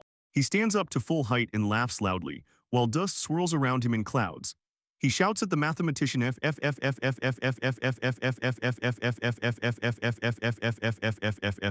Unfortunately, he destroyed them all at once, but when the dust fog finally clears, he notices someone. Fleer lies, staggering, as if about to break completely. Leaning by a piece of wall with her head down, she mockingly says that he looks pathetic and approaches him. To those who say, although he couldn't knock him to the ground, he still did not avoid serious injuries. The hero cannot escape. Something hangs over him and screams, not letting go. He recalls those cruel words about angels, that they are pathetic, and how he was humiliatingly called a fool, after which he spits back that his opponent is weak. She calls him weak and promises to deal with him in the most brutal way. And at that very moment, a bullet whizzes past. It was very close to the one who had not yet managed to dodge. Nia presses the creature to the ground and demands firmly to leave, while Fleer barely opens his eyes and weakly looks at the boy. Nia aims the pistol at him again, confidently holding the weapon, and the creature surprisingly calls the boy stubborn until he suddenly realizes he shouldn't have stayed. She realizes the impossible. The giant steel giant's huge body has fallen on the city, and it shocks her. From the moment the first thought finally reaches consciousness, the creature understands that the city around it is not destroyed and remains intact, so it sharply turns around, trying to comprehend how this happened. She comes to the thought that Floor has already used all his bursts and did so to protect her. Having protected the city, he directed the blow straight into the body of the steel monster, and the beast grumbled from powerless rage. According to the plan, Fleur melted the entire body of the giant, so only a quarter of its head fell on the city nearby. Cries of fear and shocked amazement were still ongoing. The creature tried to prove that Fleur was not that strong, but the truth was different. The rest of the people remained alive, and the boy, drenched in tears, covered them with himself and fought desperately for their lives. His eyes silently commanded. Now it was time to protect Fleur. The wounded boy gasped convulsively, uttering a broken but still did not retreat a step. He will ask himself if Nur saw the fight in the air, and decide that the boy was worried about the same thing as him. That's why he came to help, and Fleur remembers how Rachel calmed Nur and feels Nur acted that way because he could not stay aside. Nia has definitely become much stronger, and the blossoms opposing her shudder and fade under the pressure of her power. The opponent twists into a grimace and mutters that the boy is right. Those words say that the shaman deserves sincere admiration. Considering human nature, the shaman truly evokes genuine wonder, so it is foolish to try to put him on the same scale with someone else. And he admits he was wrong, saying he will leave quietly and peacefully until the guys freeze in shock and he quickly retreats. Next to Nia, someone instantly appears and waves off, saying it was just a joke. But the creature immediately slaps the boy so hard that he flies back. The pistol slips from his hands, and she screams that no one must be told about this. But this must not be told to anyone. And the creature, as if nothing happened, turns back to their side again, pressing the air with an oppressive threat. Fleur orders him to watch every move. Now he will deal with that boy, and wonders if his heart has enough endurance for such cruelty, and the boy's gaze darkens with rage. He is about to rush forward. This is planning, and Fleur does not understand why he still cannot move.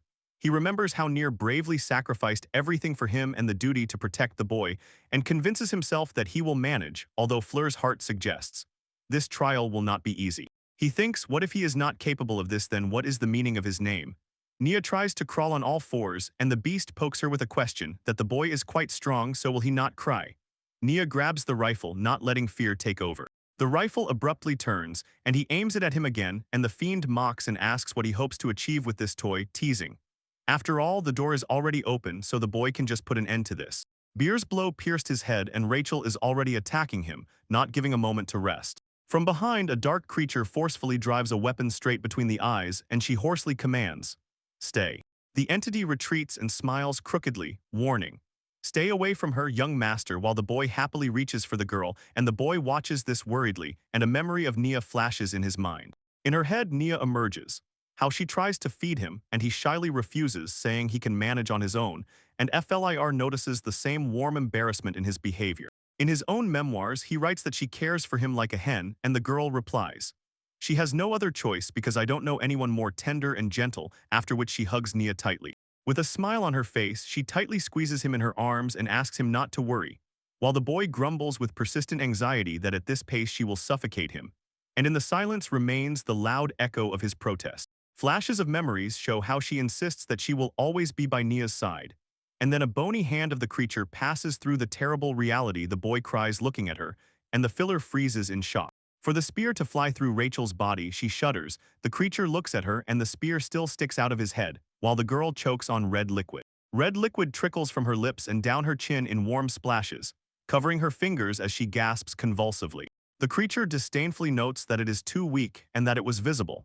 The game is not over yet, adding that it expected nothing else from a human. What for wounding her young master, she, as his chained knight, will never forgive. The creature does not understand the words, but in the next moment grabs a weapon. He rises and emerges from his own thoughts, again asking Nia if it is true that she is a holy knight for this boy, and what benefit she gains from it, and Nia freezes, tears flowing from his eyes. Nia confidently replies that she has heard of honor and has dedicated her whole life to it, and not letting go of his hand, says this through trembling. She says she will sacrifice her life for this precious child, making her a sacred knight, when some creature begins to pull the boy. His hand snatches her from inside, forces her to count as much as she wants, and presses a spear into her chest, where it is carved that he will breathe at the cost of her life. Fulfill her wish, but so that the boy breathes precisely at the cost of her life. She lunged toward him, shouting his name, and when the girl falls, only one apology flickers in her mind for leaving the boy, with tears in her eyes. She really wants him to take care of himself, but some creature laughs at that moment. Vilely asks if he disappointed her, because his words were only a joke, and Flir looks at her and his face twists with rage, forcing him to clench his fist sharply. He suddenly realizes. Again he saved no one, and the past flashes in his head so clearly, as if everything remains unchanged even when the power is in his hands, and he receives yet another painful proof of his helplessness. He grows more convinced that he is worthless, while something inside still giggles and whispers, convincing him that he is right. A horned fiery creature says that along with the feeling of helplessness, he was able to realize the true power of Hellfire, and commands him to hold on and not give up, repeating this with growing fury. He must hold the flame and give everything, because in this lies the key for the power to work fully. In that case, that boy is capable of defeating even a god, and something sharply changes in Flir's gaze. He stands up as if accepting a verdict. His whole body is engulfed in flames, so only a blurred silhouette is visible, and the angelic creature freezes in amazement, unable to comprehend what is happening. While the fire tears space apart in all directions, the angelic creature instinctively tries to shield itself with a hand, but Niu is weakened by the explosion, and she is thrown back by the shockwave. The fiery wind lifts him off the ground, and under the pressure of this form, the boy looks at the boy in amazement. Steam escapes from his mouth. The night cuts through the darkness, and beyond its edge armor emerges. The floor beneath the feet trembles and the black darkness disperses in waves. Behind him, everything is in flames that devour space, and the hero holds his breath, speaking to the creature that will destroy him. Fear is read on his face without words. It is clearly visible on the creature's face that he has not seen anything like this for 1,000 years, and Nia anxiously takes in what is happening with her gaze and looks at Flora, who is in shock. Flora, engulfed in fire, raises her eyes, and the boys before her face the obvious. There is no escape, and everyone feels it. Now he hardly looks human. His eyes glow with a supernatural light, and this creature frightens to trembling. Nia trembles with fear, trying to call Fleur, but at that moment the boy is grabbed. It's Kaguya. Kaguya holds Rachel in one hand and the boy in the other, then turns to Nia and asks if he is okay and rushes forward. When they retreat from the battlefield, the boy tells Fleur to stay there, and the girl replies that she will wait because his safety is more important, then orders Rachel to hold on, looks back at the boy and says that these flames are different and she cannot believe it. Burning Man practically pulls the boy out of the ground, and as soon as he breaks free, he rushes forward. Through space stretches a creature, raising its hand to strike, and the knight in armor mirrors its movement, aiming directly at it. The inhuman speed of the attack takes his breath away, and at that moment the blow flies straight to the target, knocking it back. It screams piercingly in pain. Agony chokes in flames.